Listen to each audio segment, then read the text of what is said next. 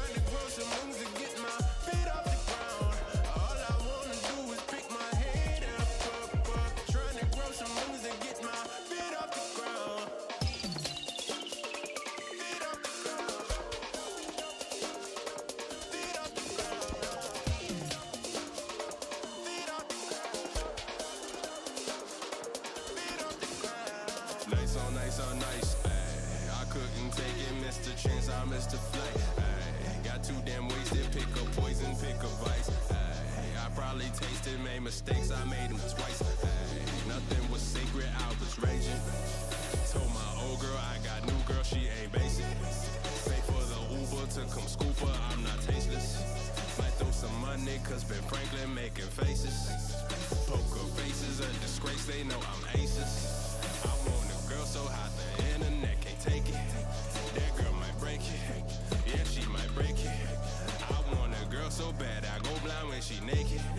She just might make it, and I just. And all I wanna do is pick my head up, trying to grow some moves to get my feet off the ground. All I wanna do is pick my head up, trying to grow some wings to get my feet off the ground. I was just raging against the machine. Never been cool with the settings in the system. Instead of playing victim, I should've just switched them. Like how was my life on the line, any different? But if this time we could see what's missing, change the position, at least burn flames with a mission. Couldn't see clear, had a bad prescription. No slack when your back's up against the wall.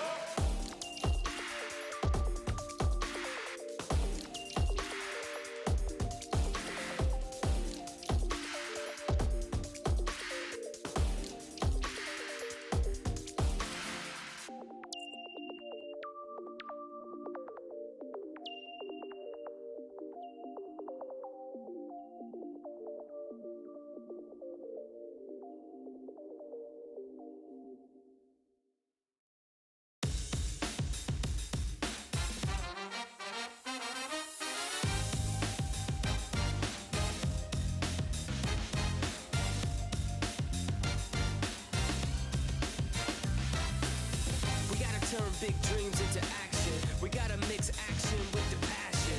Time short, no time for relaxing. Be the first in, last out, make it happen. We gotta turn big dreams into action. We gotta mix action with the passion. Time short, no time for relaxing. Be the first in, last out, make it happen. Rise up, it's no time to lay low. Turn dreams into cream, get your pesos. Turn those pesos into bankroll, and in no time get the cheese like queso. I used to be the first guy to procrastinate. I used to waste mad time in my mind state. Was like, I ain't got time for the grind, but you never be great without work, let it marinate. I'm waking up and thank God for a good day. I never worry what naysayers gon' say. I take my ideas, put them into high gear. By the end of 5 years, now I'm getting dumb paid. I keep my mind on point, mental kung fu. Won't let nobody tell me what I can't do. I laced my shoes, I'm on the move, I paid my dues. I'm a winner, so I can't lose. We gotta turn big dreams into action. We gotta mix action with the passion. Time short, no time for relaxing. Be the first in, cash out, make it happen. We gotta turn big dreams into action. We gotta mix action with the passion. Time short, no time for relaxing. Be the first in, last out, make it happen. Yo, Yo, I'm trying to be a mogul. Have my own brand with my own logo. Make a grand entrance, escorted by Popo. You can call me CEO. Yo, I got dreams so big they obese it. I'm trying to make cash money while I'm sleeping. Why it can't happen? No reason. All I gotta do is put the work in, beast it. I'm going all out, baby, till we ball out. When you see me racking up wins, give me more clout. Time's short, so I gotta get mine. I'ma grind to the finish line, homie, let's shine. We gotta turn big dreams into action. We gotta mix action with the passion. Time short, no time for relaxing. Be the first in, last out, make it happen. We gotta turn big dreams into action. We gotta mix action with the passion. Time short, no time for relaxing. Be the first in, last out, make it happen. We gotta turn big dreams into action. We gotta mix action with the passion. Time short, no time for relaxing. Be the first in, last out, make it happen. We gotta turn big dreams into action. We gotta mix action with the passion. Time short, no time for relaxing. Be the first in, last out, make it happen.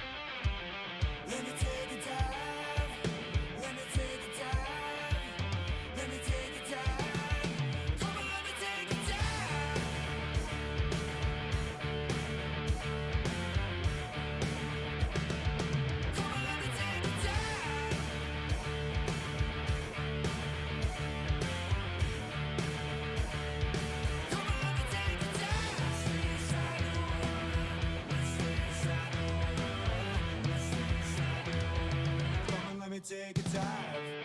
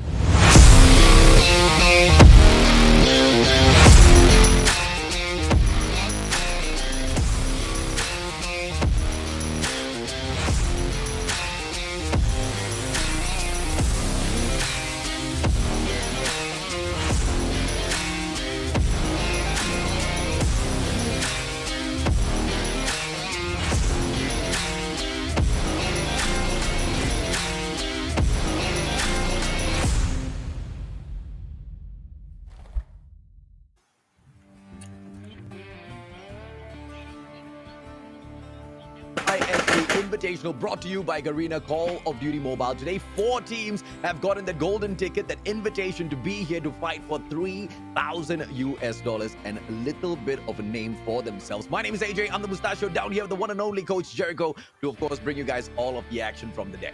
Yeah, what's up, guys? Welcome to the MYSG Invitational. It's gonna be another long day for all of us. It's gonna be double elimination, guys. So we're gonna see this. I think this is the last tournament for these boys. Just to prove some bragging rights, AJ. And bag a little bit of buck there, AJ. Yeah, absolutely, man. I mean, the final one, just to close off the final quarter of the year, ladies, German boys and girls, before we kick off 2022. So are these boys going to be able to make a name for themselves, right? We've got Gaijin Rogue in here, and they've already taken a match against Sem9 back in the stage 4. And Sem9 wants a little bit of revenge. That's going to be the very first series of the day. So an exciting opener, Jericho. Exciting opener indeed. Two young teams with very with orgs that are really, really good as well. But here are invited teams. We have Sem9, Yudu RSG, Gaijin Rogue, and the second place for the Eastern Finals. Almighty here are your invited teams. All these teams are prepared to, put on a show for you guys today. Oh yeah, absolutely, man. The new kings of Malaysia, are they going to be able to continue to reign at the top? Are they going to be able to trump Yudu RSG today? Or will Yudu RSG take the throne back and then bring the fight to the one and only Almighty? And of course, we cannot leave Gaijin Rogue out of this equation, those that have already bested Sem9. But of course, ladies, German boys and girls, there will be 5 rounds, hardpoint, search and destroy, domination. And then of course, we drop into hardpoint and search and destroy once again, if at all round 4 and 5 is needed. All matches in here, best out of 5s, and like you mentioned earlier, Jericho, it's going to be a double elimination bracket as well as a double grand finals. Yeah, if you come out of winners finals and you get to secure that first slot of the grand finals, you'll have an extra life. They have to reset the bracket there, so it's gonna be it's gonna be very, very interesting. So here is our brackets for today. We have for our first upper bracket one, it's gonna be Sem9 versus Gaijin Rogue, and then for our second bracket, it's gonna be Almighty versus Yudu RSG. And we do see if those teams go through, they're gonna be going to the upper bracket final. But if you get eliminated, if you lose your first round, don't worry, you'll be right below in the loser bracket. You're gonna make your way all the way to the grand finals. Oh yeah, absolutely, man. And of course, once again, ladies, German boys and girls, we'll open up the day with Sem9 going up against Gaijin Rogue. And then later on, there's going to be a grand finals worthy of a matchup in its own right. We get to once again watch these two titans go head to head. Almighty takes on Yudu RSG, Jericho. Yeah, Yudu RSG, they've been really struggling throughout those regional qualifiers. And I hope they can prove something here. But I did hear that it might be their last event, AJ. We don't know. Yeah. But with that being said, the prize pool for today for our champion, they will be receiving 1,500 USD. Second place gets 750. Third place gets 500, and the fourth place gets 250. You know what, Jericho? That's a lot of money on the table, but a little bit more to what you said. I don't know if this is going to be their last event together, man. I mean, that rumor has been flying around for quite a while. If I'm not mistaken, for the past 6 months, it has just been floating around the air. The boys are still going on hard, and they still seem to be one of the supreme titans within MYSG. To me, I would definitely be sad to see the team break apart. You know what? Let us ask them those questions ourselves later on, because I believe we will have an opportunity to interview the boys from Yudu RSG. Isn't that right? Yeah, I think we're going to be interviewing all these all the teams actually with one representative. Production. So shout out to our production crew. Thank you for having this one. And we're gonna ask them those hot questions, AJ, and let's see if they're gonna be dodging it or will they answer it.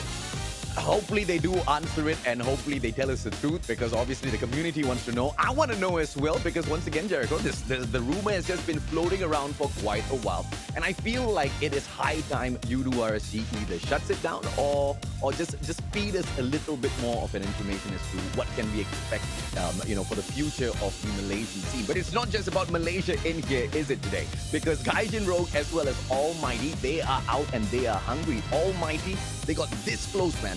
This close to bagging it at stage 5, but unfortunately it just wasn't enough. It had to get pushed down to the match number 5, all the way down to that final round, and it was a nail biter for sure, and I'm pretty sure they will want some blood today as well. I think they're gonna take out their frustration on these three teams. So all these three teams, they better be prepared because Almighty. Oh yes, it's a stinger, but it just shows how good they are. And I mean, they are the second best team in the Eastern region. So that speaks volumes, AJ. I don't, and I think every single time they hear those words, it's gonna hurt even more, man. The second best team, oh, dude, it stabs my heart as well. This is the roster of Sem9, ladies, gentlemen, boys, and girls. You guys know them, except for Sir Taffy. This guy is a new addition to the whole team of Sem9. Smokey, Sia, Zengyu, Concept, as well as X3 Jasmine. You know the names. Let's see exactly how many of these matches they'll be throwing Sir Taffy into. I want to see exactly how he fits into the roster of Sem9, Jericho. Yeah, I mean, they changed up. I feel like Bingo got removed, if I'm not mistaken. So maybe let's see what Sir Taffy can do. But here is the Gaijin Rogue roster. We have Glowy, Mythil, Kasoafi, Siafik, and Aresapi. I'm sorry if I butchered that, but I feel like there's two new players. Kaso and Ares. Just two new players. Let's see what they can do. Absolutely, man. And Gaijin Rogue, this is a team that most definitely have proven themselves in their ways of war one too many times, ladies and gentlemen, boys and girls. I cannot wait to see that combo of Glowy and Mythil once again out there. They are absolutely the team to be looking out for, the deadly duo. But in terms of the roster of Gaijin Rogue, they have not had as much experience out here in the pro scene as the two teams that are coming up shortly, ladies and gentlemen, boys and girls, because those two, the Titans, we want to keep them for you guys for series number 2. Do you have a prediction for series 1 between Sem9 as well as Gaijin Rogue, Jericho? I think I gotta go with Sem9. We've seen their past performances. They are really playing really well. Unfortunately during the regional qualifiers, not the best, but I can still see that potential that they just need that extra gear, that next level. If they can get that hump, I think they can pretty much, they can get this win actually. Yeah, absolutely. Now, there's an information I don't know if we can share with you guys. It's a little bit sensitive. There was a little bit of a confusion, and the team Gaijin Rogue, they had a little bit of a disruption earlier on, and I just really hope that just does not throw them off the game, right? Because they have been waiting for this moment for a long, long time. But now, on that note, ladies and gentlemen, boys and girls, a moment that you guys have been waiting for a long, long time, the interview segments, man. We get to have a little bit more of these boys, Jericho. Yeah, we get a sneak peek on what's on their game plan, what are you gonna do. So we're gonna be waiting on that interview for a while. But I mean, AJ, who do you want to talk to actually? From Sem9 and Gaijin, who do you want to talk to? Sem9, I am pretty sure they will be sending my man Smokey, but I think I want to have a little bit more time with X3 Jasmine, right? One of the best snipers that we have laid our eyes on for a long, long time. And as for Gaijin Rogue, I definitely will want to have Kaso, but I don't know if that's going to be possible because of the disruption earlier on, ladies and gentlemen, boys and girls. But welcome, Smokey, representing Sem9. Are you ready for the challenge that Gaijin Rogue has set up for you guys? Yes, we are definitely ready for whatever they're gonna throw at us. Definitely. Stage 4 seemed to be a incident with the side of Gaijin Rogue that you guys were not too happy about. In terms of revenge, is there any specific map that you guys are looking forward to in here that you have detected that Gaijin Rogue might not be doing so great at? So they banned one of our strongest maps, which is... So you have a new member on your team, I think Sir Taffy. What made you pick him up? What's his intangibles, and what does he bring to the team? Oh, so basically Bingo's in Europe right now, right? So he can't play with us for this tournament. So we had to pick up another Russia lurker like Bingo, and Sir T perfectly fits the role of Bingo, and that's why we picked him up. And he's as good as Bingo, I would say.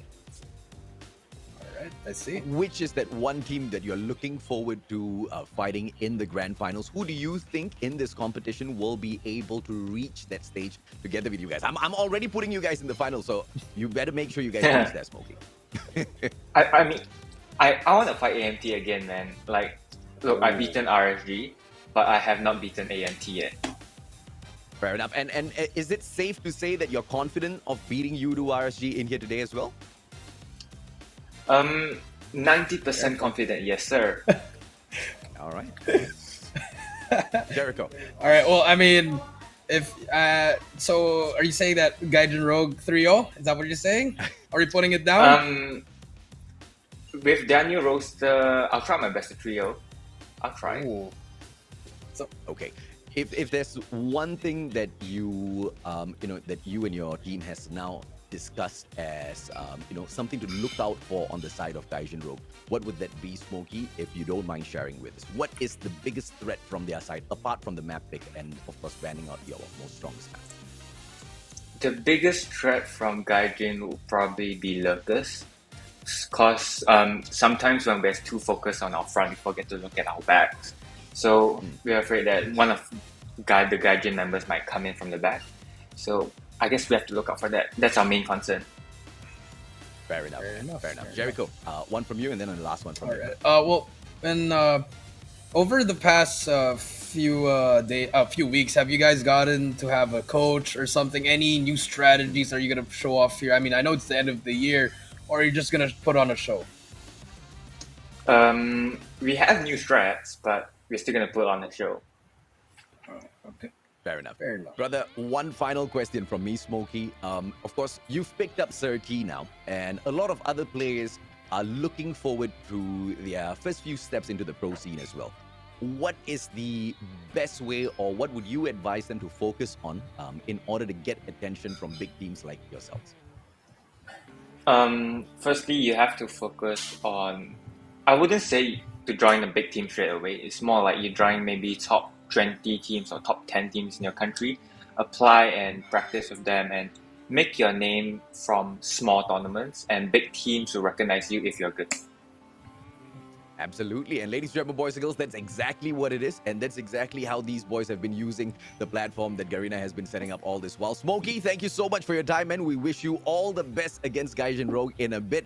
Make sure we see you at the finals. And I'm pretty sure you do RSG has heard all of those words loud and clear. I want to see exactly what those boys have in store, man. Because once again, Jericho, Sem9 kind of punished them quite a bit in the previous time they went head-to-head to take the throne from Malaysia. I'm pretty sure just like Almighty is hungry, UDORC cannot wait to step up to the plate as well. I mean, if this is their last event, they probably want to just say, you guys can beat us, but we're still better than you. Maybe some kind of that along those lines, AJ. So it's going to be very interesting if Sem9 and RSG, if they meet. But, RSG, they have to go through against Almighty first before they want to go through Sem9. So a long way ahead for that one. Yeah, I mean, you see, I guess in the past whenever we've heard, UDORC perhaps gonna quit the pro scene for Call of Duty Mobile, it has been quite difficult for them to stick to that because the boys keep coming into competitions like this and they keep bagging it, right? And now with a team like Sem9 in here, are they going to be finally the team within Malaysia to force UDORC into retirement, ladies and gentlemen, boys and girls, after that, that rumor has been floating around for quite a number of months now. So quite curious about that. But in terms of Gaijin Rogue and their capabilities of taking down Sem9, now this is a team that has gone in there once again to the ways of war, proven themselves quite a number of times already, Jericho. But you've gone in there and you've analyzed some of their matches already. Mechanically, do you feel like they will be able to put up a strong fight against Sem9? I feel like mechanically, I'm gonna give it over to Sem9. But Gaijin Rogue, if they want to actually shock them and maybe upset Sem9, they gotta play smart. That's really you have to do. All these top teams, if you can't go up against one-on-one, you gotta play smart. Use your brain. Actually, play together with your team. Don't just go in there, bash your head in there. It's not gonna work. You really have to play those side angles, off angles, use your utilities. Everything has to work there, not just your gun skill. There really has to be everything. Absolutely, man. Now, we are still waiting, of course, ladies and gentlemen, boys and girls, for the information on their map picks. That has not come yet, but of course, as soon as we get information, we will be able to jump over to that. But we do have another one for you guys, which is an interview section with, of course, none other than a player from Gaijin Rogue. Welcome, Kaso. Oh, hello. Kaso, my man, I am very surprised to see you sitting down there in that seat. How are you feeling? Are you ready for this battle against Sem9? Yeah, we are ready to play against Sem9. Your excitement is killing me, bro. Yeah, I mean, I was surprised. I remember you from, I forgot what team that was that really shocked the qualifiers, but surprising that you guys you guys actually switched teams or something, I believe. But my question is, going into this, you know, Semna is a really strong team. What's your game plan coming into this? I mean, we screamed quite a lot with this new lineup to play against M9, and we're just gonna do our best. Because we understand that Sam9 actually brought in one super sub as well, so yeah, we're just gonna do our best. All right. In And terms of yeah. the map types, the game types that you are going to be taking up against M9, between hardpoint, search and destroy, as well as domination, which is the mode that you feel you guys will be struggling the most on? And do you actually have a strategy to overcome that? Because obviously you've seen M9 going out there and performing so many times. You guys know exactly what to expect. So what's the preparation going for with your weakest point that you have identified? I think our weakest point will be search and destroy firing range. Yeah. Mhm. We tried to force take off our first map, but we couldn't. So, for search and destroy firing range, we practice some new strats so we can use it against them. Yep. Okay, search and I actually hope you guys actually manage to meet each other on that search and destroy firing range. Let's see exactly what Tasso and team has for us, right, Jericho? Yeah, well, for me, who do you think on your team has to who's gonna shine on your team? Who do you think is gonna be that MVP, the one that's gonna change the whole game for you guys? Hopefully, Blowy can perform and I can hit my snacks for SND. Yeah.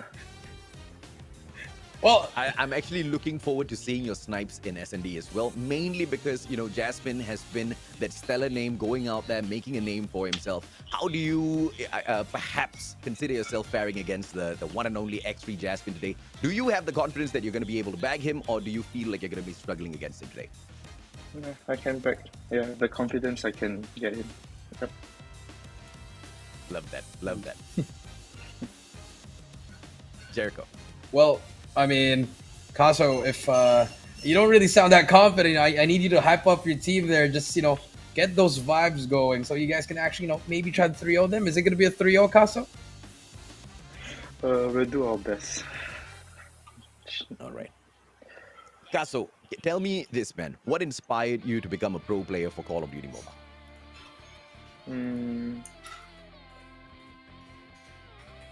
I knew I wanted to go pro when I played the beta, the Australian beta, and I came from a different game as well. So when COD came out, I just wanted to go pro here because I used to play it on the console.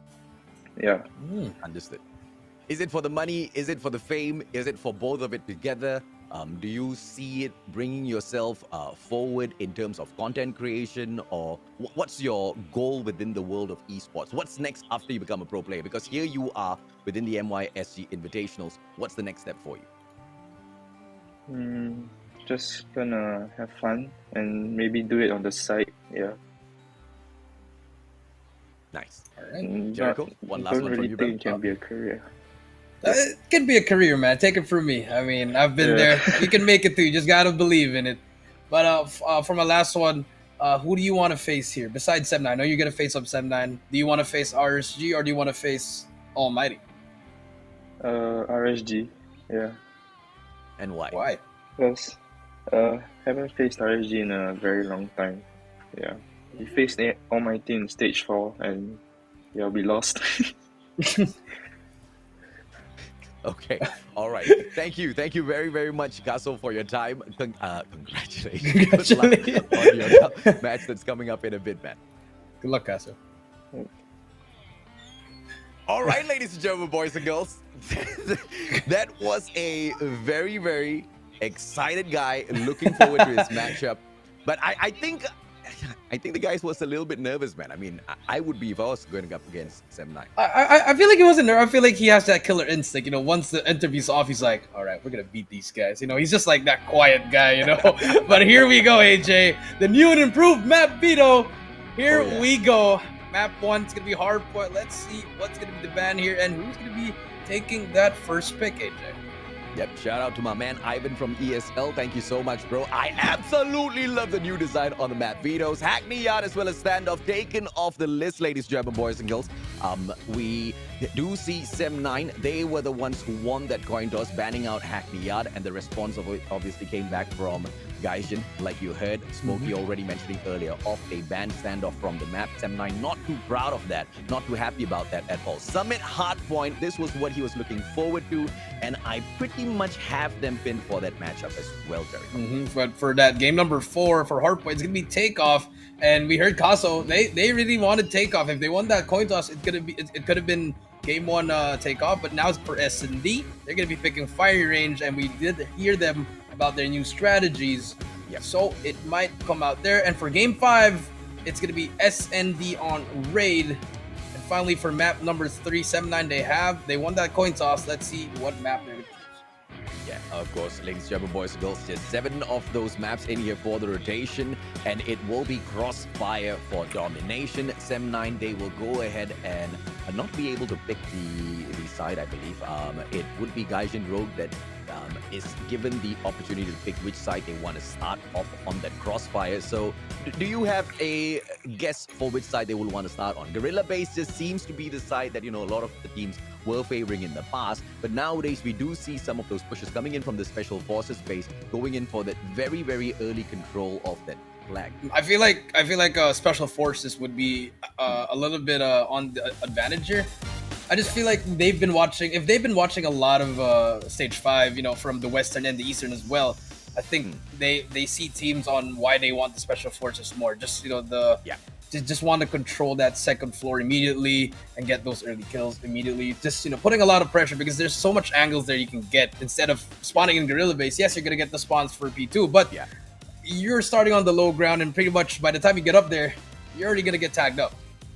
Yeah, and of course, let's see exactly which one of these two teams will be able to manage this fast-paced action, ladies, German boys and girls, because we, of course, open up over at Summit, and this was a pick by Sem9. They are super confident that they will be able to manage this map well. I've got the confidence that they will be able to do that as well, mainly because of your point earlier on, Jericho. A mechanically sound team, mechanically superior to the side of Gaijin Rogue as well, in many of the circumstances that we've seen in the past. So in order to be able to win some of these spawns, you need to be able to win those gunfights, Jericho. Yeah, you really need to win these big gunfights. Those rotational gunfights are going to be very, very huge. But here we go, AJ. Sem9 versus Gaijin Rogue. It's going to be game number 1, Summit Hardpoint, and we do see Sem9 here. They're going to be pushing this through, and Gaijin, they just want to hop on immediately to that hill and give up second floor. But Ares is going to be there to delay that push. Actually, Sem9, they were expecting it to be close range, but Gaijin Rogue just a little bit smarter there.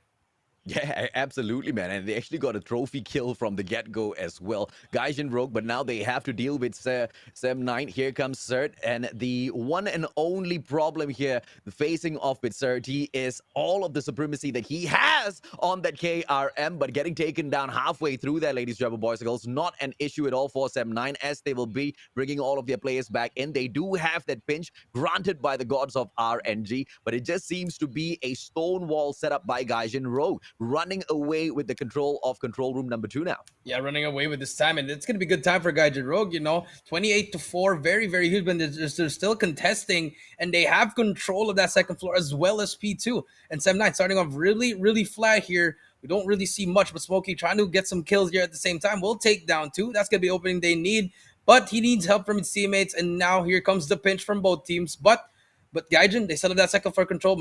It's going to be very, very essential for this P2 push. Yeah, I like what Zengyu did there. He immediately immediately rotated over to the green radar station, getting that spawn for the side of Sem9 first. But look at Gaijin Rogue, man. They don't even care about the spawn. Yeah. They're just taking a straightforward fight. They know Sem9 wants to play this map, and they just want to bulldoze through all of these players, and they're doing a damn good job at that, Jericho. Yeah, very, very good. They're just pressuring so much. They're putting so much pressure there. Oh my lord! But now that they have spawns, they have so much. They have so much time here that they can waste, because they can just keep on pushing here. Managed to break the hill, but here we go. They're gonna be able to get that time. But look at number 5, AJ Shiafik. Oh my! All the way to the back already with only 15 seconds left. He's just gonna be holding that spawn, not letting the players of Sem9 spawn. But here comes the rotation as well. But as soon as you say that, 68 points already. It should be 65 for the side of Gaijin. Yeah, insane stuff coming out here from the side of Gaijin Rogue, ladies and gentlemen, boys and girls. What a play over at Summit. Absolutely turning Sem9 on their heads. They go in there, they bulldoze through that second hard point, and they got the spawn over at the Green Radar station in that last 20 seconds. They spawn out first for the third cable car platform, but it's just Sem9 being Sem9. Mechanical supremacy. They drop in there, getting all of those kills. Yes, Gaijin Rogue will take over the cable car platform for just a little bit, but let's see exactly how this break is set up from Sem9. Now spawning all the way out from the side of the edge platform, ladies and gentlemen, boys and girls. It's going to be quite a tall order for the blue team to take over. Yeah, it's going to be quite tall order indeed. Brings out the equalizer. Will not get anything, but here comes Gaijin. They're just going to be pushing all their bodies in. And Sem9, they're just bashing in their heads. They're not really the best strategy there, but they're going to be forced to rotate. And for the past 3 hills, AJ, they've only gotten 20 points combined. Very, very unfortunate. But here comes the setup. They're going to be setting up very early for this one. And this one hill can actually just make them come back here. So this is going to be very, very huge. Can they hold it down? But then again, Gaijin, they're going to be using all their operating skills here to break it. And Surti, he's going to be spawning all the way to Narnia. He's going to have a hard time here. So 4 versus 5 there on the other side. And there we go. There's a death machine, AJ. They're going to be pushing through. Yeah, but Surti, he might just be able to get the positive side here for the side of Gaijin Rogue, but he does not nail the thumper, manages to get Mithil out of the equation, and now held on by the side of Sem9. They should be able to hold on to the blue radar station now after they have broken the spawn of Gaijin Rogue. Gaijin Rogue now spawning out from the other side of control room number 2, trickling in one by one, but they will be able to pull the pinch off, but the timing is just a little bit off here. But with a solo push, how did they take over the hard point, ladies and gentlemen, boys and girls? Yes, they are still in there with the one and only Glowy. Here comes that backup from Mithil as well, and this one drops into the hands of Gaijin Rogue. I am shocked with the performance of Sem9. Yeah, they're just really struggling on their map as well. 135 to 43 finally breaks the hill, but damage has been done, AJ, and they're going to be fighting for this one. They get that scrap time, and now Sem9 forced to rotate again. Sia here struggling as well, only with 10 kills, but everyone is actually struggling. 6 points to go for Gaijin to close it out. But here comes Sem9. They're going to be in the hill already. Can they make the play here? Kaso going to be using the MX9. Very, very useful. Smokey's going to take him out. But finally, Sem9, they get control. But here comes the pinch. Can they manage to do it? They managed to kill all these players. But can they hold it on?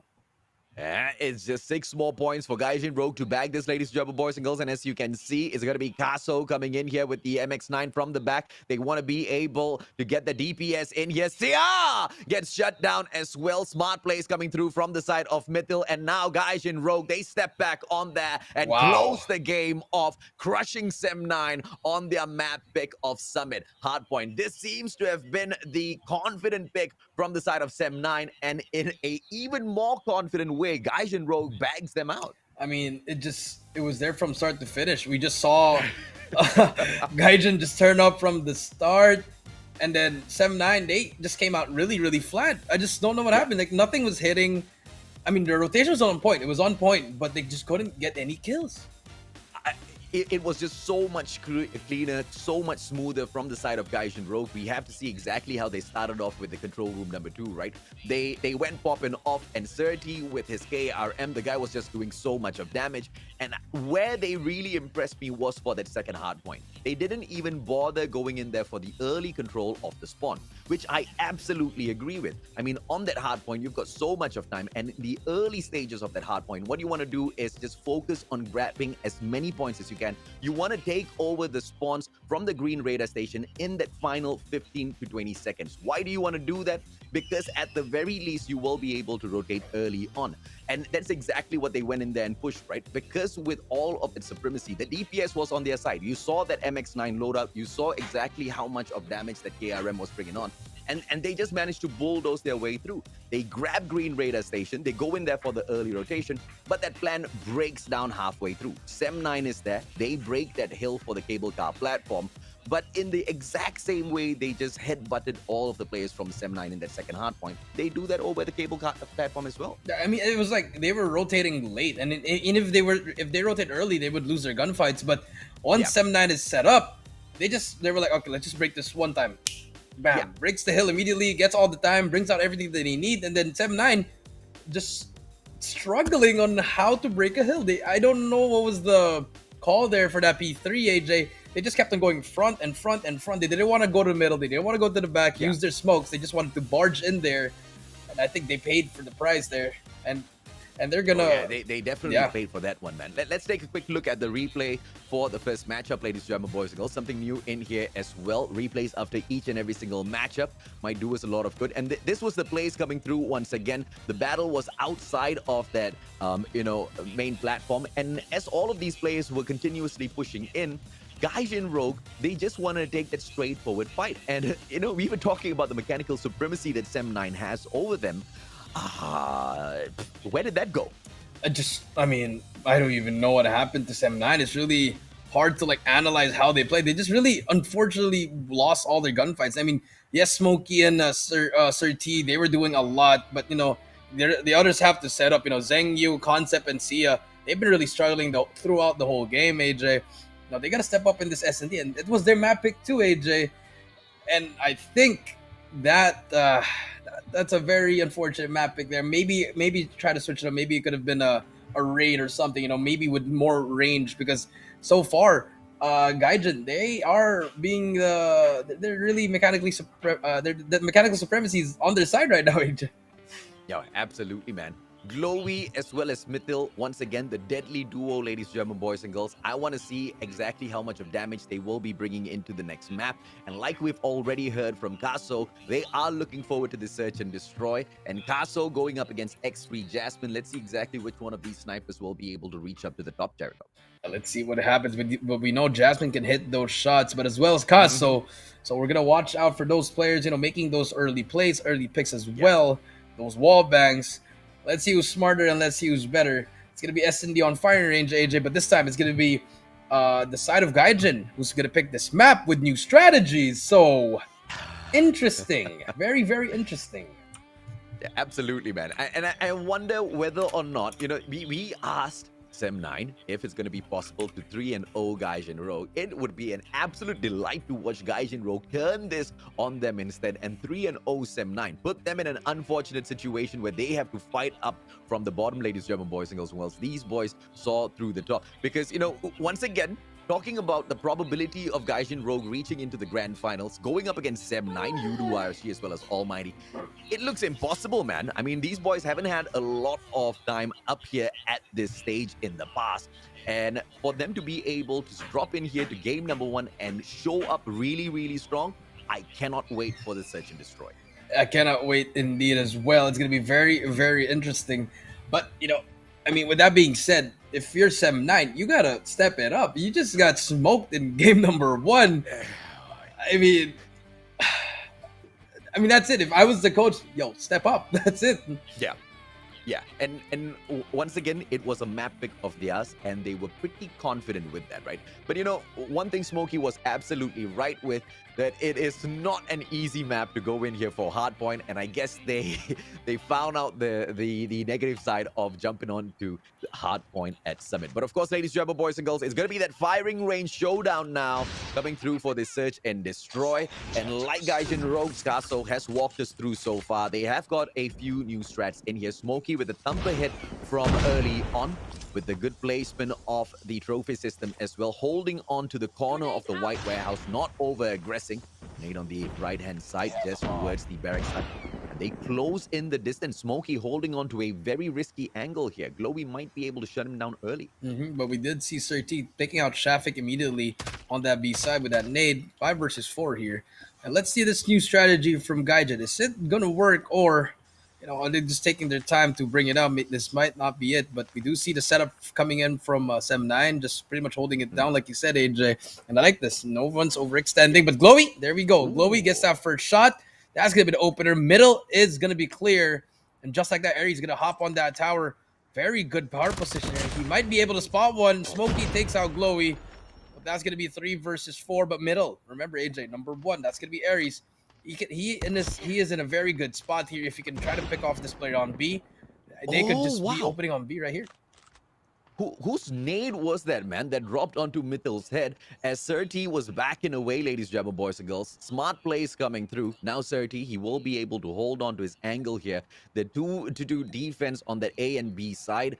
with, of course, X3 Jasmine watching that mid segment of the map. A overextension 30 gets taken out of the equation, and it's a 3 versus 2 now. Yeah, 3 versus 2 now. Zheng Yu in a 1v1 against Aries. Let's see if they can spot him. Bomb's gonna go down, but Jasmine on Steel House as well. Aries will spot him. The trigger discipline's there. Who's gonna be faster? Zheng Yu just a little bit faster on the trigger. 2v2. Here we go. Jasmine with the sniper, but he's gonna get spotted, I think, by number 4. Yeah, Picasso misses that snipe, and Mythil will not miss that snipe. Now it's gonna be a 1 versus 2. Zheng Yu has the lineup for that stun. Can he hit anyone? Will stun one player. But there's gonna be another player, 2-1. I like that play coming in from Gaijin. Just like that, hard fought round, but they get that number 1. Goodness me.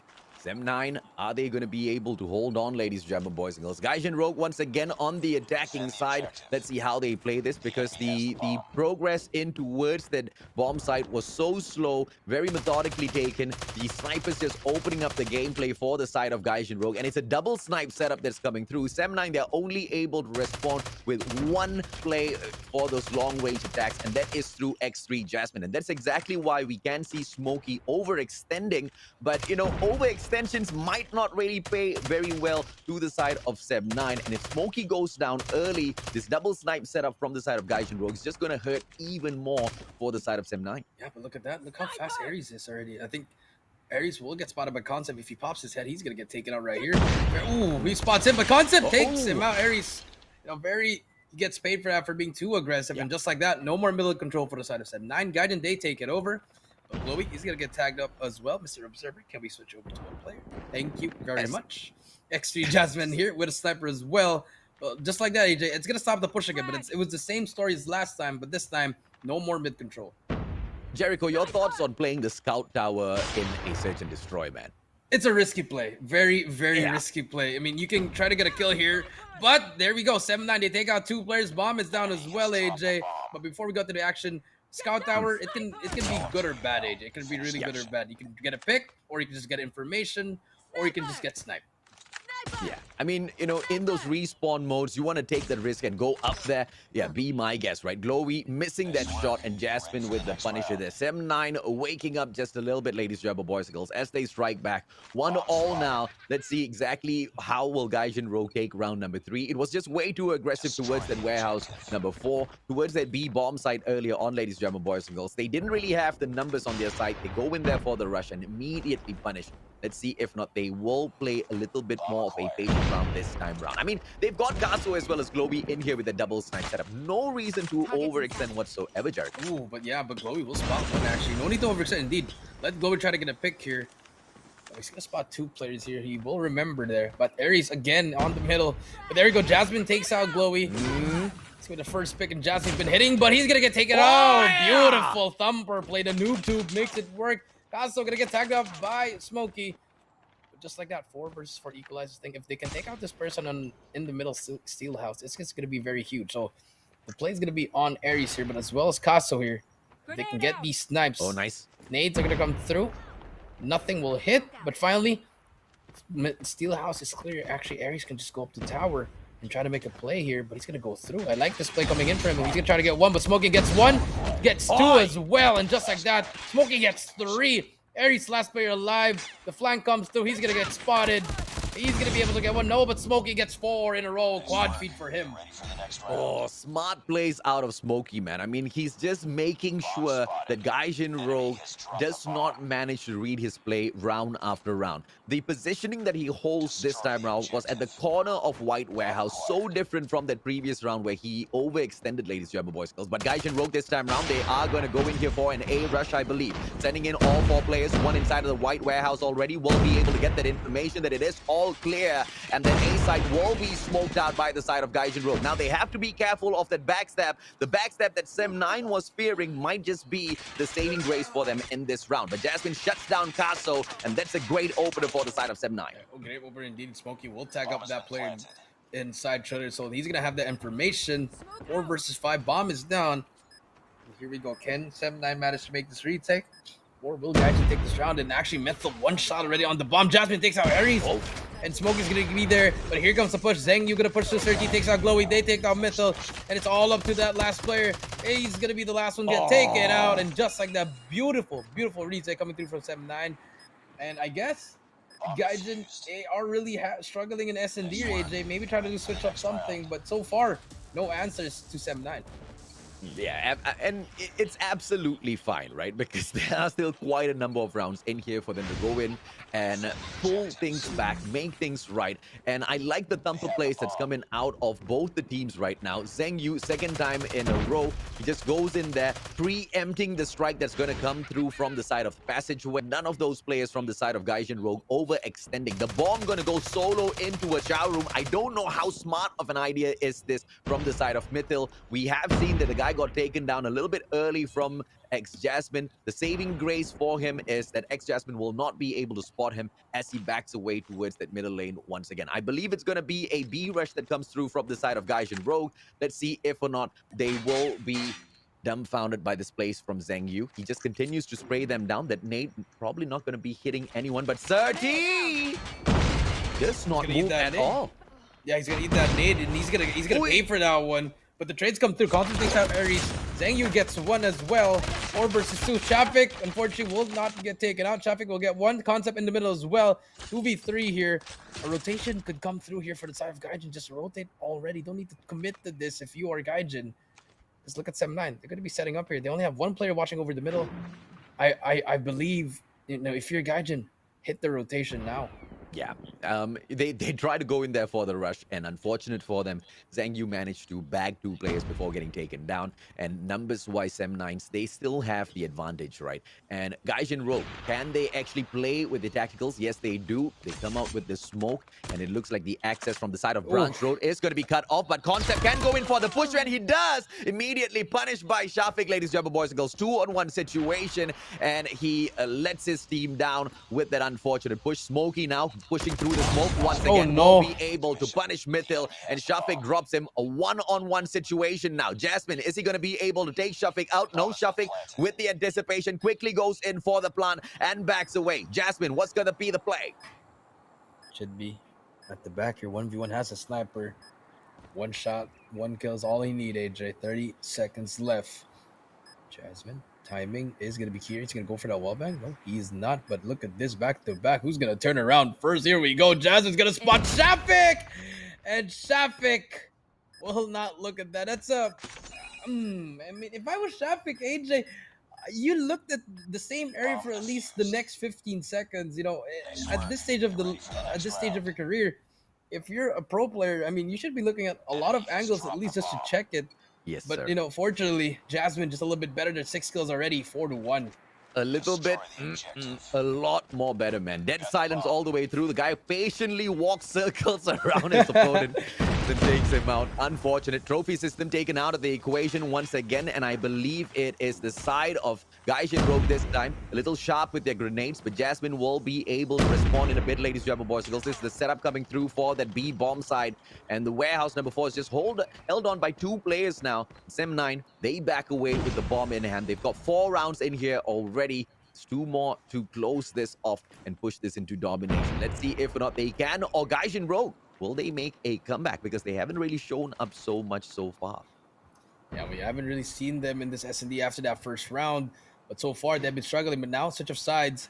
But look at 7-9, just holding it down, wasting that time. 1 minute and 10 seconds left, trying to get a pick. But look at A. A's going to be given up immediately. They're going to play for that retake. Lowy's going to be in that P2. Has that good spot there. But here comes the commitment. It should be coming in a while now. But look at this. I like this middle pressure. They want to give up. They gave up trailer and A as well. So let's see what's going to happen here. What kind of play comes through here, Smokey? Check the pick, but Casso takes out Concept. That's going to be the first blood. And finally, but Smokey, beautiful angle. Jasmine and Smokey gets 2. That's going to be a 4 versus 3. Bomb should be able to go down.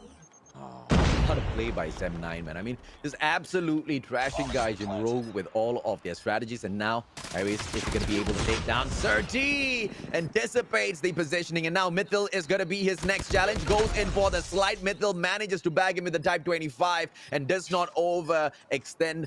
And Jasmine on the right-hand side. Zheng Yu will be able to catch him out with the backstab, ladies and gentlemen, boys and girls. Jasmine just making a little bit of noise so that he steps out. Zheng Yu with the positioning and managing to bag Mythil out of the equation. And now one final player in the name of Shafiq. Such an open attack. There's no way Smokey was going to lose that head glitch.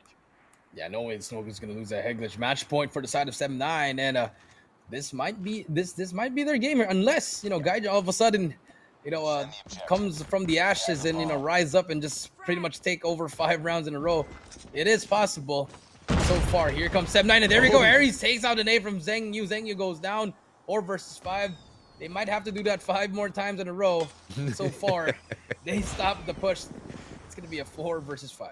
It's a good one this time. Zheng Yu does manage to hit it. The guy is going to be ecstatic, but the question is, can they capitalize from this action, ladies and gentlemen, boys and girls? They do have the numbers advantage with all of the players from the side of 7-9 now just focusing on that passageway. Mythil Thumper is going to be holding them back, but they also have that information. 2 shots out of that Thumper, and they should be able to rush in here with the grenade as well now. But 7-9 just playing it slow, just anticipating one mistake from the side of Gaijin Rogue that they can use to just play a little bit of advantage to their side. But for the time being, Gaijin Rogue just being stubborn in all of their positions, and Jasmine shuts down Glowy to equalize the numbers.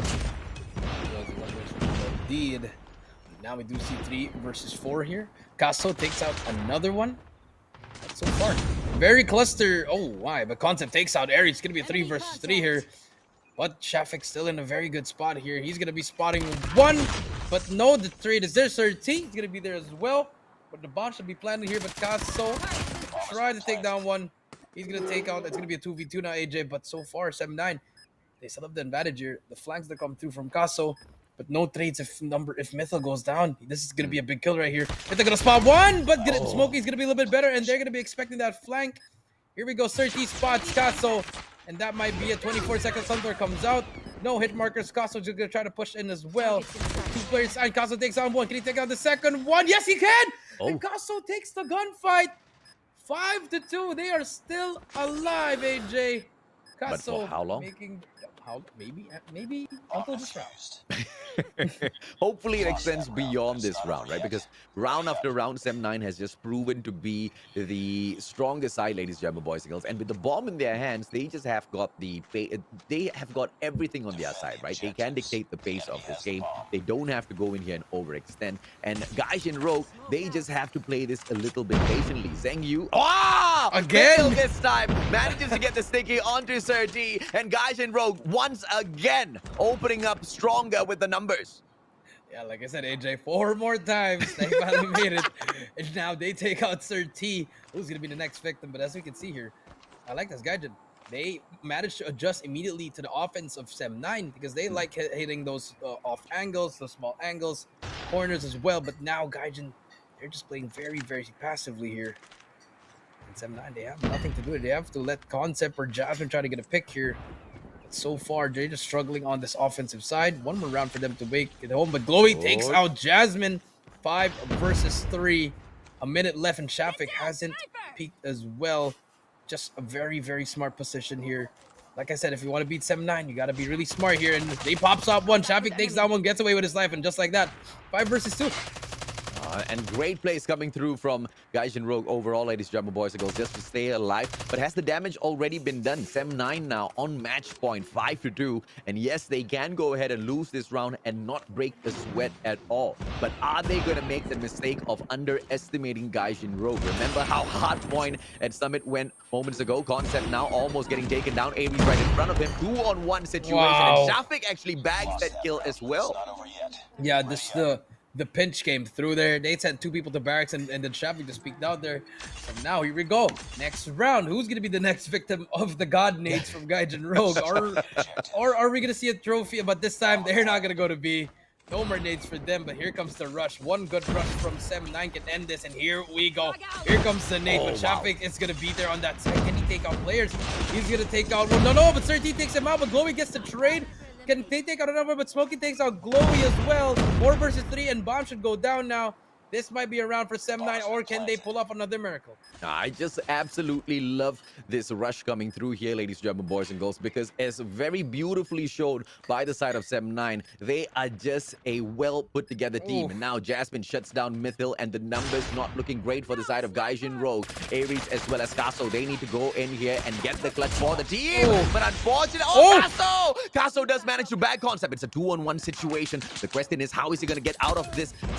Kaso pulls out his secondary, manages to bag that, and now with the DLQ, is he going to be able to get this diffusal, ladies and gentlemen, boys and girls? Goes in here for... I swear, I thought he was going to go in there for the fake. I thought he was going to try to pick up a time 25 there and a re-challenge, but unfortunately, finally, Sem9, they managed to get on the board. AJ 6-3 there, gets game number 2. And, you know, I kind of got it wrong because I thought Sem9 was going to win the hard point. Yeah. And Gaijin was going to win the S&D, but they want to switch it around. I absolutely agree with you, man. I felt the exact same way as well. And I mean, first of all, we did not expect Sem9 to lose that hard point matchup, right? We've seen them in the past, once again, mechanically superior. And in many of these gunfights, Sem9 has gone ahead and proven that as well.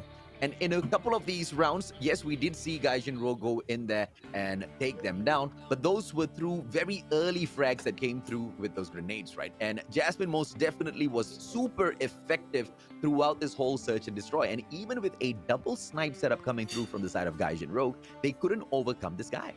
Yeah, they couldn't overcome those players. It's very unfortunate. But here, these plays right here, these small plays right there, it's really costed them. Like this one, this should have been around for Gaijin here, but no, just the small intangibles there as well. All these, you know, cheeky angles. But yeah, but this one as well. The comeback from Gaijin, I like this one. The nades really made an impact, but it just came at such a late time, AJ. You know, if it came earlier, they probably could have taken that game number 2. They could have been up 2-0 now.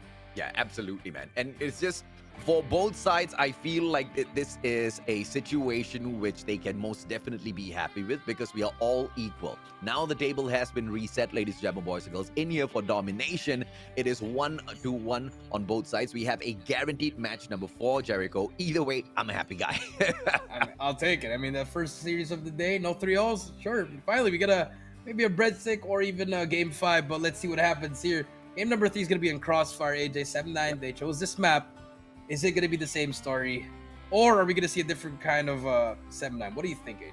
I mean, I am a personal favorite of Hardpoint Crossfire. Just absolutely love the action, right? But when you talk about domination, it's just going to go down to the strategy that these players play and how will those individual fights fare, right? Because at the very same time, you need to be holding on to 2 flags. And if possible, I personally see holding on to the guerrilla base to be slightly easier.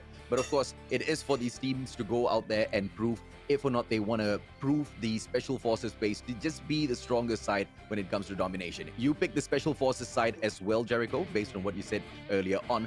And obviously, both sides has got its advantages. It will just come down to those power position plays as well. We have seen in the past how some of these players have just used butchers to control the whole midsection of that map and not really allow a lot of those plays out of the corner building. But in order to have a play like that, you need to have a really strong objective player holding on to that B flag. So let's see exactly how the side of Sem9 manages this because they are over at the guerrilla base. Yeah, let's see what Sem9 can do there. You know, just being annoying, you know, just aggressing on. But here comes Kaso here. He's going to be the first one here as well. Maybe that first player going to take it out. But Smokey already one shot, but managed to take out Kaso. And that's the opening they need because Smokey's going to be that player, just being annoying over the side at the bus station, just getting those kills, giving his teammates time. But as soon as we say that, he's going to get taken out. And Gaijin going to be hopping on the flag as well. But the players of Sem9 as well, just applying so much pressure. And this is going to be the battle for that middle building, AJ, like you said. But Butcher's already controlled by Gaijin. Let's see if or not they will be able to go in there and grab the B flag as well. Mythil, smart plays coming through. And a 2-man push. Ooh! And it's going to be Surti that just manages to bag Aries. So he won't be able to go in there and give that support, which means Gaijin Rogue does not bag that B flag. And now, here comes the plays coming through from the side of Sem9, throwing in 3 players. One makes a body, and it's going to be a 2-on-1 situation for Sem9 to clear off those markers. But are they going to be able to bag this B flag? It will be in the hands of Kaso, and he falls as Sem9 bags the B flag. Yeah, 7-9 just really starting off really good here. Trying to get the time, and this is the 7-9 that we know, AJ. Yeah. The mechanical supremacy, it's everything here, but as soon as you say that, they all get taken out immediately. Mythla gonna be the first one in, but Sia is gonna be there for the trade, but Glowy pays him as well. 22 in, 19, the Hunter Killer will not do anything, and just like that, Gaijin Rogue come back at it. They just broke the time, and they have the hit, they have B now. And let's see if they can hold it down. Look at that setup, triple B setup. I like this. Certainly gonna be the first one in, but so far, even though they have that middle building, Butcher's still in control of 7-9. Yeah, but I really like exactly what Kaso is doing, right?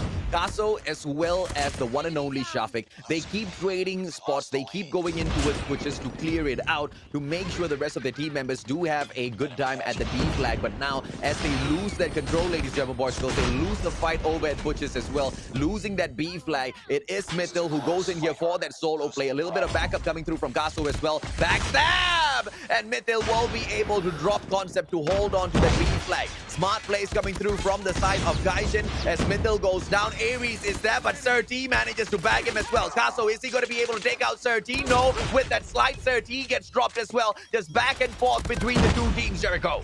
Yeah, back and forth indeed. No one really has control of this game, but as soon as you say that, 7-9 finally just gets a breather here. Kaso gonna be the first one in. He's gonna take out one player.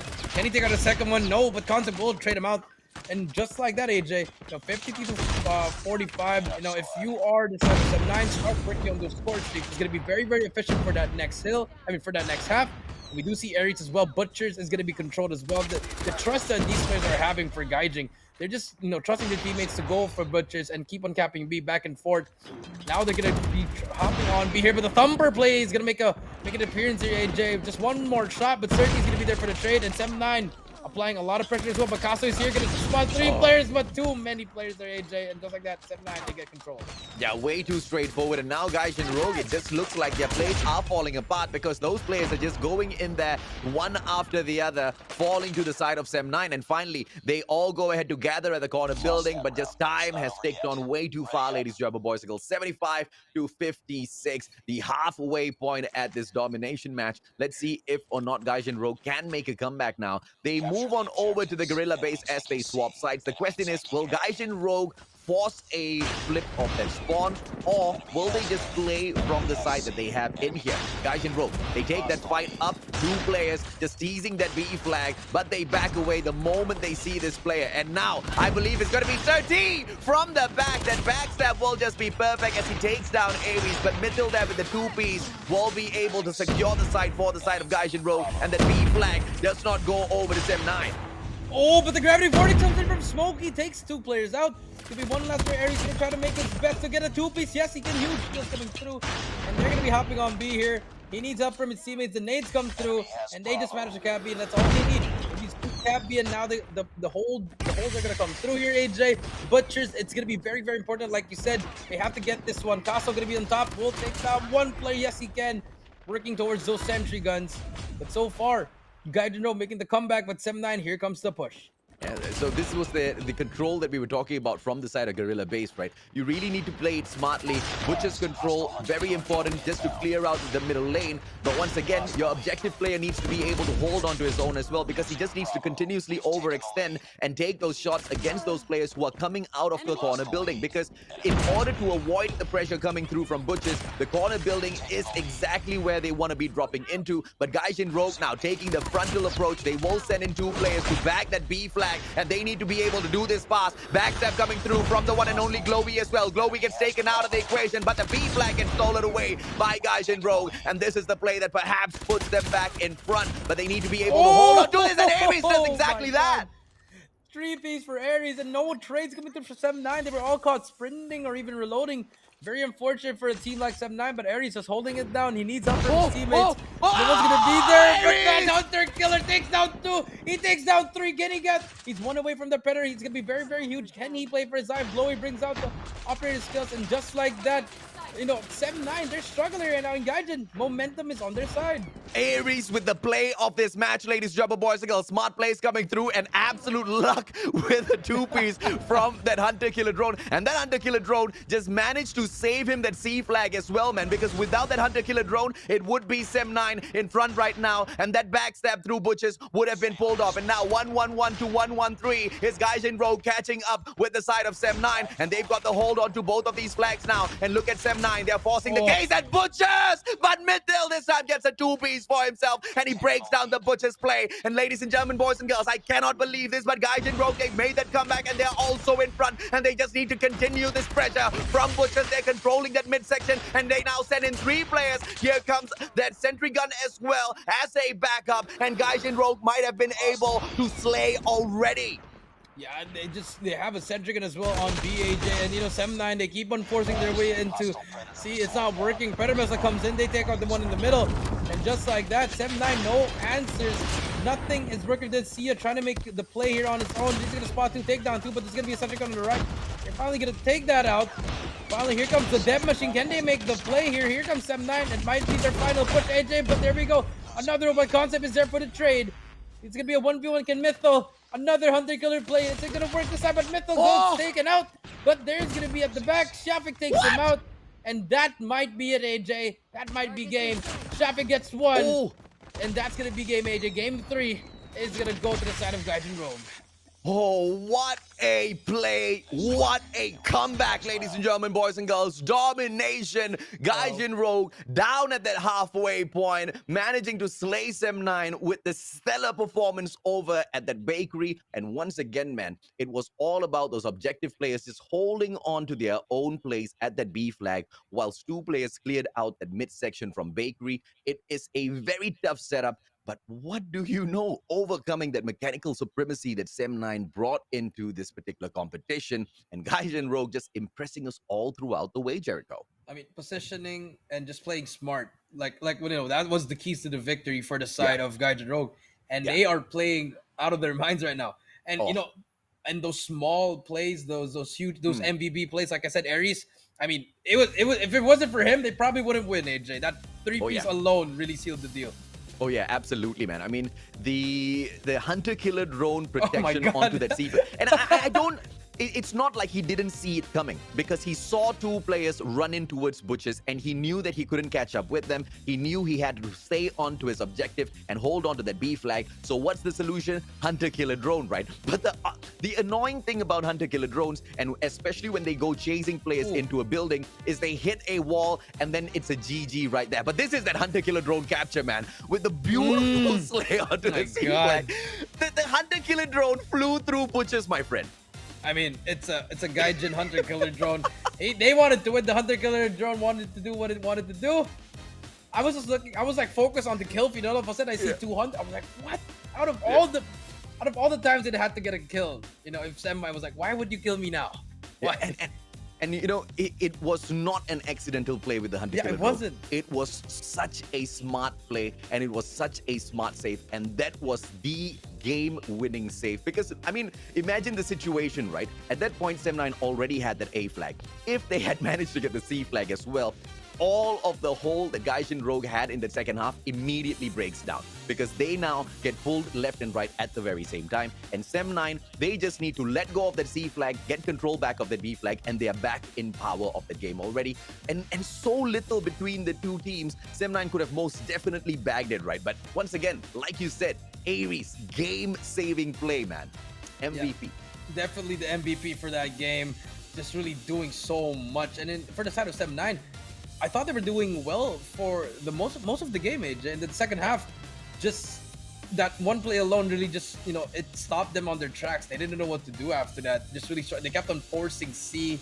They didn't want to wait for each other. They just wanted to keep on pushing. And now we have to go to game 4, and let's see, is it gonna be their time to get it, or are they gonna go to the loser bracket and Gaijin's gonna move on? Let's see. Hard point on takeoff, AJ. Here we go.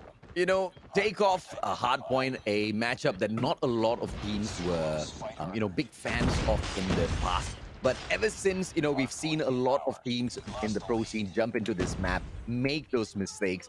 people have been taking notes, man, and we've seen these teams very, very slowly gain control, gain mastery of this takeoff hardpoint. And I believe Sem9 is most definitely one of those teams. In order to take control of that very first hardpoint, ladies and gentlemen, boys and girls, scaffolding control, very important from the second hardpoint. And as you can see, Sem9 just flowing from that scaffolding in towards Fountain, holding on to the control room as well, just controlling that left-hand side of that map. And you know for a fact, Jericho, if they continue to do this, jumping on into that launch center is going to be as efficiently easy as well. Yeah, I mean, I like this play coming through from Gaijin. You know, let's just give up scaffolding. Let's just get some time here. But look at Sem9, very, very methodical here. You know, holding down that second, like you said, the launch center as well as D4. But here comes Glowy, gonna be the one breaking it through. Gonna be the first one to the setup. But Sem9 starting off very, very strong with 37 points on the board. This is the Sem9 that we wanted on that game one. But here comes Glowy. It's gonna get taken out, but no trades come through. And Sem9 really looking sharp at the start. Let's see if or not they will be able to keep this up, because we did think they were quite sharp on the domination matchup as well until Gaijin Rogue just came out of nowhere. And if anything, Hardpoint's just that kind of matchup where just one hill can just make your day, can turn things around. And Sem9 just running away with it at that first Hardpoint, just flowing into that second Hardpoint as well. But this was something we already anticipated with all of their placements, as well as how they were managing all of their spawns from that map. And now Gaijin Rogue spawning out of Aurora launch, coming in here for the play onto that second hard point. They do manage to grab it away, but the spawns that Sem9 has is just going to be making it so easy for them to continuously make this pressure plays. But SBD supremacy by Shafiq, just shutting them down. One shot, one kill. That is a cheat code right there. You know, probably 3 more kills away from that cluster check. If he can get that, that's gonna be very, very huge. You know, Shafiq has to make the play here, but he's gonna get taken out. Unfortunately, close range, not the one. But you know, he has that Dragonfire as well as that Predator of Smoky. Beautiful shots. We'll take him out. Here comes the Dragonfire. I mean, not the best time to use it. Very unfortunate, but I feel like he wanted to get taken out there to spawn over to the side of P3. So I like this. But here comes Aurora Lounge. Zenyu could be the first one in. They have their shots here. The Thumper's gonna make the play, and just like that, Sem9 they get control. But here comes the pitch from Gaijin. Can they make the play? Here we go. Yeah, Sem9 is just holding on to the better side of the map all throughout, ladies and gentlemen, boys and girls. And now they are going to be playing out of generators, just trying to control Aurora launch. Even if they do get slain in here, they spawn out of generators. Worst case scenario, they will be able to rotate early in for that P4. But as I say, that gods of RNG making one player spawn out of generators, even if Sem9 holds on to this. And now the backstab is going to be possible from Shafiq. Shafiq just dropping in here will be able to get one kill before he gets shut down. And the plays just stellar out of Sem9. Gaijin Rogue falling way too far back. Yeah, way too far back indeed. But Shafiq's gonna take down one, takedown two. This is still a winnable game for the side of Gaijin, but I'm looking at the score. 100-point mark already reached by Sem9. They even have all their operating skills as well, some streaks on the side. So it's gonna be very, very hard for the side of Gaijin to get this comeback going. But they gotta make it happen now. This might be the last hill, but here comes the Pred. Will take down 2 players. Only gets 1 actually, but the spawns are still on the side of Sem9. Finally trying to manage to break in the hill. Here comes Kaza, gonna get taken out as well. 120, 130 AJ. But so far, Gaijin just really struggling.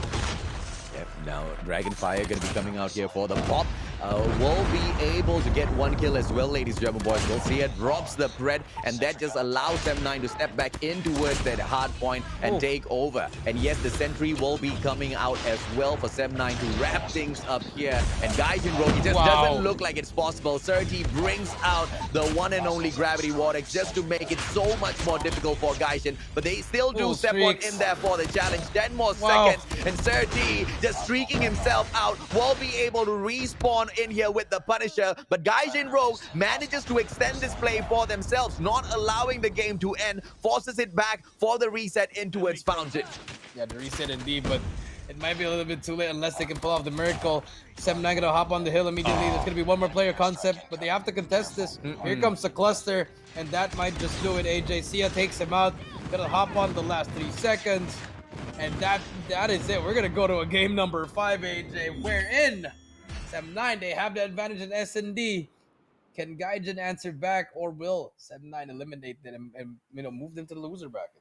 I absolutely love the fight that we've got in here for the first series of the day. And it just seems like the skill gap between all of these Supreme teams is just closing in day by day, right? And it just doesn't seem like Gaijin Rogue is too far away. At the start of the competition, we did have our questions. How close will Gaijin Rogue be to these three Supreme teams? And I feel like they're sending out a really strong message here that not only are they close, I believe they may even be able to overcome the Supreme side of Sem9. And now we drop into the final map, one that neither side went in here for the pick, ladies and gentlemen, boys and girls, for one final play. But I don't know if or not this search and destroy is going to be easy for the side of Gaijin Rogue, because earlier on we expected the double snipe setup to kind of give them a lot of advantage. It just didn't go that way. Yeah, it just didn't go that way. It's just really, really unfortunate there. But this time, it's gonna be the pick for. It's gonna be the pick of Sem9. So I feel like they should be more confident now. Especially they've experienced the way that the Gaijin played S&D. Very, very sloppy. I mean, yes, they get these cheeky angles with these nades, but it doesn't work all the time. Most of the time, they always get taken out immediately by Sem9. So I feel like they really have to take advantage of that. You let Zheng you let Sia, Smokey, and Concept just make these plays for them, and they're just really making plays out of their mistakes. So I think they just keep on doing that. Yeah, absolutely, man. But, props to Shafiq with the smart SVD plays. We did see him bringing it into Crossfire earlier on as well for that hardpoint matchup. And I believe it was just a little bit too fast. Sorry, for the domination matchup. And it was just way too fast-paced to hold on to that B flag because of that CQC situation that he ends up in, right? Those plays just slide from beyond the wall. But when he brought it into takeoff, it was a whole other story. But it was mainly useful on that second hardpoint. Apart from that, it was just Sem9 running away with the matchup. Yeah, it was just Sem9 pretty much running the match away with it. Just pretty much holding down everything. At 30, that final streak, he just went 8-0, I think, or 9-0, just pretty much turning up. Just everything was on point for them. Pretty much just sealed the deal. They want to go to a game 5. They want to win this series, so momentum's going to be on their side as well. Gaijin, can they pull something out of their hat in this game 5? Are they going to show us why they should be the ones winning? It's a search and destroy. We expect it to go either way because of how much of composure the teams can regain round after round. But of course, it's not just about the composure, it's about the strategy as well, ladies and gentlemen, boys and girls. And as we drop into raid, I see the match going on the side of Gaijin Rogue, because this is just the map where those snipers will be able to hold on to their long angles, and holding on to both sides on the defensive for the side of Gaijin Rogue will be looking to be easy, ladies and gentlemen, boys and girls. And 30 using that ARM isn't going to be, very, very effective on this map. So in that way, Sem9 might be suffering a little bit. Yeah, might be suffering indeed, AJ. But here we go. Concept going to be slowing it down. It's going to be Raid. But I like this. Very aggressive. Look at Zheng Yu. He's going to be in that spot. It's going to be Caso. He's going to be in that spot where Heaven usually plays around, AJ. Remember that Eastern Files on that white van. So might be able to pick one player, but timing is going to be key here. Look how spread it out this offense is by Sem9. I like this play. Very, very spread, but no trades are going to come through if they all go down. There goes Caso. They take out Smokey. No trade. No trade as well. Caso they take out too. And just like that, if you are Gaijin Rogue, that's all the damage you need. You can just hold back a bit. Let the players come to you. Yeah, absolutely, man. And this is exactly why we love the side of Gaijin Rogue when they play these double snipe setup, right? And Jasmine will be that player who can respond. He's definitely seeming like he's a little bit more on fire today. But the question is he going to be able to keep all of the rest of the players behind him? Because they've overextended. They've lost their lives already. But the bomb's still sticking with Jasmine. Jasmine still trying to hit a quick scope in here, ladies and gentlemen, boys and girls. Will not be able to find Shafiq, who holds on to the kitchen really, really well. Shafiq still keeping a hold on to the midsection of that map, Central Garden. And look at Shafiq just backing away step by step. Shafiq does manage to take advantage of that situation as 30 manages to get distracted, and Sem9 goes down as Gaijin Rogue bags round number 1. Looking solid so far, Jericho. Yeah, solid first round, but I mean, same story for that round number from that game number 2, AJ. Solid first round, but the next 5, it just wasn't as solid as that first round. Let's see if they can keep it up here. What kind of strategy is Sem9 going to do here?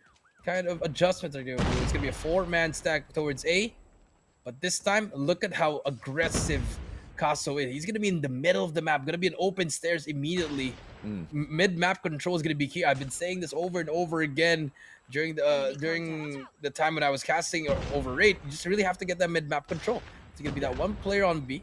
He managed to try a trophy, but no one's gonna go in yet. And just like that, Shafik takes out Smokey. Bomb is down as well. That's gonna be very hard. But Sir T takes out Glowy. That might be the opening they need. And now from the central garden, open stairs! Casso shuts down Concept, ladies and gentlemen, boys and girls. And now, Casso, is he going to be able to bag yet another?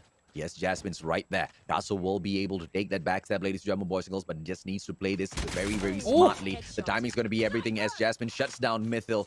The punishment comes through as 7-9 gains the advantage of numbers. And Jasmine spots out Casso's head, does not get the quick scope. Aries gets dropped by Zhengyu. Casso, the final player here. Can he get the clutch versus 3 players?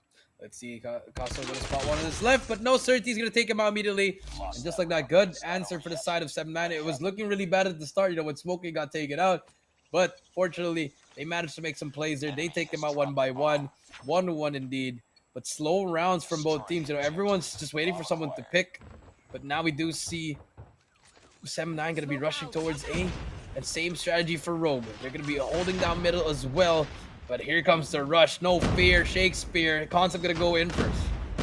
Let's see if not Concept will be. Smart smokes coming through. Concept manages to catch Mythil off guard. And now, trophy system being played, but absolutely useless as they back away from that situation. Gaijin Rogue with the 3 more players left in here. Jasmine shuts down Casso, and it looks like the advancement from the side of Central Garden is not going to be possible. As M9 now goes in for the plant. Will we be able to see the side of Gaijin hit those snipes a little bit more? Aries almost getting taken down. Shafik will be able to step out.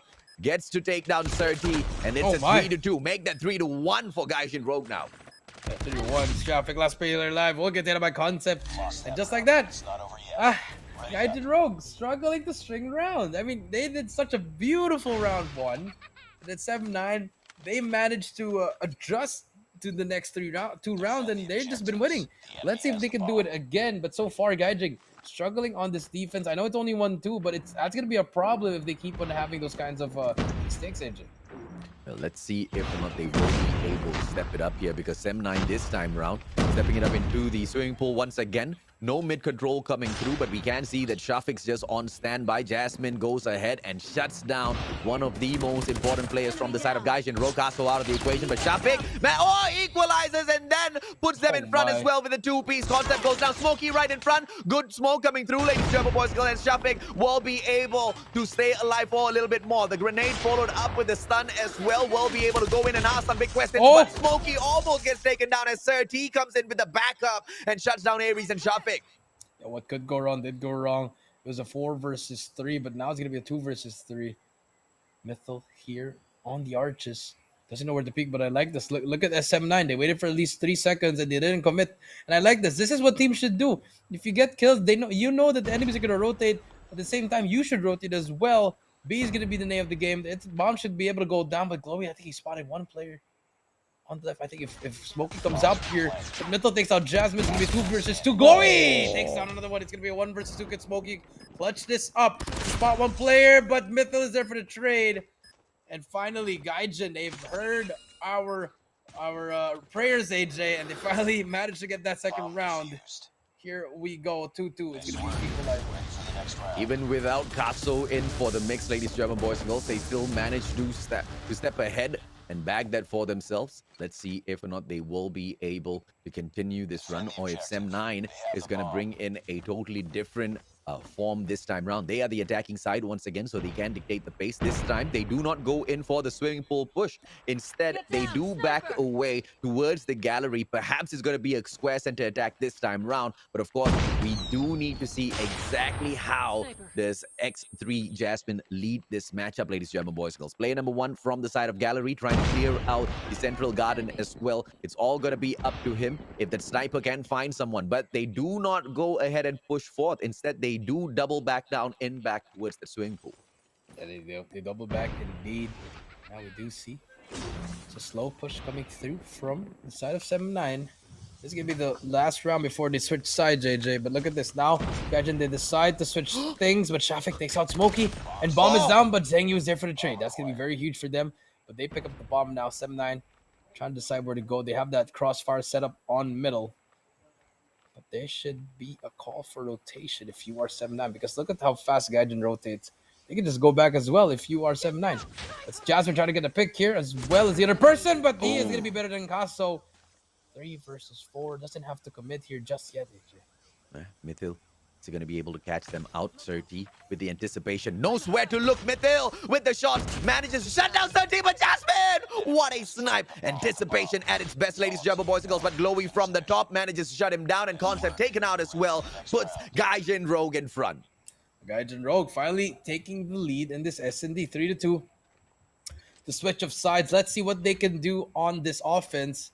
Are they going to be struggling, or will 7-9 just shut them down? Let's see what kind of strategy we are going to see. Here we go. A rush coming through to A. 3-man on B as well. And 2-1A, but here comes the rush. They're just going to go in there. Barge again. Zengyu all alone. Can he do something? Thumper play. Will spot one, but the hit marker is going to be there. And Jasmine will spot one more player, but will not get that shot. Chloe takes out Zengyu. 5 versus 4. And Bomb is down immediately that fast. Unable to take a shot, ladies and gentlemen, boys and girls. Yes, the grenade does get a check marker.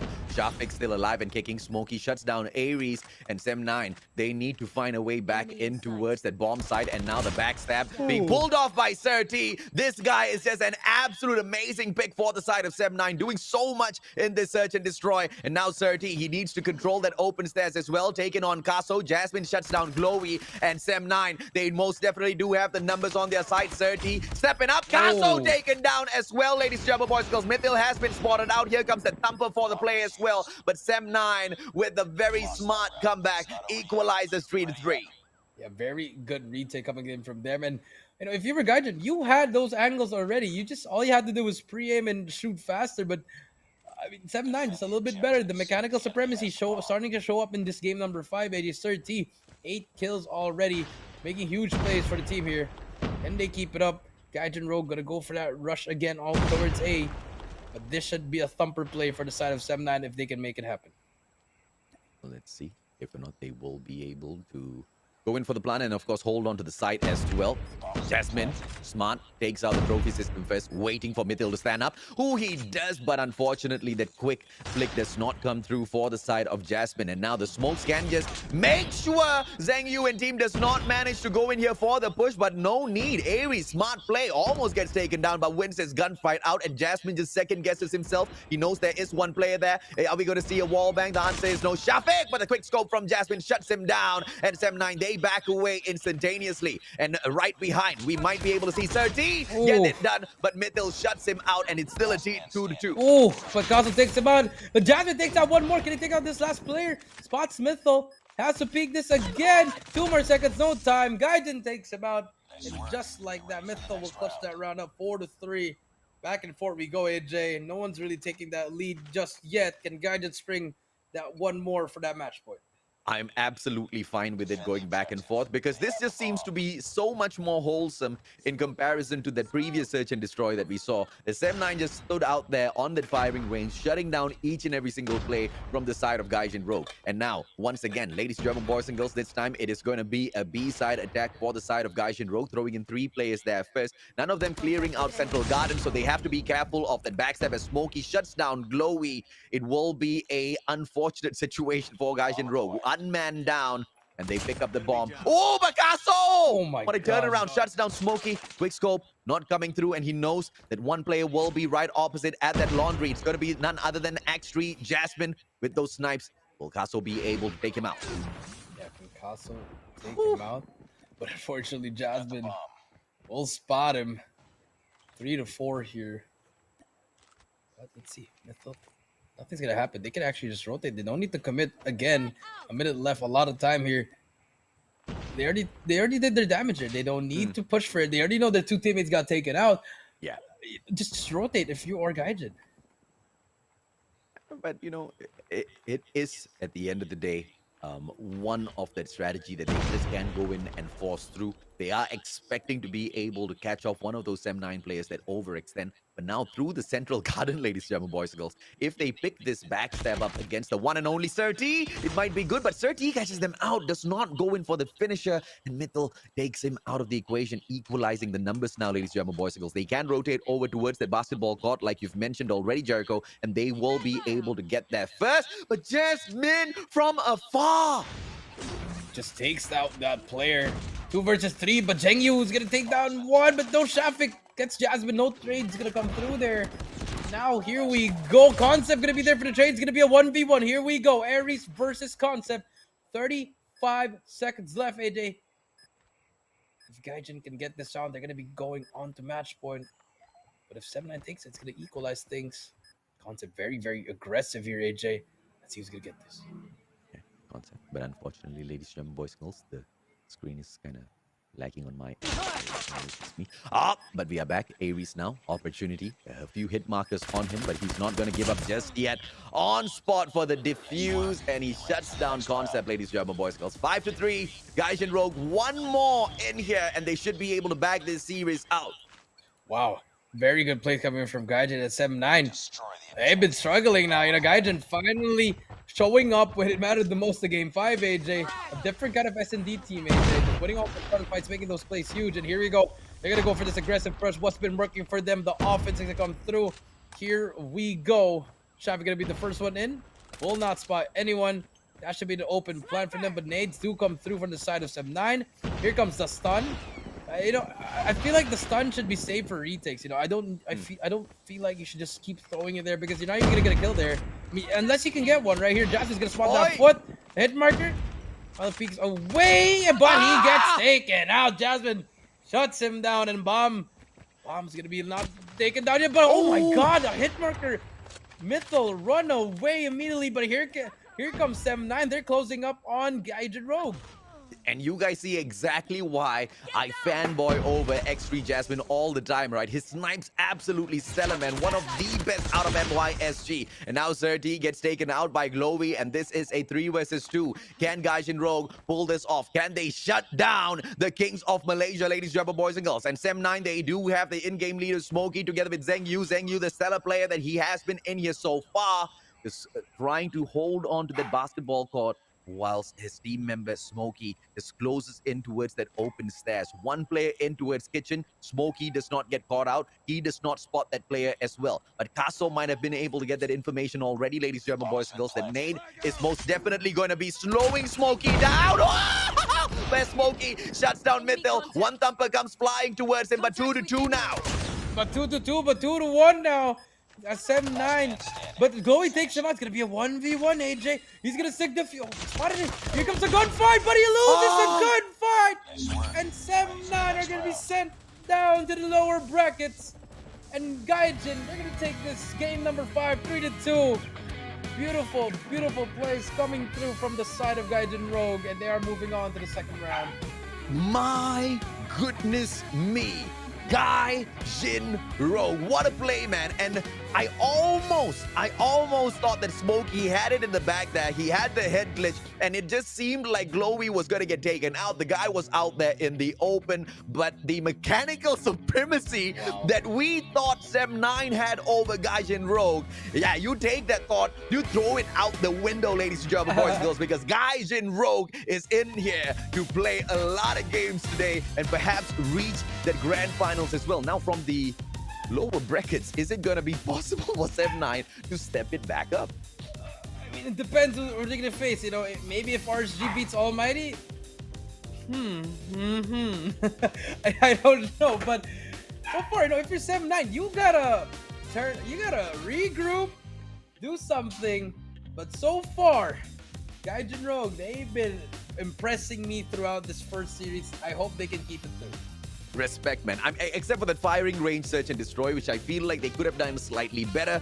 They were depending way too much on those lucky grenades, right? But overall, amazing. What a comeback. They pushed it all the way into match number 5. It didn't go in towards that round 11. I guess Gaijin just didn't want to allow it to get there, right? But ladies and gentlemen, boys and girls, what an opener in here for the MYSG Invitational. This has been series number 1. Let's take a quick short break. When we come back, series 2. And that is between two titans of MYSG. Yudu RSG takes on Almighty. We'll be right back.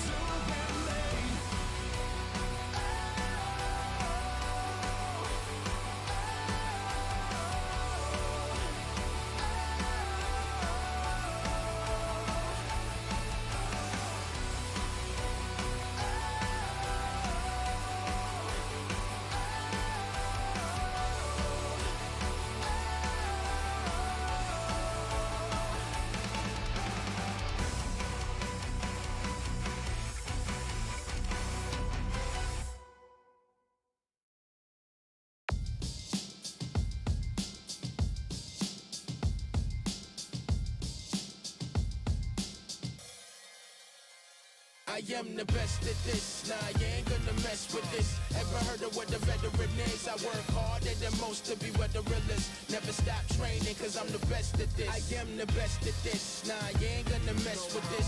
Ever heard of what the veteran is? I work harder than most to be what the real is. Never stop training, cause I'm the best at this. The first is the last, and the last the first. I be the first one that aim squeezed, then I'm a burst. So what's your work? Does your network?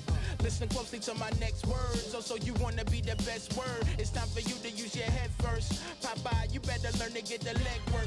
Yeah, that's right, let's take them to the serpent. It's time to put the work in, you deserve it, don't deserve it. With human never been perfect. I'm striving for perfection. See, that's the hidden lesson. Your feet should leave the surface. High five to heaven, till your vision inverted. Free fall to feeling. Had to go to get it. Glass blown to ceiling. Hammered the bracelet. Heaven knows you're living. So you can never leave until you know the limit. Ask me if there is one. I tell you if you ever find a work pole, then I am the best at this. Nah, you ain't gonna mess with this. Ever heard of what the veteran is? I work harder than most to be what the real is. Never stop training, cause I'm the best at this. I am the best at this. Nah, you ain't gonna mess with this. Ever heard of what the veteran is? I work harder than most to be what the real is. Never stop training, cause I'm the best at this. Yes, this is the Supreme King Kareem. Right over your head, double take, homie, you're dead. Swishing, don't let them catch you slipping. Pick up the cane, pimping, that's a permanent limp. You got to stay a villain, come here, man with them. Sit there on like that, funny how you stay appealing as you hit them right back. The love and hate on the plate, choose whichever one you feeling. You know the taste and which one of them killing. Just turn it.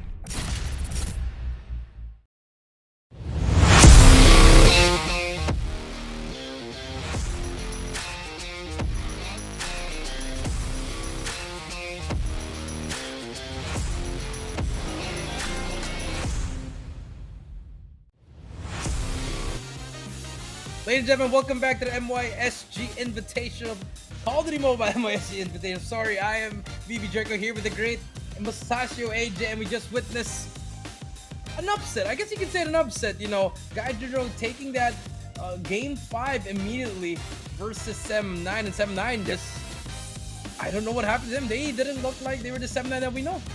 I don't know, man. I don't know. Maybe Sem9 just wants to go in here and play the tougher fight in here, ladies and gentlemen, boys and girls. Dropping into the lower brackets, not something that everybody wants to do, but if that gives you an opportunity to not only go ahead to get into the grand finals, but get into the grand finals by surprising a lot of people in here today. Maybe they just want to make a name for themselves, or maybe things just went really, really wrong there, man. Because Gaishin Rogue just stepped it up. But of course, ladies and gentlemen, boys and girls, let's take that thought, put it on pause for a little bit. Here comes the roster of Almighty. You guys know exactly who they are, but we do see a brand new name in here, don't we? Yeah, you know, we have Incendio, Heaven, Shut Up, Irfan, J. Alip, and Dior, and AJ. That new player, I saw a comment a while ago, I think by the founder of Almighty, that Incendio won't be playing. So I think that's why Dior is going to be here, stepping up for him. Let's see if he can replace the Almighty Incendio here. But so far, you know, the second best team in the Eastern region, AJ, they are here to step it up and put on a show. Sorry, what? Incendio's not playing?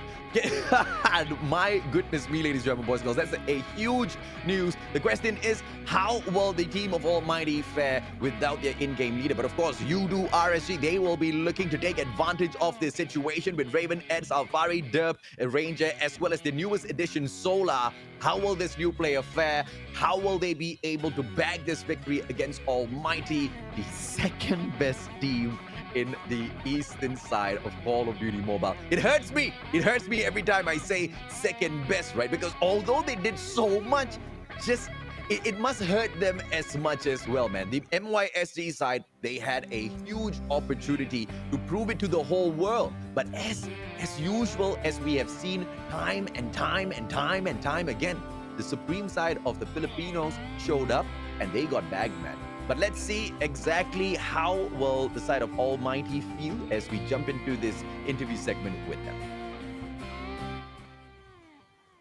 Welcome, Hi. Shut Up. What's up? Hello. Hi. We don't get this opportunity much to catch you, Shut Up, on this interview segment. Tell us, Yeah. bro, what happened to Incendio? He got a job to do, then he cannot leave. That's why he cannot join this journey, unfortunately. Understood. So I have to ask this question. Who's going to be taking over as the in-game leader, and how confident are you guys to step in against one of your biggest rivals, you do RSG, without Incendio today? The replacement for Incendio might be Heaven, and some of the like dominations, maybe I can replace him. Understood. Yeah. And do you feel like it's going to be a huge a disadvantage without Incendio in the team, or based on all of your scrims that you have taken so far, do you feel like you guys will still be able to hold it together against, once again, a team like you do RSG? Yeah, it will completely different without Incendio because he's the main leader for AMT, and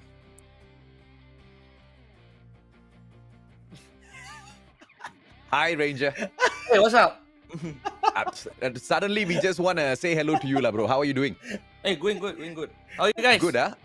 Yeah. Right. Thanks, bro. We'll catch you in a bit, bro. GG, bro. Shut up, just shape-shifted into Ranger. Hey, what's up, man? that caught Ranger. Thank goodness he wasn't doing something that was not so appropriate for the camera, ladies and gentlemen, boys and girls. Ranger, we do apologize for jumping to you all of a sudden. I think we lost Shut Up halfway through that, Jericho. That was a good laugh. I'm not gonna lie. It was a disadvantage. Okay, all right. Let's you and me talk a little bit without Incendio, bro. I mean, no disrespect to the rest of these, team members from Almighty, because individually, all of these players obviously gifted. They can go out there and they can hold their own. But it's a whole other story to step into a matchup without your usual in-game leader. Who's going to be making those call-outs? Are they going to be as solid as usual? We've got the interview right back in here with Shut Up, ladies and gentlemen, boys and girls. Let's continue that conversation. Jericho, take it off with your And content. we are back. Can you hear me? Shut up. Hello. 1, 2, 3. Oh, He's just giving us his emo face. Yeah. It's the modeling face that Shut Up usually goes out with. There you go. sorry. The screen was freeze. Oh, yeah, going back to that question that Age, I just want to ask more about it. So, if you think if Incendio was your main leader, you think any of you guys could just grab that spot and just be that main leader, or do you think it's gonna be a team effort that everyone's gonna be calling out? Everyone is the in-game leader. Yeah. It's hard without Incendio because he's the one who controls the overall match. But without him, I think we can be pulled it off because we use this roster quite a bit long and only just one player that replaced, so it's not that hard. Okay, so this player that is coming in here to replace Incendio, how long have you guys playing together? Tell us, talk to us a little bit about that synergy. This new player is Dyer. Previously he played for DG, the Jeff Pro. So I know him quite long ago already. So we have a few scrims, then it went well. So be good for us. Sorry, did you say that he's from DG, Jeff Pro? Yep, he's from DG Jeff Pro. Oh, GG. I cannot wait to see the synergy that you guys bring out there onto the battlefield. Okay, so talk to me a little bit about Udo RSG. Obviously, this rivalry has been going on for quite a bit. Is there any of these game modes or maps that you guys feel is going to be tough? What's the toughest match that you anticipate out of them? I don't think there's a lot of tough maps should be. But I'm looking for the submit hard point. Fair enough. I love that confidence coming out, Jericho. I mean, I like the comment. I mean, you just came out from the Korean region, the Eastern Finals. You know, unfortunately, you didn't get it, but you're still that second best team. And I guess, RSG are just hoping that they don't get 3-0 or something. But I'm going to put you on the spot. Is it going to be a 3-0 or is it not? We will do our best to get a 3-0, of course. Shut up. I just want to ask you, man, your journey in here as a pro player so far, your advice to any of the rest who want to start, what is that number one thing they need to do or focus on? they need to improve themselves. Of course, that's the most important. But they need to find a team that want to improve also. Fair. I That's the think that's most a great important. point, man. Individually, if they try to get it done on their own, that's one thing. But they definitely need a few guys Yep. with the exact same mindset as well. Very well said, Yeah. Shut Up. Your opinions on getting to the grand finals after you have witnessed exactly what Gaijin Rogue has pulled off against M9. Do you feel like this competition is going to be tougher because of how well Gaijin Rogue has been doing? Do you see them as a threat?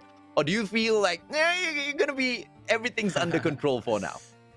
I think it's everything under control, but I see Gaijin improve a lot since the last tourney. Yeah, I absolutely agree, Jericho. agree. I mean, there's nothing else I can really ask because you're pretty much you guys improve a lot here, but I think this can just add to your resume. I guess my final question would be, it's a personal question. If you won this tournament, who would you dedicate this to? Sorry? If you won this tournament, who would you dedicate this tournament to? Maybe I want to fight some nine because I never fight him. Yeah, Fair we enough, never man. meet him. Yeah. Fair enough. But thank you so much, Shut Up, for your time. You're Thank you so welcome. much for all of your honest answers as well. Good luck in the upcoming matchup. We will see you guys at the grand finals. Good luck. Thank you. And a lot of confidence out there. They'll get to the grand finals, man. I mean, I said the same thing to Sam9, and look at where they sit in right now. The curse of AJ. It's still alive, guys. I'm kidding. Hopefully we see this whole competition turned onto its head. Hopefully we get to see the likes of Gaijin Rogue manage to continue their run in here, because dropping Sam9, that's just one of these titans down, and they're not even out of the game just yet, Jericho.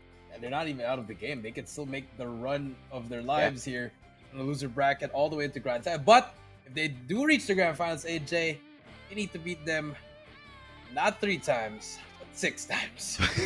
So, I mean, grab your Red Bulls, grab everything you got. You're gonna need it if you're Sem9. But that's Sem9 for later. Now we're gonna head over to Almighty versus RSG. We're gonna have Ranger and a few guys, but I mean, if you're RSG, I don't know how your mind's gonna go through here, man. You're going up against the second best team in Garena, and what else do you want? I don't care how the match goes. I just want to ask those hot questions. So, ladies and gentlemen, boys and girls, we do have an interview segment with the side of Udo RSG as well. And as you have seen, it would be most definitely Ranger. Earlier on, we got a little bit of a sneak peek to the man himself. Let's see if we can bring him onto camera for real now. Welcome, Ranger. Hi, what's up, guys? Sorry for being the camera. Brother, good looking as always. I'm so glad that you weren't doing something that was not camera appropriate earlier on. But it's all good, brother. It's all good. How you feeling? I'm doing good. How are you guys? Good. Great, man. I've Great. got one question first Yeah, sure. to kick things off. You did not manage to bring the team through to the stage 5 of the World Championship. But Yeah. in terms emotionally for the team, how have you guys been faring? Because there's been a lot of rumors going around that this might just be the last stint for the side of Udo RSG, and we might not see the team together again. Would you be able to give us some answers to put our minds at ease? Will we get to continue seeing you guys reign on top for Malaysia? The rumors, we'll see in the future. But for my side as well, this will be my last. I'm making a statement here. This is my final one. I'll be transitioning to other games. But for this tourney, I think one thing is we want to have fun, like what we did back in MYSG, where we pull out the reset bracket against AMT. It was really fun. Yep. I think that's what we're gonna pull out the vibe again in this tournament. And for Sola, we got Sola because he's such a great player, and I wanted him so long time ago, but things didn't work out well for us. But now he's back. He's in the team, so hopefully he'll pull up a shoe for you guys. And yeah, this tournament we'll pull out. Gonna give all our best to go against the stage 5 finalists, AMT. Yeah, I'm glad to hear that confidence, man. Jericho, a question from you, Sam. Hey, what's up, buddy? I just want to ask, What's up, man? what are your expectations to this AMT, man? I mean, we were chatting over at, I mean, you know that, but Yeah, what are your I know that. expectations? Come on, let's be real. I'm playing against stage 5 finalists. They almost won Blacklist.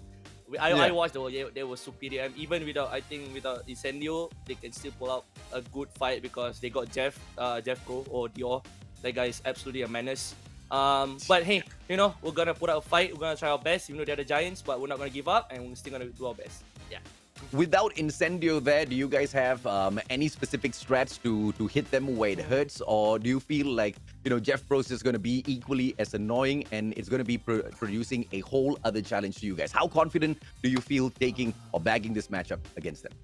I think not having Incendio the team now works way faster because Incendio kind of plays like the anchor and also the slowing pace kind of role, kind of the support. He plays my role back then.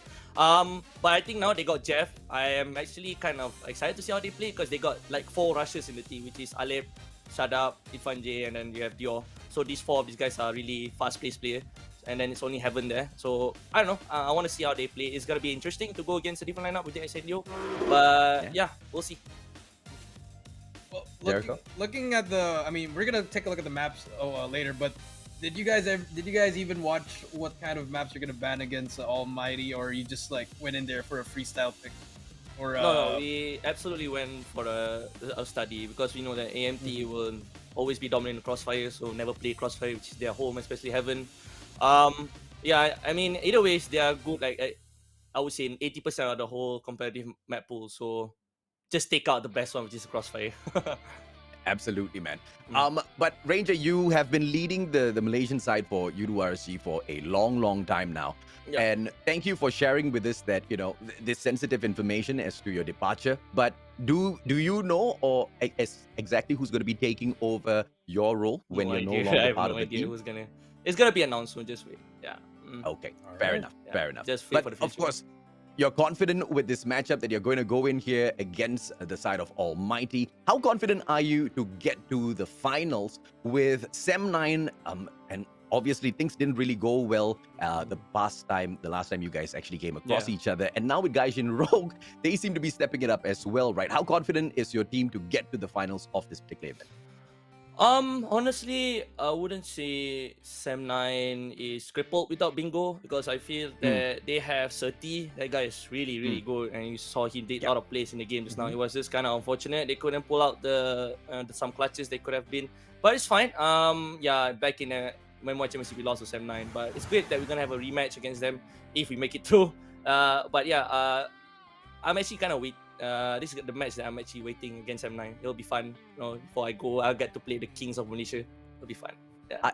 I have to say, Ranger, I am definitely gonna miss your presence, bro, because I think you set a really good example, in these interview segments for all of the other pro players as well. Oh, thanks so so much. I wish we that. could have just had these sessions a little bit more in the past as well, Jerk. Yeah, I mean, my last question, brother. I mean, I'm just gonna say. Yeah.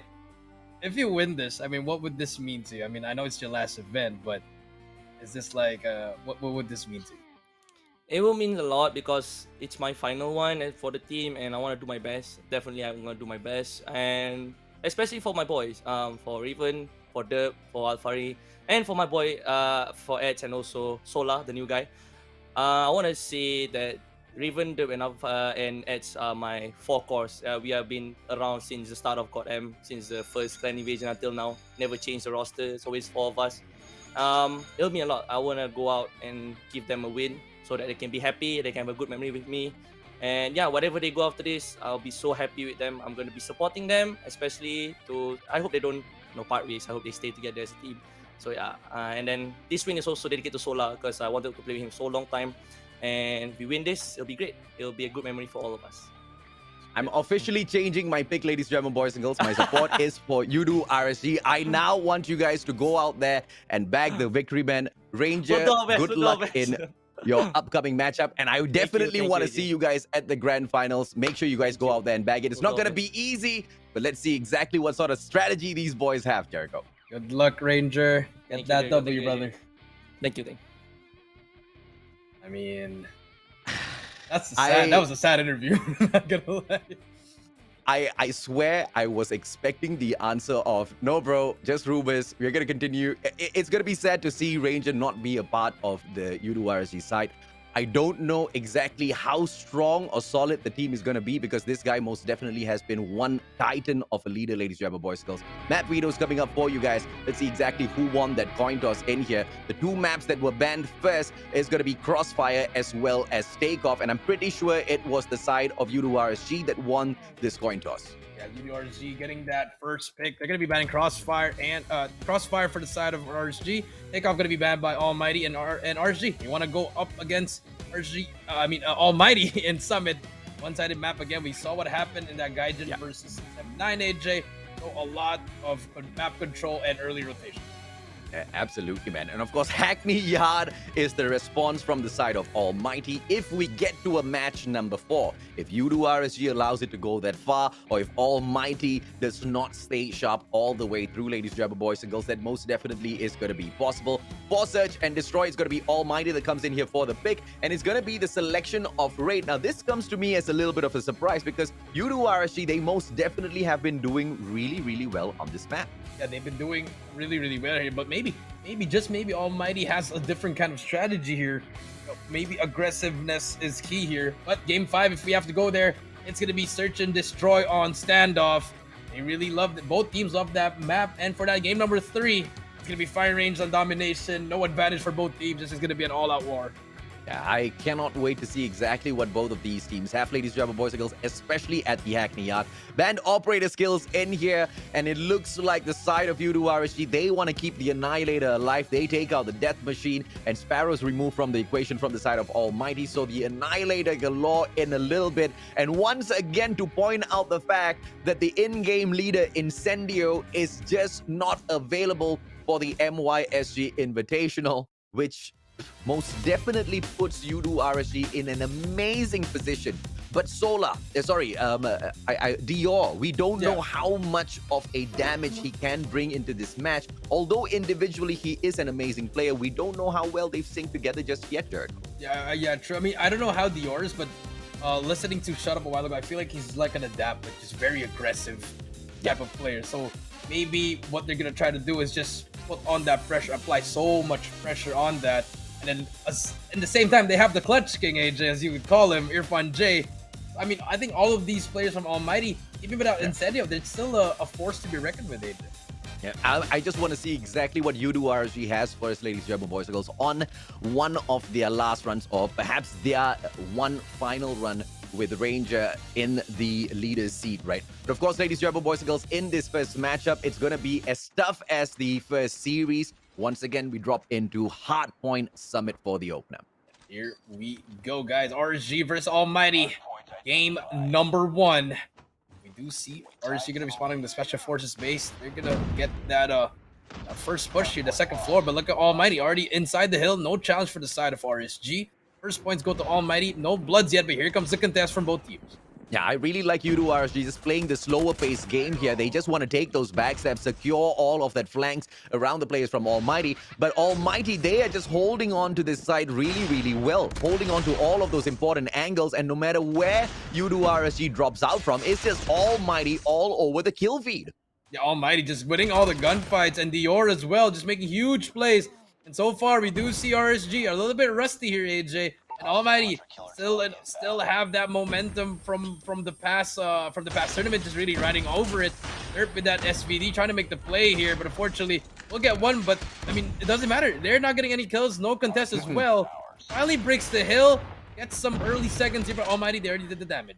Yeah, but 5 more seconds in here for the side of U2RSG, and it just does not seem like Almighty wants any part of those points, ladies and gentlemen, boys and girls. They just go in here for the secure of the spawn for the edge platform, and they will be sending out the Dragonfire there just to get that additional information for themselves as well, tagging up those players, and it will be Almighty that opens up this side. But look at the players now from the side of U2RSG. It's just flailing in one after the other from the side of the Guerrilla base, spawning out so far from this hard point, unable to secure this placement. Dior now brings out the thumper, hits it right on the head of Raven, and is able to place so much of pressure. Wow. What in the world is going on?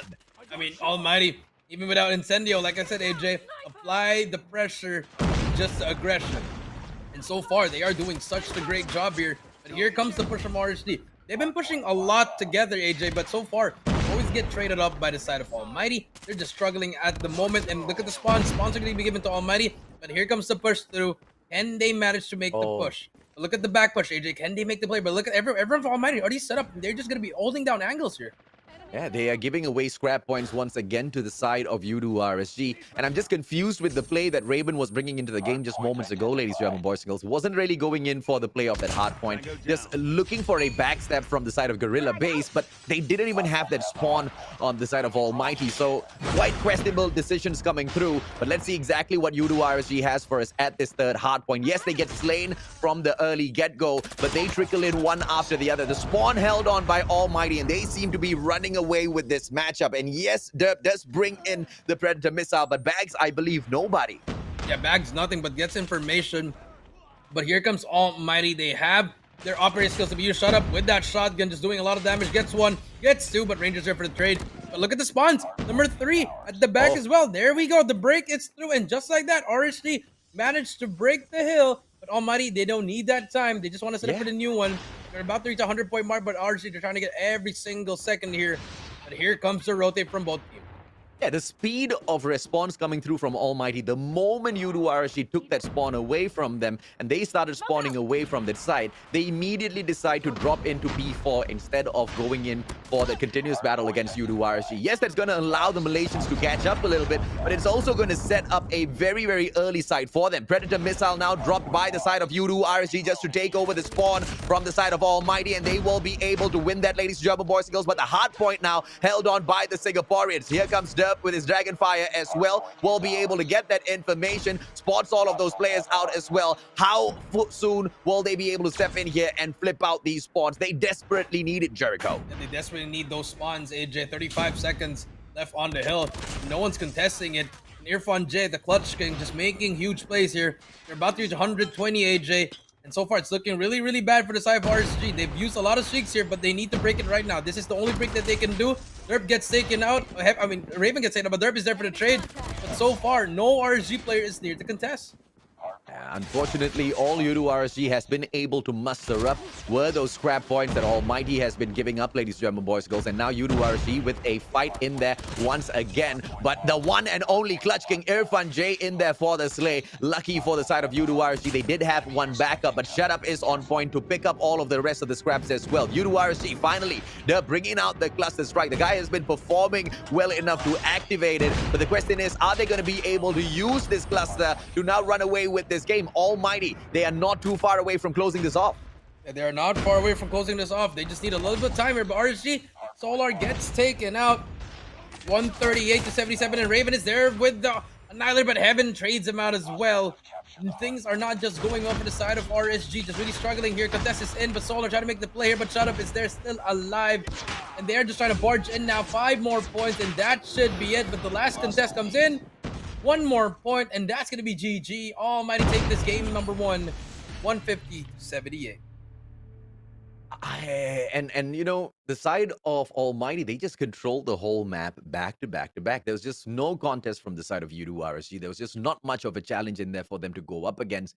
And it just seemed like a lackluster approach from the Malaysian side, man. I mean, we need a little bit more if this is the final run from the side of Captain Ranger. They need to make their captain a little bit proud, man. In here for that search and destroy.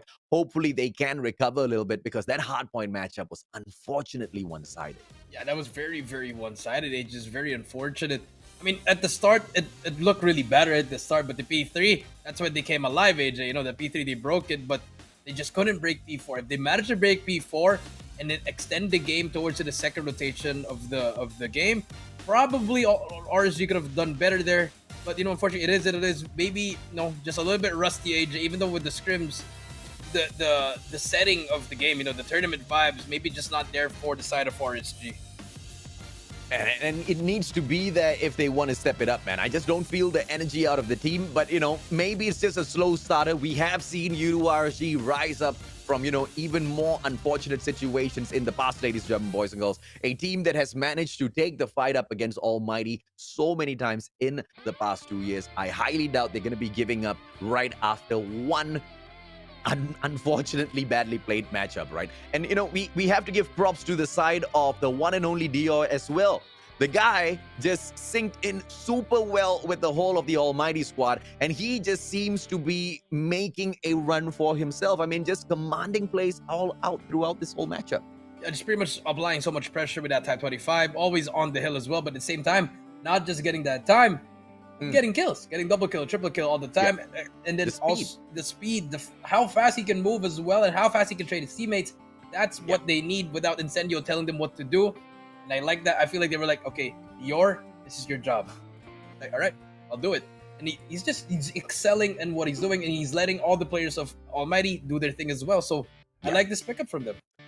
It's crazy, man. What Dior can bring into the team is absolutely stellar. But for a team that is already amazing, like the side of Almighty, the guy just seems to be just what they need to put them over the top, right? And it seems like Yudu RSG, with how much they've struggled against Almighty in the past, seem to be struggling a little bit more ever since the introduction of Dior. But are we just, perhaps speaking a little bit too soon, ladies, German boys and girls? Because there has just been one matchup in here. That's Hardpoint, a totally different game mode now, search and destroy at raid. And now this is a map that Yudu RSG is going to be very, very comfortable at. But what's the strategy going to be like, Jericho? Yeah, I mean, I feel like the strategy is gonna be like, let Derp get those snipes. I feel like they know that Heaven's gonna be sniping, so it might be that 1v1 battle, or play the flanks if you're RSG. Because Almighty, they love pushing in super fast. RSG, they can just hit those flanks, take out Heaven, and then from there, rotate back and then work with your team. But here we go. You see the rush coming through from Almighty AJ. All already near A already. And Ranger, he has a lot of players there. He might get wall bang, and that might be it. Okay, but he gets away, but Eds gets 2 immediately. And just like that, 5 versus 3.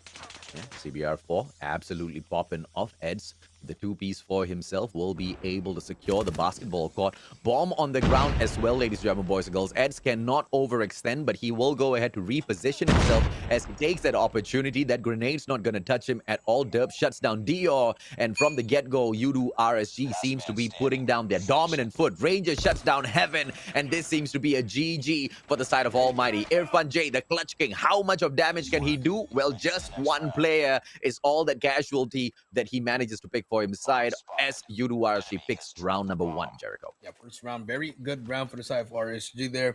Very, very slow, but the bait came through. I feel like Ranger, all he had to do was get info there, and Edge, he did the damage with that CBR4, gets a 2-piece. Now they're gonna leave Heaven all the way to the other side of R, trying to get a pick here, but he's gonna get pinched here. What? And here comes the push coming through already. Smart.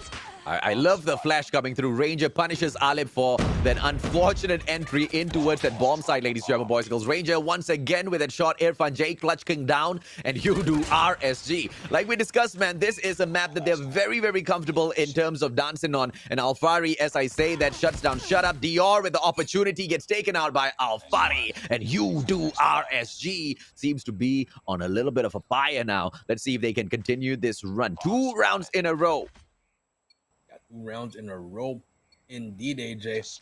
So far, they're really good in S&D at the moment. They've been struggling in their respawn, but I feel like these slow-paced game modes, they have the better of it. But let's see, Almighty, they can always adapt to whatever's happening. So let's see if they can adjust to it. But Alfari now taking over that money room. But here comes the rush, same kind of strategy, but this time RG, they're gonna play for that retake. They want a 5v5 retake here, and Bomb is gonna go down. Oh, Thumper's not going to be able to find anyone, but Dior, what an opener. Gets the sticky onto Ranger. Edge taken out by Heaven as well. That backstab comes through, ladies and gentlemen, boys and girls. And now Yudu RSG, they have got one man at open stairs, and it is going to be the one and only Derp. Is he going to be able to take Shut Up out of the equation and then find the rest of the players as well over at the bedroom, ladies and gentlemen, boys and girls? Derp will be holding onto his corner. Yes, he does take down Shut Up, and that's the opener that they need. Oh, but an overextension by Alfari puts Yudu RSG down one man. Yeah, down one man, and it's all up to Derp in a 1 versus 3. He's gonna get tagged up by 3 players. SVD will not help him there. That's gonna be the first round for Almighty. Very good adjustment, AJ. We just talked about how good they were adjusting into rounds. Just like that, they did. They wanted to challenge them by team instead of challenging 1 by 1. Very smart plays coming in from Almighty. And now let's see what Yudu RG can answer back. SVD with the rate of fire on a sniper, absolutely crazy, but an immediate trade as well as an equalizer coming through. Oh, the flash takes Derp out of the equation as well. And now Yudu RSG, they have to come back in for the retake as Almighty secures that B side. Square center now gonna have that bomb planted. Let's see exactly what the Malaysians have in store for us. Two players jumping on in towards that laundry, and I believe Raven as well as Ranger, they will be able to bring this damage on, but the distraction needs to be played from Eds. But Shut Up just anticipates that backstab. Yeah, just a little bit faster there. Shut Up already knew that one player was going to flank 2v4 now. Ranger and Raven, but Dior takes out Ranger. Beautiful nade. Last player alive. Raven is going to be stuck in a 1 versus 4. Can he do anything here? AJ running away for his life, but he's going to get chased, and Dior takes him out. 2-2. Almighty, they equalized that half. With that round. Now we do see the methodical way of how Almighty plays SME. They have all these kinds of plays that just makes your mind boggle. The acquisition of Dior. That's it. Just really has put Almighty on a whole other level, man. I mean, this guy's really proving himself out there. Yeah, he's really proving himself out there, just making such a huge impact. With Incendio being not there, he's just doing a lot. But here comes the play. Bomb is gonna go down. Another 5v5 retake. Heaven takes out Derp. No more sniper. Heaven takes out the second one. Say goodnight, Eds. Just like that. 5 versus 3, AJ. Things are not looking bright. Heaven, but no! Ranger takes him out. Here comes the push. Raven takes out another one. But Elite trades him out with a thumper. Ranger goes down. No trade as well. But Alfari is there. It's gonna be a 1 versus 2. Your Irfan J, Mr. Clutch, and they just have to play trades here. And Alfari, he has to push it on his own, gets away with his side, gets tagged up actually. Irfan J just a little bit better. But it's not over yet. I see the play coming through, man. He just went out there for that slide, trying to take Irfan J out, trying to catch him a little bit off guard. But you know the Clutch King. You know how quick his little fingers are. The guy's absolutely insane. Just flicks it, gets the kill. Irfan J still one on top, ladies and gentlemen, boys and girls. Almighty overall still 1 round in front. But this time round, the attacking side of Yudu RSG go in for the approach. Ed's taken down a little bit early, and the bomb will be inside of Gallery. And this is an unfortunate situation because everybody's now going to be keeping an eye on that bomb as Shut Up shuts down Derp. Yeah, Shut Up shuts down Derp immediately. It'll be a 5 versus 3 again. And it's been the same story every round, AJ. Almighty, they always let Heaven get the pick. And if you are Yudu RSG, try challenging Heaven in a different way. But Shut Up takes on Ranger, and their snipers are just getting absolutely destroyed. And, there's nothing much more that we can ask from the side of Yudu RSG. They are absolutely stellar as Raven shuts down Alip. Heaven manages to just trade Raven out for this. And now, with one final player in the name of Alfari, he gets shut down. And Almighty now takes this 4-2. Just when we thought Yudu RSG might be able to grab this game, Almighty just come back from nowhere. Yeah, come back nowhere. Actually, AJ, I just want to say, when you're going up against Heaven and Shut Up, there's no counter to that. So just pulling it out there, guys, you can't really do anything against those guys. Let's see if or not Ranger will... There you go. Ranger shuts down Shut Up this time around. How will this fare for the team, ladies and gentlemen, boys and girls? So look at that. Raven holding on to the angle. Alip right in front of him. Alip, if he just peeks forward a little bit, Raven will be in trouble. Alip will have the advantage, but the timing for both of these players, they will go ahead to miss each other, ladies and gentlemen, boys and girls. And Alip does have a player right there beside him, and Raven shuts down Heaven. Yudu RSG still in front with the numbers as Raven takes Heaven out of the equation. This is that perfect opportunity for Yudu to catch up with Almighty Jericho. Yeah, indeed. Bomb's gonna go down. Alfari gets taken down, but Alip gets 2 as well. 2v2 AJ, but the bomb's gonna be open. Plan is open. Alip gonna get tagged up. Unfortunately, Irfan J will spot him as well. 1v2, can Irfan J make a play? But Derp takes him out of SVD. Just like that, 3-4. Very smart play coming from RSG and Almighty. They almost had that, but Alip just wasn't looking at that sniper position. Will get taken out. Everybody watching right now already going into their loadout, switching out the DLQ with the SVD, thanking Derp a million times, man. The SVD is absolutely insane in the game so far. Earlier on, we saw Shafiq using it. Didn't really bring it out at the best of opportunities. Heaven, ladies and gentlemen, boys and girls, what's going to be his play as he backs away? The numbers catching up with him. Irfan J as well. Heaven shuts down. Heaven with a 2-piece. What is going on? Oh my God. What? How did he... It's just Heaven thinks, AJ. Heaven thinks. Now Heaven 3v3 here. I didn't even. Heaven thinks. Alip takes down one. 3 versus 2. Heaven looking for that third frag. Full spot. Derp. My lord. No headset at the moment. One Heaven versus- thinks indeed, my friend. Heaven thinks indeed. Last player alive, Eds. He has the bomb, but up against Come on, Heaven. Alip, Heaven, and Shut Up. Let's see what Eds can do. Heaven needs this, man. Yeah, he That's needs the this. 4th kill of this round. Heaven might be able to get it. He gets that information, ladies and gentlemen, boys and girls. Early Oh, shot. no. And Heaven with a quad kill, ladies and gentlemen, boys and girls. Puts Almighty onto that 5-3. And now match point for the Singaporeans. I mean, Heaven thinks, bro. Heaven, you know what? Production, can we have like a play? Like, can we clip that and post that on the page and just type Heaven thinks? That's it. But 5-3, AJ, match point.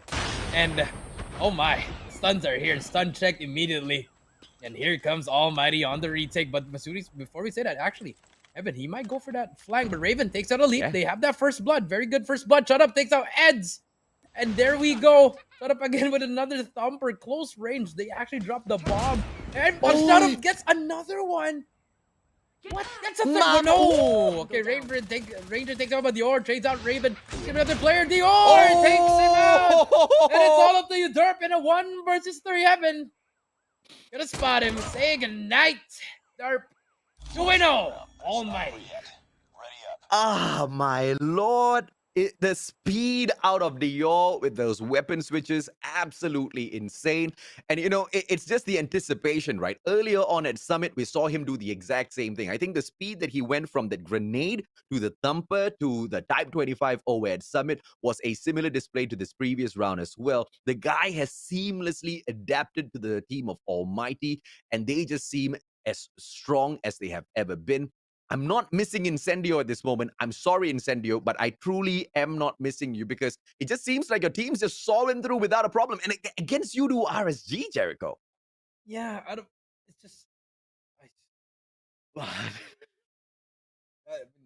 I'm lost for words. I don't even know how to analyze that. I'm like, what? What just happened? It was like a 1-man, 2-man try. I mean, from the start, yeah, it was doing well for RSG. They got those first 2 rounds. But as soon as Shut Up and Heaven turned up, it was all over, AJ. Yeah, and you know, Ranger was most definitely a great carry earlier on in this matchup. On those snipes, he was hitting quite hard. But the moment Udu RSG picked up the bomb, ladies and gentlemen, boys and girls, they went in there to the attacking side. Almighty just proved to be way too supreme. And I mean, with those stun checks, with those early rotations in there for those defense, and Heaven, the guy was just switched on throughout this whole matchup. Yeah, he was just turned up the whole time. Shut Up here. Didn't miss a single shot here. The thumper, but Ranger with that trade. But look how fast Dior is there. Free fires, brings out the thumper, direct hits. It's Almighty things, Heaven things, it's Elite things, all them. And, you know, the thumper has just most definitely changed the meta of the plays, right? It makes the rushes like Dior so much more effective in these games, man. I mean, because what do players like Ranger anticipate most of the time? They listen out for those gunshots, they identify exactly what sort of a gun that is, and then they play the guessing game. What sort of a mag has this guy brought out? When is he going to be running out of bullets? When is he going to go in there? Pause for that reload. What's the worst case scenario? He pulls out the secondary, but these days the secondary is a thumper. And with that timing, Ranger, he called it really perfectly. If it wasn't the thumper in the hands of Dior, Ranger would have been able to win that gunfight, right? And that's just how effective the thumper has been, just changing the whole meta of Call of Duty Mobile's multiplayer. Met the switch. I think that's the biggest thing there. That thumper just, it can either be your best friend or it could be your worst enemy. So I feel like that's the best way to describe that. And the way that you were right, the way they were just switching weapons that fast and just expecting where the enemy is, the prediction, the game sense was just there for Almighty. And I mean, RSG, it was there for at least 3 rounds, but after that, it just got overshadowed by what they were doing. And this is just going to be the problem for teams that takes that slow paced matchup, and this is why I love Ranger, and I just really wish he could stick by Call of Duty Mobile a little bit more, because we truly will be missing him as just a truly gifted player who has been able to make some of these strategy calls out there really well. He has the eye, man. He knows exactly what sort of a threat Dior was going to be, because with the whole meta changes, with the fact that, you know, now Almighty has got so many of those players that are capable of pulling off those early rushes. Even a player like Heaven, who manages to go in there for the rush, not worrying about anything at all. He gets caught out with one of those rushes, especially in there for that B bomb side play earlier on at Square Center. He backs away, gets a quad feed at the end of the day, man. Almighty, just truly almighty, Jericho. Yeah, almighty things, heaven things, whatever you want to call it, they're just playing out of their mind. But here we go, AJ. Are we going to see a game number 4? Or are we going to see our first donut? It's going to be domination and fire rage, but so far, first bloods are gonna go through the side of RC. They have control of Steel House as well, but as soon as we see that Almighty, look at Heaven, bro. Yeah, they're just in the hill. SVD in hand as well. We'll take down 1. 4 kill spree already. AJ 2 away from a friend. Sir, the whole game has changed. Oh ever my since god! Oh my god! As freaking VD, my friend, the game has changed. Another triple kill with the friend. My god! And he keep on going. Oh, yes, get it. But now Heaven on your screen just popping off 10 kills already. First minute of the game. Has full streaks. First minute.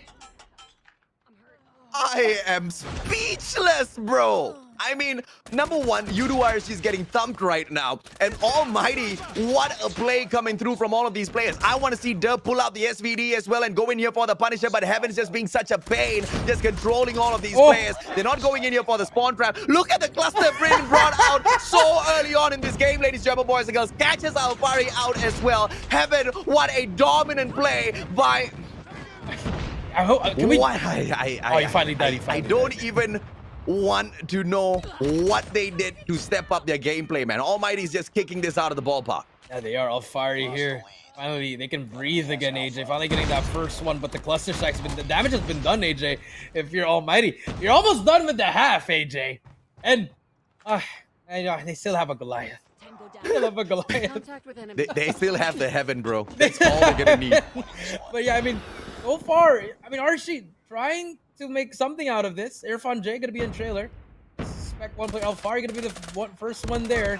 He's gonna get taken out. They finally get trailer. 62-18, but damage has been done. Another trip cap on its way, AJ. The grenades are coming through. Another triple cap for the side of Almighty. 68-19, AJ. First half is done.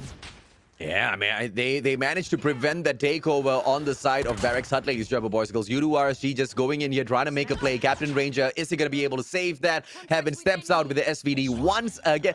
Can I say this? Garena, SVD, OP, bro. I mean, the rate of fire is just insane, but being able to take down your opponents with one shot in MP, I think that's crazy.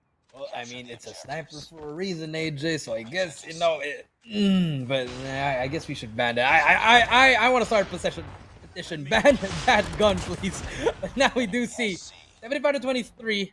Let's see if RG can make the comeback. They managed to cap A here, and B is going to be in control of the side of Almighty. They want that spawn. Here comes the Pred, though. Take down one player on the side of C. Alfari trying to make the play for his teammates. Still has a sentry gun. Going to be very, very beneficial here, AJ. Let's see if they can keep it up.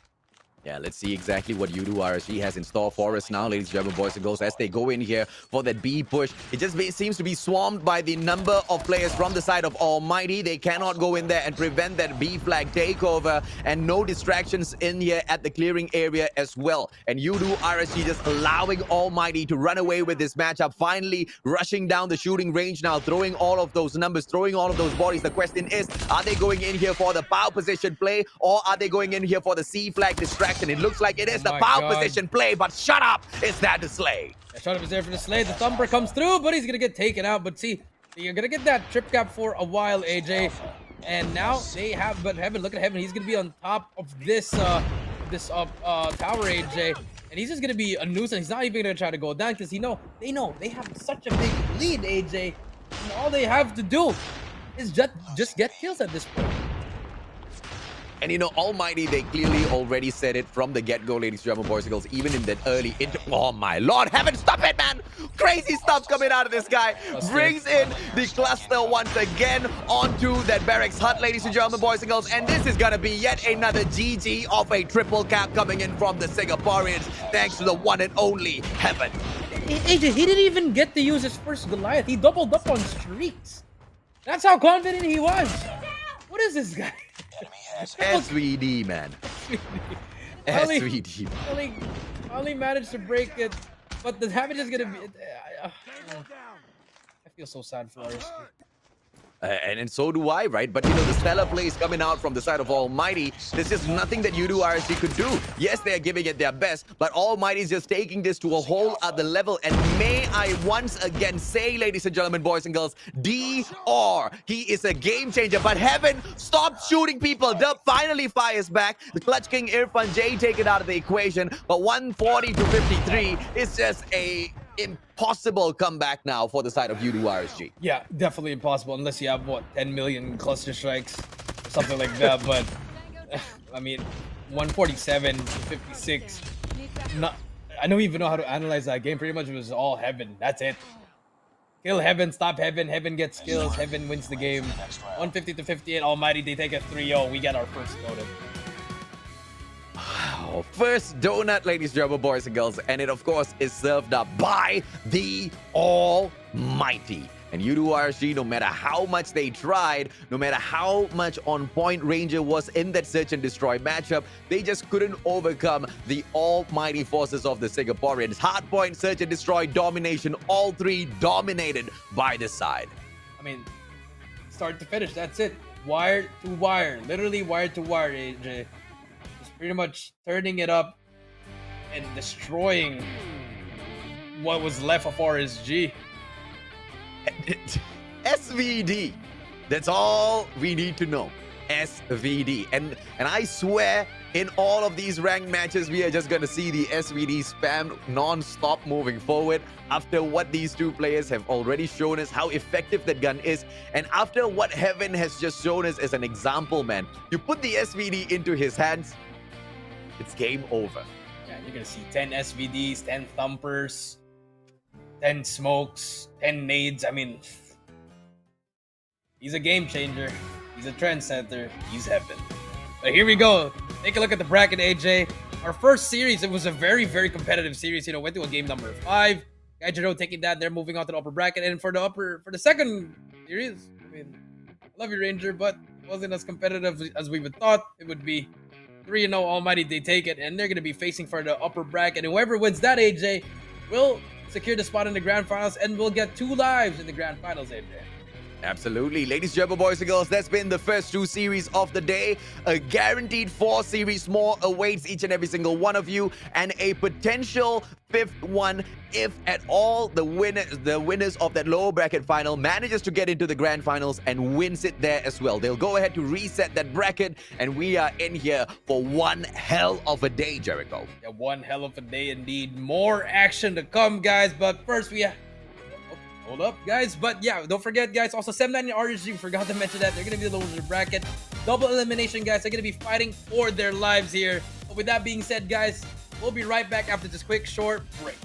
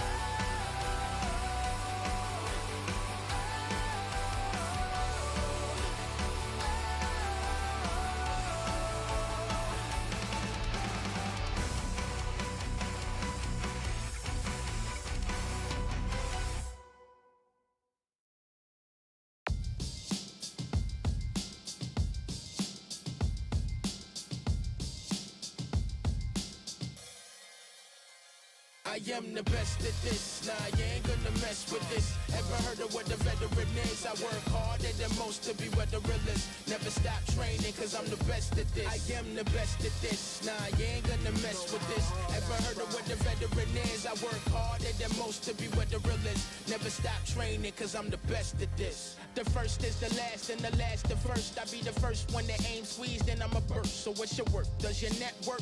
Listen closely to my next words. Also, you wanna be the best word. It's time for you to use your head first. Popeye, you better learn to get the leg work. Yeah, that's right, let's take them to the serpent. It's time to put the work in, you deserve it, don't deserve it. With human never been perfect. Not striving for perfection. See, that's the hidden lesson. Your feet should leave the surface. High five to heaven, till your vision inverted. Free fall to feeling. Had to go to get it. Glass blown to ceiling. Hammered the bracelet. Heaven knows you're living. So you can never leave until you know the limit.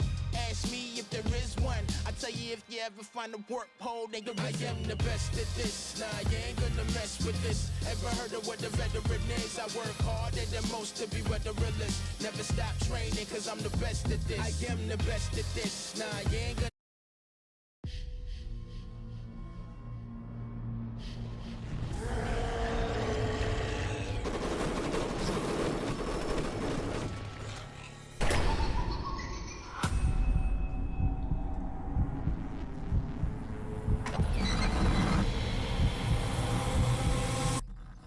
Hello.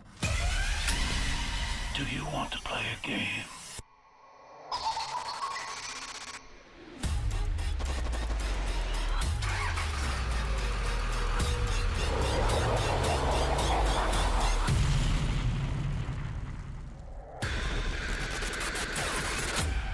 Before dawn.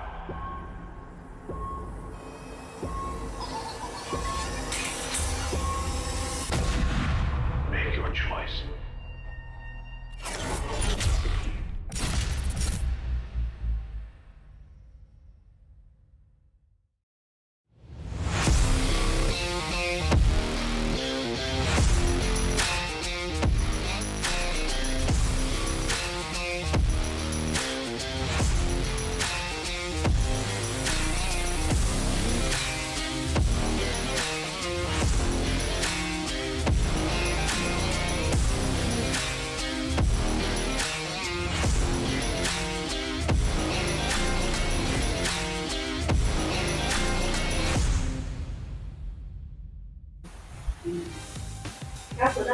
Welcome back, ladies and gentlemen, boys and girls. This is the MYSG Invitational for 2021. My name's AJ. I'm the Mustachio down here with the one and only Triple V, Jericho. And so far, two teams have managed to come in here and impress us. Gaijin Rogue in a 5-match showdown against M9. And of course, Almighty bagging the 3-0 victory over Udo RSG to open up the day and to set up our brackets, Jericho. Yeah, set up our brackets indeed, but that just shows how, Almighty, I just want to say, they are coming back for revenge, placing second, like what we said in the Eastern Finals. I feel like Gaijin Rogue, they're probably praying right now, hopefully they'll get 3-0. But first, before we get through that, we gotta have to go to 7-9 versus RSG. Which of these teams are gonna be the first one going home? Will it be RSG or will it be 7-9? And that is, of course, the biggest question on our minds, ladies and gentlemen, boys and girls. And I don't want to see Udo RSG go out so fast, but my friend, do you think that Sem9 is going to be choosing to exit this competition this early? It's going to be a tough fight. It's going to be a crazy matchup. Once again, the grand finals of the Malaysian Championship on repeat now. On repeat, indeed. And we remember what happened last time. M9, they took that one. And I feel like with they had a pretty good game 5. They went through a game 5. And RSG, they just struggled from game 1, 2, and 3. Every life, every respawn is just really, really off for them. And I feel like if they don't step it up in that game number 1, it just might be a GG for them. Jericho, what do you think of the probability that Udo RSG failed on purpose, in quick succession, just so that they can drop into the lower brackets to get a little bit of payback against M9? Do you think that's possible? Maybe, I don't know. I feel like I want to stay hopeful, man, because the quality that came out from them in that first series wasn't top notch. Wasn't top notch at all. Everything felt so weird for them.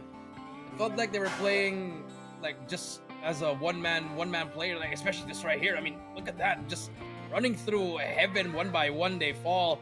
Just maybe that could be a strategy, AJ. We want to play Septime. We don't want to have an easy job, so we want to go to the loser bracket.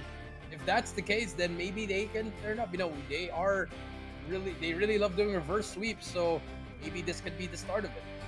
This is Udu RSG. After all, ladies and gentlemen, boys and girls, we still have some hope in here for them. And if they want to bag this victory, if they want to move back into the grand finals, they have to go through Sem9 first. Once again, the new kings of Malaysia. But will that stint as the new kings be short-lived as Udu RSG now steps in here to perhaps snatch back their throne and then to move all the way into the grand finals for one final amazing run with their in-game leader, the one and only Ranger. I mean, the guy has had quite a bit of action in the Malaysian scene so far, but in terms of the challenges that he has faced, numerous, Jericho.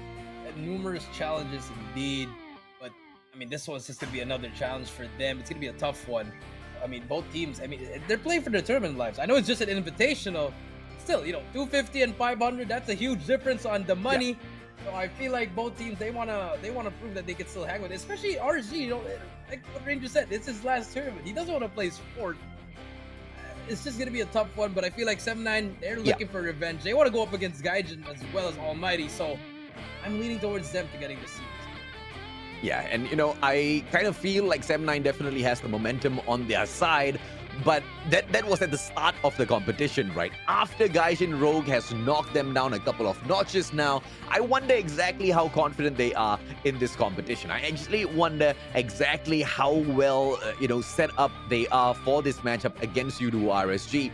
And if they can once again prove themselves and, effectively eliminate Udu RSG from this competition now in the lower brackets, I guess we can be rest assured that the new kings are here to stay, Jericho. And the new kings are here to stay, but you have to find out. I feel like the map vetoes, it's gonna be very, very important here because we saw both teams choose Summit. They both failed on that map, so might be a different kind of a strategy here. So I probably think a standoff would be a perfect situation here for both. Just to have a new change of map, not being one-sided, having more angles to cover, more angles to rotate. Maybe even a raid hardpoint would be really nice. Let's see what kinds of vetoes are we gonna see. Absolutely, man. And I want to see if or not, Udu RSG manages to get this coin toss, because if they're able to dictate the pace of the matchup, then perhaps a little bit more of the advantage goes to their side. Yes, I am going to be siding with Udu RSG moving forward, since it's going to be their final run in here with Ranger, ladies and gentlemen, boys and girls. I feel like they need a little bit more of highlight time, but it's not up to me. It's not up to Jericho. It's not up to production. It is up to Udu RSG themselves. And it is also up to Sem9 on whether or not they want to allow their performance in the previous matchup to kind of continue in here to this next series as well, right? If they've allowed it to affect their mental state a lot, Udu RSG, this is the perfect time for them to step it up. But Udu RSG themselves, they've suffered quite a huge blow. I don't think they were expecting a 3-0 loss there. Definitely not a 3-0. But their best chances of winning was the S&D. If after they lost at S&D, that first minute of domination just pretty much was over, AJ. But here we go. The map vetoes or Sem9 versus RSG. Hackney are being banned and takeoff as well, I believe. I feel like Sem9 won the coin toss here. Yeah, Sem9 definitely won the coin toss there, ladies and gentlemen, boys and girls. And just like you wanted, Jericho, we get brought into standoff. Yes, a much more balanced map in terms of playing hardpoint and the spawns that comes out of there. If your opponent goes ahead and grabs one power position, goes ahead and grabs one hardpoint, you can turn things around, especially over at the third hardpoint, Granny's house. The response from Udu RSG is raid hardpoint, Jericho. Yeah, raid hardpoint indeed. Both maps, they really both like that. S&D is going to be on summon up for RSG. I think they're going to use that SVD to their advantage of hitting those wall banks. And if we have to go to a game number 5, it's going to be firing range for Sem9. They did pretty well there against a Gaijin Rogue in that first series. And then Sem9, they want to keep it to where they know, and it's going to be crossfire on domination. Even though they lost to Gaijin there. They lost to Gaijin. They still feel confident about that crossfire. And, this time around, we do play Summit as well as Raid once again, but totally different map modes for the side of Udu RSG. So let's see exactly how well they fare. And Sem9 wants nothing to do with the Annihilator and Udu RSG. Since the Annihilator has been taken out of the list already, they don't want to deal with the Sparrow plays, and they take that out of the equation. So the basic bans on the operator skills are there, ladies and gentlemen, boys and girls. And Hackney Out and Takeoff, two of the maps that, not a lot of teams have gone out there and 100% mastered, especially for Hardpoint, is off the map as well. We go back to basics, and the fight should be equal on both sides. But if it is not equal, if it is overpowered on the side of either Sem9 or Udu RSG, it's a huge tell in this competition. I just wonder if or not Udu RSG will be able to reach up to the top, man. Because based on how they took the previous series, it just seems like they're struggling a little bit too much, Jericho. They really struggled, AJ. Just, start to finish. Yeah. RSG just really struggled. 7-9, they really struggled at the start, but they managed to turn it around when they needed it. That game number 2, game number 4, they managed to turn it out fast. So I feel like with that kind of momentum riding on with them, even though they lost, I feel like they can still bring the fight over to RSG. And RSG, they just have to start strong in this game number 1, and they can probably win this whole series. Yeah, absolutely, man. Now, ladies and gentlemen, boys and girls, those are the map vetoes. We are still on standby for match number 1 between these two teams. And as we drop into standoff, let us know in the comment section, who do you think is going to be able to bag this and who's going to get eliminated, right? Is it going to be Udu RSG? Is it going to be Sem9? Either way, Malaysians are sad, man, because both of our teams are down here in the lower brackets. I mean, I feel for you, man. I mean, both teams, I thought we were going to see a Malaysian-Singapore standoff, but instead it was a Malaysian versus Malaysia. You know what? Hey, we'll take it. Yeah, we'll still take it, right? Standoff, ladies and gentlemen, boys and girls, Hardpoint. Let's see exactly who manages to get the W in here. It's, of course, going to be between the ex-Kings Udu RSG and, of course, the current reigning champion Sem9 for the side of Malaysia. And as we open up things, it's going to be a quick flash in towards the midsection. And you know exactly how Hotel Yard is always lit up. A straightforward fight by Udu RSG. Whereas Sem9, on the other hand, they try to wrap around Hotel, and that play just breaks down instantaneously. Udu RSG, they open up really well. Yeah, just a different kind of RSG at the start, AJ. No, remember, this map was the pick of Sem9, but I feel like RSG, they like this pick as well. It wasn't really the advantage pick for the side of Sem9. But here we go. As soon as you say that, they finally break the hill, get some points inside as well. And here we go, Sem9 trying to make the play here, but here comes RSG. Solar's going to take down 2 players, and just like that, 20 points already for the side of RSG. And Sem9 struggling to get that time, but even if they're struggling, they are having that spawn, AJ, so that's going to be very huge for that P2 rotation. Yeah, this is absolutely fine. I mean, it seems to be quite well placed for the side of Udu RSG. They open up really strong. They've lost the hard point now. But the question is, how's the retake going to be? They don't focus in on Hotel Yard at all. They send in a couple of players, but it's a full-on rotation for the gas station and a 2-on-1 situation, ladies and gentlemen, boys and girls. Solar goes down as well. Concept takes down both of the attackers over at the gas station just to hold on to this next hard point. And it gets opened up really well by the side of Sem9. Yeah, very, very good for the side of Sem9, but here comes the push smoke. He can take one down. He take down the second place. It's going to be very huge. We'll take him out as well. And just like that, AJ, they managed to flip the spawns and make RG spawn very far away here. Big kills here. Smokey has to get that kill, but Raven trades him out. But there's going to be Sir T with that KRM. Gonna do some damage, but that's going to be very long. And they break the hill. Now can they have that setup? Here comes Smokey on the first push. No help from his teammates, but look at the setup of RSG. Holding down all these angles. I like this. They're going to get all this time, but Sem9, they are going to give it up already. And this is what we're talking about. A little bit of the old Udu RSG taking a peek out to say hello. And they have got the lead in here, ladies and gentlemen, boys and girls, but not by a lot into P3. An early rotation from Sem9. So breaking this hill is most definitely going to be tough. But look at that minimap. Solar as well as Raven already moving in towards that Special Forces Avenue, taking the private backyard flank. And from the hotel shortcuts as well, you can see gas station, Alfari going in here for that pitch. And yes, the Special Forces Avenue, the defense is just stellar from the side of Sem9. These players just getting slashed down one after the other, and Zhengyu just holding on to that acute angle where he will be able to break down the plays of Udu RSG, and it seems to be working out perfectly for them so far. It seems working out perfectly, but as soon as you say that, hey, he goes down. Sia is going to be the last player at the live, but Derp is here with that death machine making the plays. The wallbang comes through, and just like the RG, they finally break the hill. and they have control of this last 30 seconds here. Derpy still has that dev machine, just doing a lot of damage there, but here comes Sem9. The hotel yard's gonna be pushed through. Graveyard is switched as well. It's all a beautiful wall back. He's just pre-firing that side over and over again. But he's gonna get pushed through, but he's gonna get that trade. One away from a Predator Missile. Can play for those streaks. Well, no, we'll get traded out actually. 90 to 50 to 100 point mark for the side of Voodoo RSG, but the rotation is through, and Sem9 is gonna be the first one there.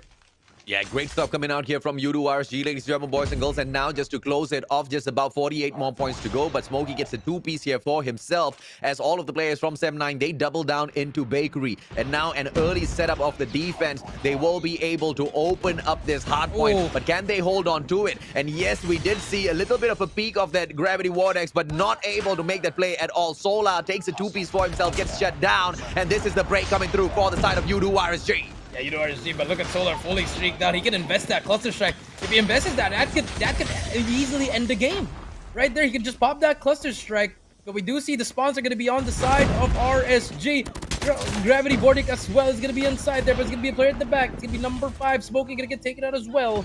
But look at that. Everything is just going the way of RSG. But here we go, Smokey with a triple kill with a Gravity Vortex, but it doesn't matter. They can still manage to get a lot of points here, AJ. And here comes the push from Smokey. Yeah, this is confidence, man. I mean, just the discipline on not bringing in the score streaks by Solar. The guy is just telling us so much from just this one competition, ladies and gentlemen, boys and girls. The perfect pick from the side of Voodoo RSG. And now you go ahead and invest that Cluster Strike over in Hotel Yard, and you should be able to hold on to all of these points. 16 is all they need, ladies and gentlemen, boys and girls. And it's all going to be about the timing. Concept, on the other hand, just clearing out the area beforehand from that Hotel as well. Hotel Yard taken over by Sem9. Cluster not played in here just yet. And Voodoo RSG maybe waiting for Christmas, but that's not so long, man. Christmas just around the corner. Finally, the Cluster Strike comes out to say hello. Yes, Cluster Strike, and there we go. Just gonna be racking up all the time here. Concept not in the best position with a shotgun as well. He might get taken out. 4 more points. The contest finally comes through. Oh, goodness. 30 gets taken out. Solar, it's there. And that should be it. No one's gonna be the challenge. Game 1, finally, RSG. They get it 150 to 76. Standoff is over. And this is what we were expecting from Voodoo RSG, even against Almighty, right? This is a little bit of their old self, and they've finally managed to show up. And I think the theory might just be correct. Maybe they just wanted to drop down to get that ultimate revenge against Sem9 before they bag it against the rest of the teams in here. I mean, 1 down, perhaps a few more to go, I would love to say, but so many more opportunities for Sem9 to make their way back in here. And we know exactly how well they perform on that Search and Destroy. But, you know, the ultimate upset here is going to be, once again, Voodoo RSG. It's their map pick next. Yes, their map pick next going to be S&D on I believe it's on Summit. Yeah, Summit. But AJ, that's the one game that I was saying as well. You know, if RSG can get this, they can get that momentum going, and that's what they did. You know, Solar popped off, fully streaked out as well. Derp was hitting all his shots. Everything was going well. You know, I feel like they probably hyped each other up and just started screaming at each other. You know, they didn't want to lose. You know, they didn't want to go out with getting double 3-0'd here at the Malaysian Singapore Invitational. So I feel like that might be that wake up call. So let's see if they can keep on going. Yeah, and you know, even if they do not make it through to the grand finals, let's see if or not they can get that sweet revenge by taking Sem9 out of the equation, right? And I feel like Voodoo RSG will be really happy if they're able to pull it off. But, you know, it's easier said than done against the current reigning champions. Sem9 most definitely has brought in so much of impact into the whole community scene. And as a pro team, together with Sir T, they definitely prove exactly how effective they were early on as against Gaijin Rogue as well. But they couldn't even take down Gaijin Rogue.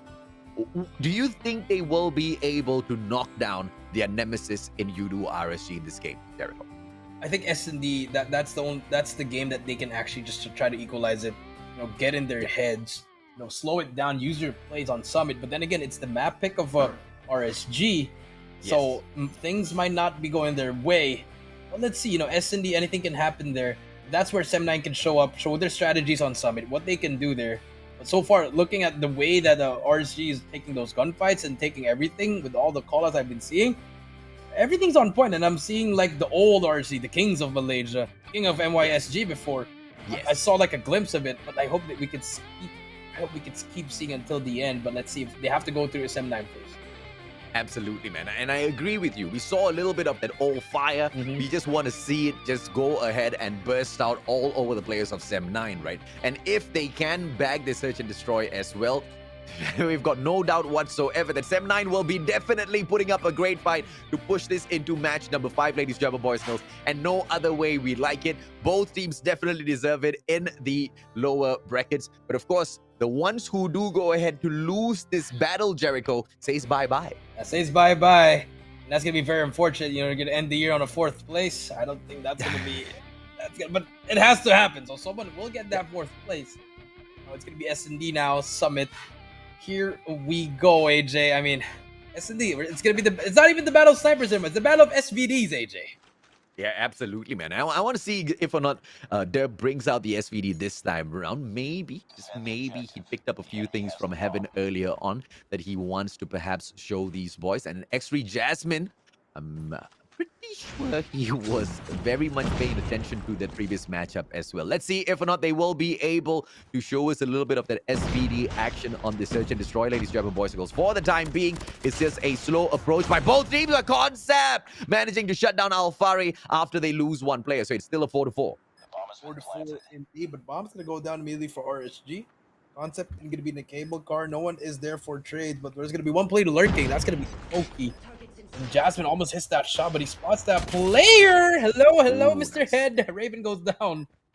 We have 4 versus 3 now. Eds takes down 1, but Concept gets the trade, and no one's going to be near on the bomb. They can just hop on it immediately. Derp takes out Jasmine. Smokey takes out Ranger. Be a 1 versus 2. Derp takes down 1. The SVD making the play. Last player alive. The Thumper! Oh, gets a hit marker. Did he take him out? But the SVD just a little bit too slow. And the Thumper play makes it happen. And I think that's where the SVD will not shine, AJ, in those very, very fast engagements. You know, you're looking out for the bomb. Yeah. I think you would want to have that DLQ. Yeah, absolutely, man. I mean, the quick scopes from the DLQ at the moment still unbeaten, ladies and gentlemen, boys and girls. But let's see if or not they will be able to prove to us that the SVD is just the better weapon of choice in here for the Search and Destroy. Ranger, early nades in here towards that B bomb site, and that should allow them. Gets the check marker as well. He knows those players are there. They will be able to say hello in a little bit. Ranger, once again, gets that check once again with that grenade, ladies and gentlemen, boys and girls. Ranger with all of that information now. The question is, do they want to still go in there for that push? I think they still want the cert. He takes out Alfari. But here comes Ed's. Going to be the first one with the CBR. The smokes comes through. Will take down... No, he will not. Oh, my Lord. But Zengi takes down 2. Derp takes down 2 as well. That was going to be 3 versus 3, AJ. But that was very unfortunate. They could have gotten more players out of that play, but Bomb is down. 3 versus 2 now. Zheng Yu on your screen, gonna be hopping on that left side. Has a Type 25 in hand. Will not decide not to reload the weapon. They have the bomb. Might cost him in the end. He'll spot that one player. He's gonna spot him. While he decides to reload the weapon. But here we go. The bomb should be able to go down, but they know that he's gonna be there. He's gonna get tagged up. Gonna be number 5. Jasmine takes out Ranger, and now it's gonna be a 2v2. Now, this is the opportunity that they need. They should be able to turn this around. But as for Yudu RSG, all they need to do is just double down, back away from the situation. But Zheng Yu punishes Raven, and now it's just going to be Derp. Ladies and gentlemen, boys and girls, comes out for the slide, and Zheng Yu shuts him down with the Type 25. And this defusal he takes for himself as well. Smart plays coming out of Sem9. What a clutch by Zheng Yu. What a clutch indeed. And, you know, Derp, for the second time in a row, at SVD, not really doing him wonders when it's time for that 1v1, AJ. Maybe try to get a kill, then pick up that secondary weapon. You'll give up that Thumper or that Type 25. I think it could be better. But so far, M9 doing well in this S&D. Yeah, and Yudu RSG. And I know they desperately want this victory, but are they going to be able to bag it? It's an early setup on that second floor of the control room number 2 by the side of Sem9. Early flashes will be able to get them that check mark. Surti shuts down Derp, and that's the kind of opener they need. Goes in for the Punisher, and Surti finishes off Raven as well, ladies and gentlemen, boys and girls, after the thumper damage. And now Alfari, he manages to get a little bit of revenge, and now places himself right below. It is a 3-2 situation, a 4-2 situation that I don't think Yudu RSG can survive now, Jericho. Yeah, they got to play trades here. You have to stick together here, work together. But that second floor, to be very, very heavily stacked. And number 4 here, Concept, the blue dot there. If Alfari can take this person now, it'll be very huge here. You have no information yet. They're gonna extend, but there goes Concept. He's gonna get taken out. That's what they need. They're gonna push through. I like this. I love this play. You know, don't commit to a bomb site. Just push through. They're gonna spot more play on the left. Oh, they spotted. I think that's the information they need. Here comes the smoke. Alfari's gonna spot that. No spotting yet. The smoke covered their enemy. Are they gonna double back? They have so much time. They can go back to A immediately as well, but they're gonna probably commit to B now. Yeah, they just wrap around the green radar station. Need to check their left, but of course the right-hand side will have one Punisher waiting as well. Smokey gives out that information. No trigger discipline, but the information has been sent over to the rest of his team members as well. And we can see X3 Jasmine just dropping back, but will be punished by Eds. 1-8 positioning by him, and Alfari shuts down Smokey. What a turnaround by Yudu RSG. Yeah, 2v1. The stick came through. Alfari gonna get pre-fired. Just plant the bomb, Eds. That's gonna be the bomb they need. This should be around for RSG unless Zengyu can clutch it up. You see the players for RSG. I think Eds might get back. Sebo just looks at the right time. Ed spots him, and he takes him out. 2 versus 4. RSG firing back with a very hard-earned round. And that's the kind of Yudu RSG we know and absolutely love. The fight between the two teams, ladies and gentlemen, boys and girls, just getting hotter as this match continues. Yudu RSG, can they find yet another round? On the attacking side, once again, they go in for that Bravo setup. Falling back to Alpha just seems to be something Yudu RSG does not want to do. And Eds now with the positioning. Trophy right in front of him. He takes that out of the equation first, drops in a quick nade. Not going to be able to find anyone. But with the positioning, does not shut down Sir T. And Sir T gets him instead. Turkey gets 2, Smoking gets another one. Another 2v5. Raven doesn't even bother to shoot. Ranger, can he get that one? Yes, he can. 1 versus 5 gets 1. And the captain do anything here. He's gonna spot one more player. The pre-fire, but no, Sir T takes him out.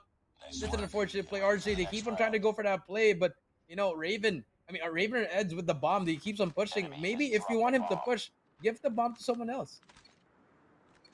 It's just a misplay coming through, ladies and gentlemen, boys and girls. But will they be able to recover in here? The final attacking round for the side of Yudu RSG before we swap sides. And now Sem9 sending 4 players in there for the defense onto that B side. And all of the players from the side of Yudu RSG going in there for the deep rush. Derp takes a 2-piece for himself. Sir T as well as Zengyu down on the ground. And now Raven. Are we going to be able to see Yudu RSG bag this? Because they've got the numbers on their side. Information coming through for the side of Yudu RSG. And they will go in for that plant. And 2 players left. Jasmine gets Alfari out. And maybe, once again, this 2 versus 4 might be possible. Yeah, 2 versus 4 might be possible indeed. Concept going to be on that second floor trying to make the play here. We'll spot 1. Takes... No, he doesn't take him down, unfortunately. He might get taken out immediately, and Eds Pat punishes him. Jasmine all left. And there comes Derp with the SVD. Finally, 3-2. Switch of sides, AJ. Very unfortunate for the side of Sem9 there. Yeah, absolutely, man. And Yudu RSG, they desperately needed that, and they were able to get that round. Ladies and gentlemen, boys and girls, the boys, the ex-Kings still alive and kicking in here. And this will be the sweetest revenge if they can get rid of Sem9 in this competition before Captain Ranger quits the team. Now, are we going to be able to see them do that? That's exactly what we're waiting for in here. Smokey with the thumper. It goes out for the pump on that second shot as well. Does not bring in any damage, but Sem9. Concept managing to shut down Derp and does not manage to take one for himself as Alfari wins his gunfight with the Type 25. Jasmine shuts down Alfari. Smokey will be able to punish with the M13 as well. And the numbers now breaking down for the side of Yudu RSG. Yeah, Smokey does next check his scores, but it doesn't matter! My God. Burns and Ranger sit down to the ground. 4-2, AJ. What? I thought he was going to get caught there, AJ, but Ranger decides to push through. M13 just a little bit stronger. 4-2. These boys better not be trolling, right? Because the more they push their luck, I believe Sem9 will be able to punish. And now they have got Sem9 on the 4th point already. 2 more rounds to close this off. This time around, Yudu RSG onto that B side. And going in for that early access into control room number 2. Very aggressive. And they will be punished by Concept's M13. Yeah, Concept M13, but it's going to be another player. He's going to get traded out. Alfari takes him out. Zengyu takes out Raven. 4 versus 3 here. Bomb on still the hands of Sem9, but he's going to be stuck there on that bottom floor. They have control of A. Derp takes out Sir T. Eds takes out Smokey. Now it's going to be a 2 versus 3. Jasmine and Zengyu with Bomb being down. This should be a round for RSG. Yeah, Zheng Yu now. Ooh, the timing. Jasmine backs away, does not take that risk, ladies and gentlemen, boys and girls. Both of these players now on the side of Sem9. They have to just figure out exactly how they can wrap around and pick that bomb up. And as they try to do that, Udo RSG, they just need to hold on to all of their angles. They've got this place pretty much locked down now, Jericho. They have this place on lockdown indeed. All they have to do is play trades, but here comes Jasmine and Zheng Yu. They know that the bomb is going to be bottom. Heads. The corner, Derp takes him out. Zheng Yu's going to get spotted, and Derp takes him out as well. That's going to be 3 kills for Derp in that round, 4-3. Udo RSG not down and out just yet, ladies and gentlemen, boys and girls. Trying to equalize 4-4. Let's see if they can pick up yet another defending round. They don't really need to over-aggress, just need to wait for Sem9 to make mistakes. But on that same note, Sem9 just needs to stop pushing in there, man. I mean, they've got 2 minutes to execute this. Let's hold back a little bit because Udo RSG, one too many times, they have over-aggressed as well. And maybe you just need to wait patiently for them to start making those mistakes. Yeah, that is true, but Derp, I think he's going to spot one, but Concept takes him out. That's going to be a huge kill. Fiery takes out Concept, but Concept gets one before he goes down. 4 versus 4. No more SVD player for the side of RSG. Raven on the lurk. He's going to spot one. Nice. He's going to run away with his life just like that. That's all you need. Bomb is down. But Surti goes down as well. Ranger takes out Zheng Yu. But now it's going to be 1 versus 3. It's all up to Jasmine with a sniper. He can definitely do it. He has the bomb, actually. He could just, try to plant the bomb at least and then pick up that M13 as well. Yeah. Taking a lot of time here. Decides not to peek the bomb, not get the bomb, gets that information. He knows one player. But that sniper, I should have just picked up the M13, AJ. Yeah, but I love the play coming in here from Jasmine, right? Not picking up the bomb. Should be able to play this to his advantage. But the slide coming in from Raven, anticipating the push. And he will be able to equalize things. Ladies and gentlemen, boys and girls, the X-Kings Udo RSG, not down and out just yet. In fact, they just equalize things. And now, potentially to push this all in for a victory for themselves once again. Let's see exactly how they will take this defending round. So far on the defense, Udo RSG has been absolutely solid, Jericho. Yeah, they've been absolutely very, very solid indeed, AJ. Now, let's see what kind of strategy you're going to do. Now, this time, RSG, they're going to be stacking that one side over B and one player on A as well. Look at the positioning of 7-9. They're going to try to get a pick with that sniper. He spot one. They're sit down to the ground. 5 versus 4. No more sniper again, but Jasmine throws that nade. Beautiful nade. That's going to prevent the push from RSG. No trades for RSG. Ranger gets 1. Raven gets taken out by Sir T. 3 versus 3 now. Jasmine takes out another one. Gonna get the second one. No, he's not, but he's gonna be one shot. Gets away with his life. Tucks in that corner. Smokey takes out N. It's all up to Ranger in a 1 versus 3. Now, what will Captain Ranger be able to do, ladies and gentlemen, boys and girls? The best clutch from him, perhaps. Thumper in hand, anticipates a shot, sees absolutely nobody. Type 25 in hand. He will have to go in there for the reload as he goes in for the takeover. 3 versus 1. Not a situation that we have never seen Udo's RSG's Ranger in before, but with the positioning of Zheng Yu, that just proves to be absolutely difficult. Sem9 now with the match point. Match point 5-4, AJ. M9 answering back. But RSG, they could have won this game already, but just, the small mistakes, Derp getting taken out very early. Jasmine just showing why he is the better sniper at the moment. But here comes the push coming through. Nades are going to fly, but nothing is happening. At the moment, Raven going to be set up. Same setup for the side of RSG again. Now, this time, are they going to try to defend Derp? But Derp finally takes out Zheng Yu. That's going to be the first blood. 5 versus 4. Let's see if or not the attacking side of Sem9 will be able to bag this. 1 man down at the moment. Trophy system taken out of the equation as well. Raven with the angle that he's holding on to. It's nothing much that he needs to be worrying about. But Sem9, they have to be careful because Surti is just a little bit over aggressive with the position that he's holding on to. And the rest of the players from the side of Udo RSG, as long as they do not overextend. Jasmine taken out of the equation as well. Derp doing really great. Ranger shuts down Concept, and this is exactly what we need, ladies and gentlemen, boys and girls. It looks like round 11 should be confirmed as 13 now shuts down Eds, gets traded out by Ranger. One final player in the name of Smokey, and round 11, here we come. Ranger will get taken. No, actually, Ranger trades him out. Round 11, AJ. Are we going to see a 2-0? Or are we going to see Sem9 make it 1-1, the stretch of sides? RSG on that offense and Sem9 on that defense. Both teams, they like both of these sides. Here we go. Well, if Udo RSG bags this, they lift a little bit of the pressure off their shoulders. Sem9's not going to be liking it, but, you know, it is what it is. Smokey, Thumper in here for that shot, gets no check mark at all. And he will have the bomb right above his head. Information does not come through just yet. But Zhang Yu goes in there with the thumper shot, ladies and gentlemen, boys and girls. Fights absolutely nobody as well. Smokey ready to sacrifice his life. Spots one player and the hit marker onto himself as well. And Smokey not going to be happy with that. Pops out the grenade. Morningstar in hand. Gets away with his life. I guess with his life. I thought Derp was going to trade there, but there you go. He has that SVD, AJ. Like I said, not the best weapon for close range, but 5 versus 4.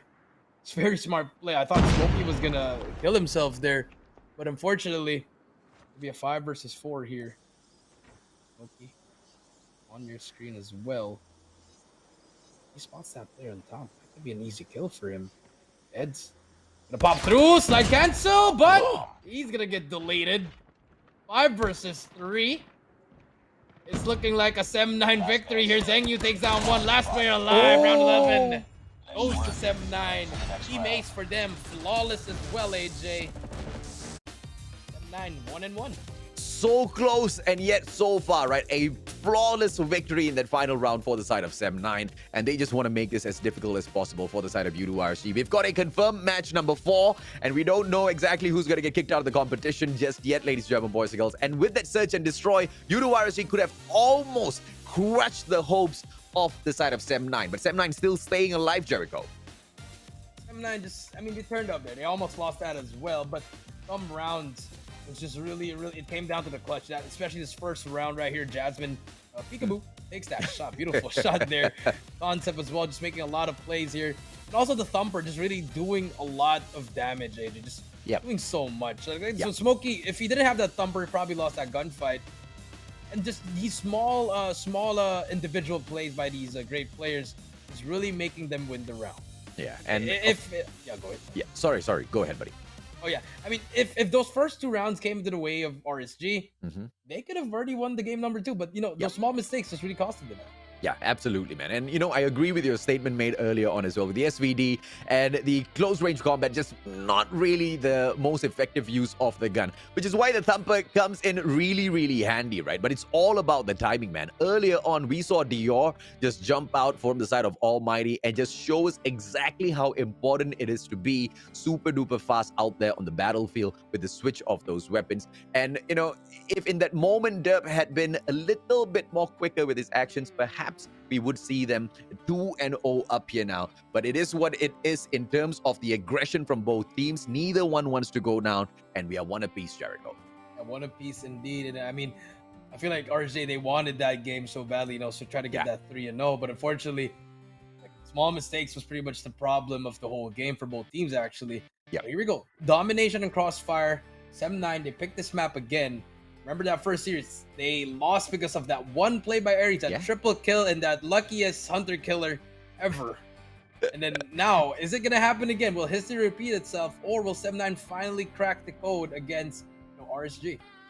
And we want to see if or not they will be able to once again overcome and dominate the Kings of Old to, you know, just truly prove to the Malaysian side that they are most definitely ready to take over the role of Kings of Malaysia and dominate the scene for just a little bit, right? But with opening up the whole competition with a loss against Gaijin Rogue, they most definitely are shaken, but that also puts their backs up against the wall. And I feel like, you know, it's a do or die situation for both of these teams in here. And we just can't say exactly which team wants this a little bit more, Jericho. Yeah, we just can't say because they're both equally matched at the moment. I mean, not the hard point was a little bit of one-sided, but the S&D, the way both teams were playing with all those plays, very, very equal. But domination, let's see. You know, I feel like momentum's gonna be the side of Sem9, but RSG, we saw what they did in response. They can pretty much bag this game number 3, but then again, it's the map of Sem9.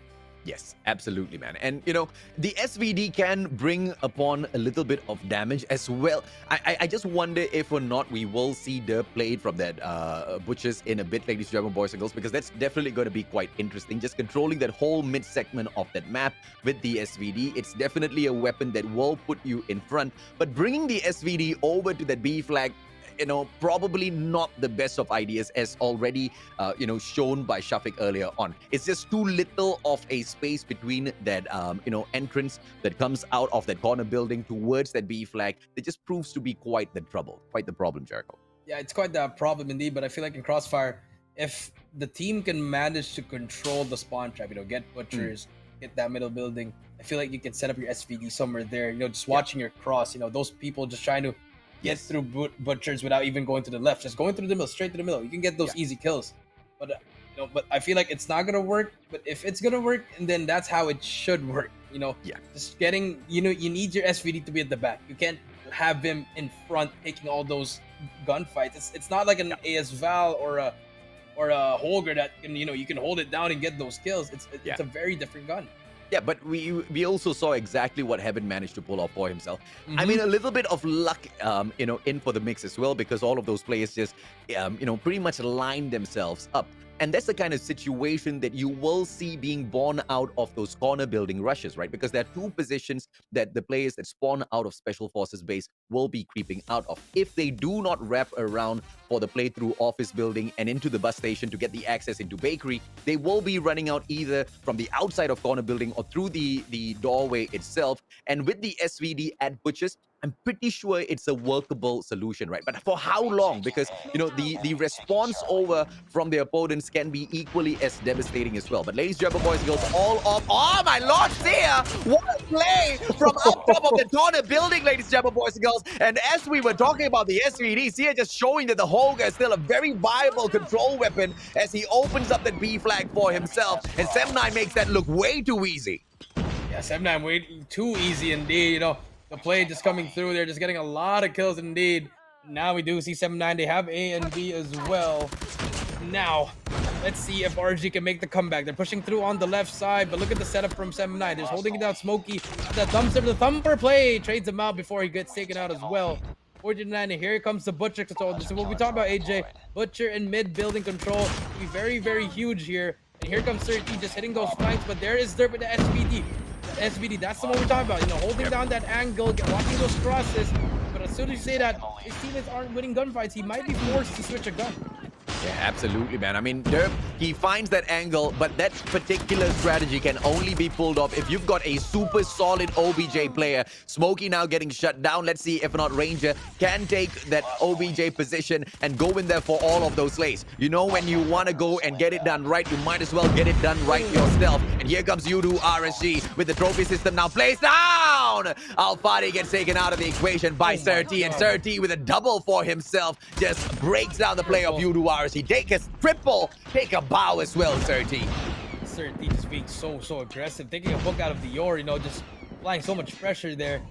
On the 3 kill spree, can he make it happen? Fourth, but no, Alfari's gonna shut him down, and just like that, RSG finally manages to cap B here. No more Fred, no more nades coming through, and now they have control of B. RSG now, they are fighting this from the back. They want to be able to make a comeback in here in a strong fashion. 2 flags being held on, but the cheeky display by the side of 7-9. They want to steal away that C flag, and there's nothing you do RSG can do about that. Perfectly executed by 7-9 Jericho with that backstab. Perfectly executed indeed, AJ.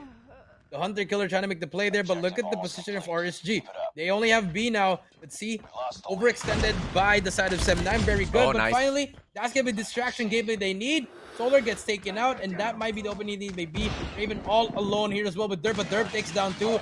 Brings out the death machine as well. Oh, what a play. And it doesn't matter. Huge plays, huge defensive plays for RSG. Oh, absolutely, man. At that point, each and every single player from the side of U2RSG needed to win their gunfights, but it was the placement of their men, sending just 2 players to go in there to grab that B flag right back, and we can see the one and only Derp just holding on to that corner, just defending that B flag with his life, ladies and gentlemen, boys and girls. And U2RSG, I believe they should be able to catch up before 7-9 hits that 75-point mark. I think they can catch up, at least maybe up to 54, 58 or 60. But let's see, this is good time for RG, and they're just working on their score streaks now. Ranger trying to get that fight, but Solar takes down 1. 73 to 59, 62. It should be a 661 to 75 here, and that should be game right there. 75 to 62. Pretty good half there, and actually Derp's 1 away from a cluster. We can get that. That could be a game changer towards the end of the game. 13 points for the side of Udo RSG, not too much at all. And Derp with the SVD, ladies and gentlemen, boys and girls. It's all going to be about the angles. Early grenade coming through for the guy, and he will be not throwing down the trophy immediately. Just place the capture first. Zheng Yu shuts down Ranger. He will have the SVD in hand, goes in for the sprays, and that's the kind of angle that we were talking about that you need to be able to hold on to. But central building, you also need to send in your objective players in there for the push, but Sem9 just does not execute that well. And Udo RSG steals away the B flag very early on in the second half. Yeah, very early on, indeed. And Derp here on a very good power position. He's going to get taken by Smokey. And Smokey overextending. They get that split spawn. They break the time. It's going to be last player and Butchers. But there comes the early cluster strike. And I like this. They just want to keep the lead. You know, not that huge. You know, they want to stop the bleeding, AJ. That's going to give them a lot of time. Yeah, Udo RSG with the cluster strike now will be able to hold back the players from Sem9, but they need to be able to make a play of this as well, because now 2 players make that 3 going in here for the field, and Dragonfire is not going to be able to bag much as Zheng Yu pulls away this flag from the side of Udo RSG. 5 points between them, and the side of Udo RSG has not been able to play catch up just yet. Yeah, hasn't played catch up indeed. 94 to 87. They finally lose B. So that cluster, I thought they were going to try to push that through, but they were losing all their gunfights. Sir T just getting that shotgun going through. Has a gunfight here on the left, but Raven's going to take him out. A and B still in control of Sem9, but RSG, just, you know, they just need a little bit more hop on it. Smokey trying to make the player as well. They take out the overextension, and CS also winning those gunfights on B. And he win more. The Death Machine doing a lot of damage here, but Solar finally breaks through. Another player, Solar, can he get that 2-piece? That could be very huge. I think they're gonna come through. The Sentry Gun is down as well. And here we go. Yeah, Solar manages to get the Thumper to come out there for the 2-piece for himself, and Sem9, although they are in front, Udo RSG should be able now to make a play, to run in front with this. Sentry Gun is all they have there on that side, going in for the play, but Sia very, very effectively just slides behind it. Sentry Gun taken out of the equation, but it will be a great drop of the Predator missile from Solar, and the perfect defense, but Sem9 still manages to break it with Smokey. Stellar plays coming through, and once again makes it a 10-point gap between the two teams. A 10-point gap indeed, and that Predator missile took out 2, but Smokey came out of nowhere and decides to dodge that Pred, and they finally get it. A double cap coming through for Sem9. Let's see what's gonna happen here, and we are back here, stalemate again, me and AJ, and I think we do have a technical problem with that game, or I think it was a production problem. We'll get you guys an update with that one, but yeah, 121 to 110. Very close game. I don't think it's going to be a restart. I think they're just going to play it through, AJ. But, I mean, let's say Sem9 did win that. They played that perfectly. Yeah, we do not have any information from production just yet as to why we jumped out of the match. So we do apologize, ladies and gentlemen, boys and girls. We're just going to play this by ear for the time being. But either way, that was a solid matchup from both of these teams, man. I'm just a little shocked that we didn't get to see it all the way through to the end. I was really shocked, too, you know. But I feel like the mistake of RSG there, it wasn't supposed to be a mistake with that cluster strike. I mean, I knew what they were trying to do. They were trying to get there as fast as they can once the cluster came down. But once it came through there, they just wouldn't win any of their gunfights there, which is very unfortunate. So I feel like that was why it was a mistake using that cluster. But as soon as they got there as well, you know, Smokey and C, all those boys brought out their operating skills. You know, they just teared up the place. And no, those huge kills by them, just individual plays again by these players, getting double kills, triple kills, just very, very huge. Yeah, and that's one of the biggest issues with playing the cluster on a defensive mode, right? Because you cannot anticipate exactly how fast your opponents are going to be able to pull a flag away from you. And sometimes we have seen some of these players just pull off that cluster strike play a little bit too late, and they've already lost the flag before the cluster strike even comes in there for the play. So those timing really, very important for these types of matches. But either way, Udo RSG, they really put up a great fight in that matchup. I'm curious to know whether or not we are going to continue the match, or do we actually have a winner already? Radio silence still from our production, ladies and gentlemen, boys and girls, so I assume we are having a technical issue in the background. Should be a technical issue, but I don't think they can restart that. I don't think that's fair for both teams. But if it is going to be a restart match, and there we go. Yeah. Sem9 taking that victory. It should be 150 to at least 134. I guess that would be the score line. But you know, Sem9, they're gonna take it, guys. 2-1. We still have a game number 4, guys. Remember, It's gonna be hard point on I believe it's gonna be on Raid, and that's gonna be the map pick of RSG. And we know what happened at game number 1, AJ. Dominating fashion by RSG, but this time, momentum, M9. Yeah, and I want to see exactly how well do they go ahead and bag this, right? Because Sem9, they have got a great opportunity to move on in here and close this off and really make Yudu RSG bow out of the competition in a very strong fashion. But Yudu RSG, in their own accord, they've shown us in this domination matchup that they don't want to let this go, man. They still have that fire in them, and they're still trying their best to fight it back in here. Let's see if they will be able to get back in that hardpoint matchup, ladies and gentlemen, boys and girls. But this domination game, it was just stellar plays out of Sem9, and the misplay with the cluster strike is something that Yudu RSG definitely will not be very pleased about, Jericho. Yeah. That was just very unfortunate. I mean, the first half very close for both teams. I feel like Derp was listening to us. Stay on that power position. He pretty much did so many damage there. Getting those full streaks out, but it didn't matter. Even with full streaks, it just really wasn't the case for that. And here's the plays here. Just Smokey holding down those angles when they always push. So very, very good. Not really too aggressive, but more on the defense once you get those 2 flags. Yeah, absolutely, man. And so far, the strategy out of Sem9, the mechanical plays out of Sem9, the way they go in there and seamlessly just replace Yudu RSG at those domination flags. Are they also going to replace Yudu RSG in your hearts, ladies and gentlemen, boys and girls? As the Kings of Malaysia, they already have done it. But this is that matchup to solidify their reign as the new Kings of Malaysia, right? Will Yudu RSG force this victory for themselves and prove that, it's not a takeover by the Sem9 squad. It is not a situation where Yudu RSG is not able to fight back anymore. It's just the final nail in the coffin, Jericho. I guess we will find out in this hardpoint matchup, unless Yudu RSG pushes it into game number 5 for us. I mean, what else is there to do? You got to force it. This is your backs are against the wall. You could have ended it already, but unfortunately, you will be forced. You have to win this game number 4, but here we go. RSG versus Sem9, AJ.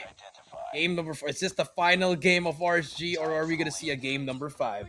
Well, hard point, ladies and gentlemen, boys and girls, as usual. It's going to be the square center opener. And Sem9, they have got the advantage in here because they take control of Laundry. But as many teams has shown us at stage 4 as well as stage 5, the control from the gallery as well. Super stellar if you know how to play your long shots. And Zheng Yu with the SVD managing to shut down 2 players. And Solar getting a lot done at the hard point itself as the objective player in for the slay. And Yudu RSG, they put themselves in front, albeit by just a 19-point lead. 90-point lead indeed. They're finally getting a lot of kills here. No players of Sem9 are going to be there for the challenge. And now RSG got to hit that 30-point mark and no contested. No one is near. And even if they are contesting the hill, they're just, getting all those kills. Solar with a 4-piece. Make that 5. 5 in a row for him. 1 away from that the Predator missile. But he's going to get spawn flipped from behind. He has to get this kill just to get that Predator missile. But no trades coming through. No pred for him. And just like that, Sem9 finally breaks the hill. But 39 points already on the board of RSG. Yep, 6 points now for the side of Sem9 Square Center. They are picking up scraps, man. Yudu RSG desperately won this victory, ladies and gentlemen, boys and girls, and it's very clear through all of their plays. And now an early rotation in here for the side of Kitchen, and they go ahead and try to control Central Garden as well, but it's the gunfights that are being won on the side of Sem9 that Yudu RSG has to be a little afraid of, and now they back away. They back each other up with 2 of those corners being held by Eds as well, but just chaos breaking out in the plume of smoke, and the challenge comes through from Sem9 as they break that hill to take over that hard point. Yeah, Sem9 just struggling, 47-14. Solar just being super aggressive here. He brings out the Thumper. He's gonna get stunned out, but the Thumper is gonna get 1 actually. And Smokey is there. Zheng Yu gets 3 in a row with the SVD, and just like that, they managed to break the hill. That should be the rotation, but look at RSG. They still want to push for that, AJ. And here comes Zheng Yu with that SVD. Very good weapon of choice here. But RSG on the rotation of Garage ready, and they have that control. Yep, Yudu RSG just want to stay a few steps ahead of Sem9, but giving up so many points over at Kitchen, how will that punish them later on, ladies and gentlemen, boys and girls? Because if Sem9 now makes this late rotation, technically it's not even a late rotation, right? Because they've got about 5 seconds now for this hard point to unlock. But we know how big of a money hill this is. Garage is not an easy place to break, Jericho. Yeah, not an easy place. Even when you have like a 4 setup right here. I mean, sorry, T, if he gets that big kill, but no, there's just gonna be 4 players just stacking up. You gotta use your smokes here. If you're 7-9, you gotta push together here. Not just one by one. Zhengyu trying its best, but one by one they fall. And just like that, RSG, they're back on top again. Yep, they're allowing Yudu RSG to run away with this matchup now, just forcing a lot of those kills their way. And Yudu RSG, they'll take anything that you throw at them because, finally, here comes that break, ladies and gentlemen, boys and girls. If you fail, try and try harder. One final player, Surti. Can he stand up? Surti gets taken down as well. And Yudu RSG, they will be able to foil that plan of Sem9 and hold on to the garage. And once again, this was that money hill. And Yudu RSG, my oh my, did they cash out on that P4. And now in here for the rotation, ladies and gentlemen, boys and girls, it's going to be the play for the basketball court. And Sem9 dropping in for the early rotation. Will this be good for them? Can they hold out? Red Missile comes in from S, and it just looks like Yudu RSG wants to stomp them all the way through to match number 5. Yeah, it looks like they want to do this as well, but Raven gets taken out, and finally, Sem9, they have control of this basketball court. Oh, we do see RSG bring out all their operator skills, and here comes the push. Ranger could be the first one in. Can he make the play? Solar as well, but look at the setup for Sem9. They have everything covered here. They're just making them spawn in one way. Ranger gonna be at the back, and this is gonna be the huge flank. Can he get one? No, but Zhengyu takes him out. Now Sem9, they're gonna get this. They're gonna get all this time as well. 102 to 63. Sem9 now just making a stellar comeback. One good hard point can turn the game around, and that's exactly what they're doing over at the basketball court now. Just holding all of these angles. Final 2 players left in here for the mix. The challenge comes through, but Sia all streaked out, just absolutely annihilating them. The operator streak in here as well for the guy, and he should be able to slay with the death machine. And it will be Smokey with the M13 Morningstar just going in here to stomp all of these players. And what a run at the basketball court for Sem9 to make sure they're not left behind in this game, and they will be able to make a 10-point difference between themselves as well as Yudu RSG, Jericho. Yeah, huge plays coming through, but here's Sir T. He's gonna spot one player, make that two player actually. He can actually make a huge player, but Zhengyu. But Solar takes out Sir T here, 110 to 92. Very close game here. Sem9 just need to break this one time. Herb's gonna get taken out. Here comes the pillar push. The pinch is gonna come through from both teams. Smokey waiting for his teammates. Gonna take one down, and unfortunately has to reload. Last player alive. But there's going to be one more play on this close strike. But finally, they managed to break the hill. Can they hold it on? Yeah, Sia now needs to make his way in there, ladies and gentlemen, boys and girls. They now not only need to make a comeback, but they need to win this game as well. And Yudu RSG, they cannot take their time. They cannot allow Sem9 to catch up, because when we go in there for the reset into Square Center, it's just going to be all-out chaos. And Yudu RSG, after suffering so much in terms of the losses against Sem9 so far, I don't think they want to put themselves in that unfortunate situation. But there's nothing much they can do. Look at Sem9. They are picking up all of the points as Yudu RSG just backs away for that early rotation. They know Sem9 cannot win out this just yet, but they think that they're going to be able to hold on to this. Red Missile comes through for Sem9. No effect whatsoever. 127 to 123. Yudu RSG behind, but not much for them to play catch up on Jericho. Yeah, not enough time indeed. 127 all tied up. Look at the setup here. They just need to get some early picks here. Sia gets one. Concept gets another one. Sia gets another one as well. Last player alive on the hill. It's all up to you, Eds. Can you make the play? Just trying to contest it on his own. Waiting for his teammates to push up. That's enough time for them to push up. And here they go. But Concept finally takes them out. They finally get that control. And all the players of RG go down one by one. One last player inside the hill. It's going to be Raven. Can he make the play? 1v1. Concept was going to win this gunfight. And Concept got that gunfight. 134 to 133.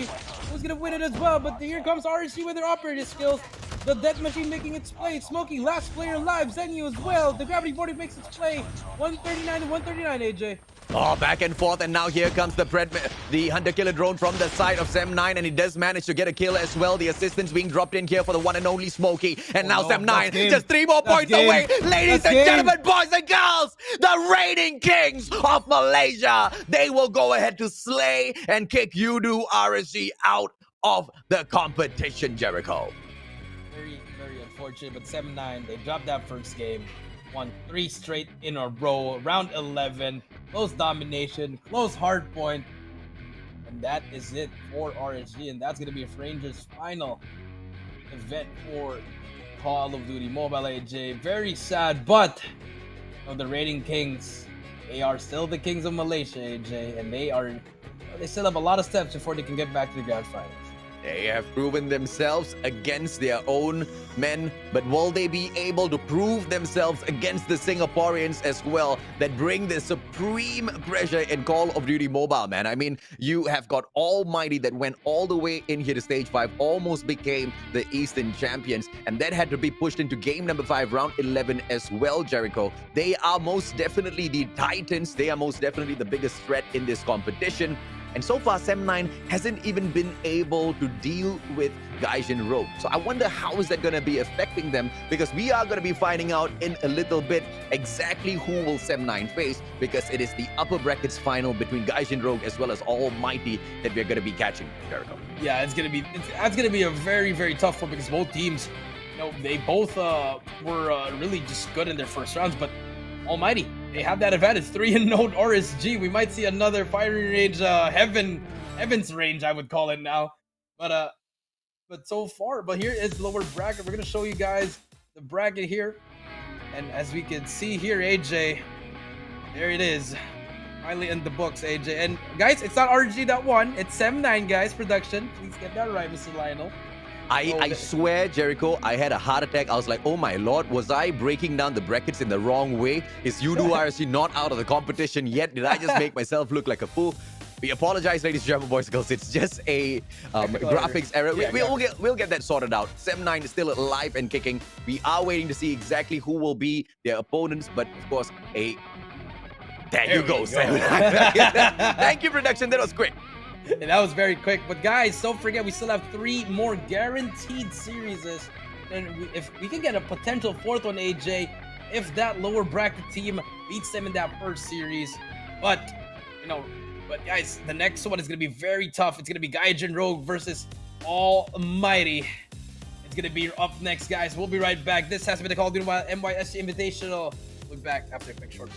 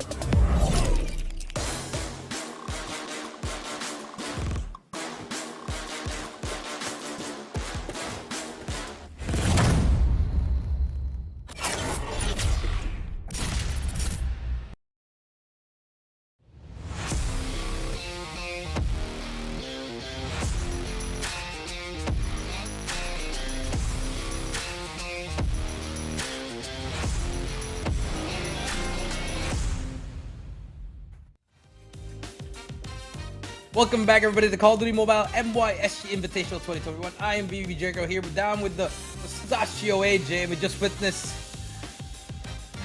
the end of RSG for now. We'll see. Let's see what's happened. You know, the rumor mills are going to be happening. Roster Jays are going to be happening. But, I mean, that's going to be it for them. They get 3-1 by Sem9. And now our next matchup is going to be the Gaijin Rogue versus Almighty. We're going to go straight up ahead to the map. Vito's AJ, take us through. Yep, let's see exactly who goes in here and wins that coin toss. A little bit tough to identify now, ladies and gentlemen, boys and girls. The first map pick will be able to tell us exactly who went in here and banned out Hackney Yard. And that would be Gaijin Rogue that won the coin toss and took Hackney Yard out of the mix. But Takeoff removed here by the side of Almighty. And Almighty wants to come back in here for a response of a crossfire hardpoint to the summit pick that Gaijin Rogue went in for. But I don't think this is gonna, fare really well for the side of Gaijin Rogue over at Summit. We know exactly how Almighty bagged that against Udo RSG. Yeah, that's such a curveball in my opinion. Does Gaijin just want to, spell their death, or they just want, maybe they have something up their sleeve that we don't know, man. But that's going to be game 1, and game 4 is going to be Crossfire. We all know that's one of their favorite maps for Almighty. Let's see the search and destroy. What's going to be the map picks here? Almighty, they want to bring it to SND, and that might just lock their game number 2 immediately. Game 5 is going to be SND on firing range. They did well there against Sem9, taking them to at least around 10 or 11, I believe. So, good map picks for both sides, except for that map number 1, AJ. Yeah, so that, of course, just leaves standoff here for the pick, ladies and gentlemen, boys and girls. We have got not much information in terms of the sides that they have picked in here, but no worries. We will walk you through as soon as those matches start. The Annihilator as well as Death Machine removed from the mix, and I am actually shocked to see the side of Almighty keeping the Sparrow alive in this play. Yeah, it was a bait play. They thought that the Almighty boys are gonna choose that Sparrow, but they throw the Gauntlet down. They wanted the Annihilator. They were like, okay, you want to keep the Annihilator? Okay, we'll take the Sparrow. And I like this. I mean, it's not going to be beneficial for anyone. It's going to be beneficial for both teams because they're both going to be able to make clutch plays with Sparrows. It all depends on who gets to streak themselves out. It all depends on who's going to be that crazy player who goes out there and activates those operator skills. And you kind of know exactly what we usually talk about here, Jericho, this mechanical supremacy. But you see, it was an assumption that we made that Sem9 would be the mechanically superior team in comparison to Gaijin Rogue, and they will be able to bag that matchup. Well, it didn't really go that well. But now the same exact assumption can be made for Almighty. It's a little hard to think that it will not go Almighty's way after how much they have proven themselves in the whole COD community scene so far, Jericho. Yeah, I mean, it's really, really hard here, but I feel like, Gaijin, if they don't win that game number 1, it's looking very, very dark for them, in my opinion, because it's Summit, and you're not going up against just an amateur or just any team. You're going up against Almighty. And of course, the biggest question here is, will Almighty just bag 3-0s all the way through? Is anybody gonna be able to step it up against them and just hold the absolutely annihilating side of Almighty back? Because once again, they were not really happy at the Eastern Finals. They feel like they could have bagged a little bit more, but unfortunately, things just, of course, didn't go their way. You know exactly how Call of Duty Mobile works. But now in the MYSG Invitational, nothing's holding them back, Jericho. Nothing holding them back, indeed. But here we go, AJ. Game number 1, Gaijin Rogue versus Almighty. It's going to be hardpoint on Summit. Here we go. Second floor pushing through by Gaijin immediately. They want that control, but look at Almighty. They don't want that second floor. They want you guys to come down immediately. Mytho will spot 3 players. The Thumpering will come out. It's a hit marker, but they get all that information. Are they going to get beneficial? But no, look at that. The stack by Almighty. They just didn't want to have that second floor. They just want them to jump down and keep on contesting the hill. Yeah, remember what happened earlier on, right? It was the side of Gaijin Rogue that just went in, headbutting each and every single player off the side of Sem9. But this time, with Almighty, you can just bust your head, knocking it into them, and they will just crack each and every single one open like openers, man. Look at them, 33-0 now. And Gaijin Rogue, they haven't really been able to do much in this first hill at all. And now 12 more seconds to go. Almighty still running away with this matchup. And an early control of that spawns now being fought over by those players. And I believe Gaijin Rogue will be able to get a few scrap points in here, but it is the spawn that is won over by this. One final second victory by Ares gets them that spawn. Gaijin Rogue, maybe they can turn things around. Maybe they can turn things around. They have that early control here. But remember, again, Almighty, they have that cushion that they need. Predator Missile comes in, will not take out anyone. Irfan J, unfortunately, will miss all those shots. But here comes Alip, and the flank is through as well. Last player alive on the hill. Shot up will take him out. They finally have the hill, and Shafik is going to get taken out by Alip as well. And there we go. Spawns are going to be given to the side of Almighty, and here comes the pitch from all the sides of Almighty. Oh, and now Almighty, there's no way they're not going to be able to win the hill from that, right? Gods of RNG just giving them the pinch. And now Gaijin Rogue all coming in here from the container area, ladies and gentlemen, boys and girls, throwing the bodies in one after the other. The question is, will Almighty sacrifice this hill and just go in there for the early setup of the cable car platform? As you can see, Alip has already moved on to the Special Forces base to secure the spawn for him. But Shafik stepping up, shutting him down. And Gaijin Rogue will be able to dominate the next spawn as well. But with every single decision, there comes some consequences as well, and they do go ahead and get challenged at the previous hard point, but it's just a stellar play out of the one and only Mythil to continuously get them those grab points as well. Overall, Gaijin Rogue hasn't really lost much from this matchup, Jericho. Yeah, hasn't really lost a lot. 64-32, big kills for a Mythil two-piece stretch like that. They have the spawn, they have the controller. Here we go, Gaijin Rogue making the play, but Almighty, one break is all they need. Here we go, can they make the play here? See number 3 on your screen, a leap, trying to make the play at the back. But here comes the Sparrow. This is the game changer right here, AJ. Yep. And Glowy make the play, gets 2, but it doesn't matter. He take out himself and he takes out 2. That's going to be a lot of time for there. And look at that. The earliest rotation I've seen in Call of Duty Mobile history. 30 seconds left. Almighty, they're going to give that up. They want to focus at P4. Just like that, it's going to be the battle for rotation. So, yeah, Gaijin Rogue, what a comeback in here, man. And it was that save from that Sparrow. And yes, Glowy, like you mentioned, Jericho, did manage to take himself out, unfortunately, but he did get that kill. And so much of time over on the side of Gaijin Rogue, just forcing Almighty to go in for a very, very interesting early rotation. And now they should be able to fight this from the back, but it's going to be a tough fight, man. Gaijin Rogue, for them to go in here and get all of those players of Almighty, reset the spots out of the Guerrilla base, not going to be a tough challenge at all. Not going to be a tough challenge indeed, but here comes Shut Up getting 2-piece. That's a very huge 2-piece. A lot of time coming through, but Shut Up is very aggressive as well, even though on the time is doing so much damage. You're going to spot one more player. Mythil, you're going to get spotted by the snow side. And just like that, Almighty, they managed to give up that whole time in P3. They managed to get the first 30 seconds and more.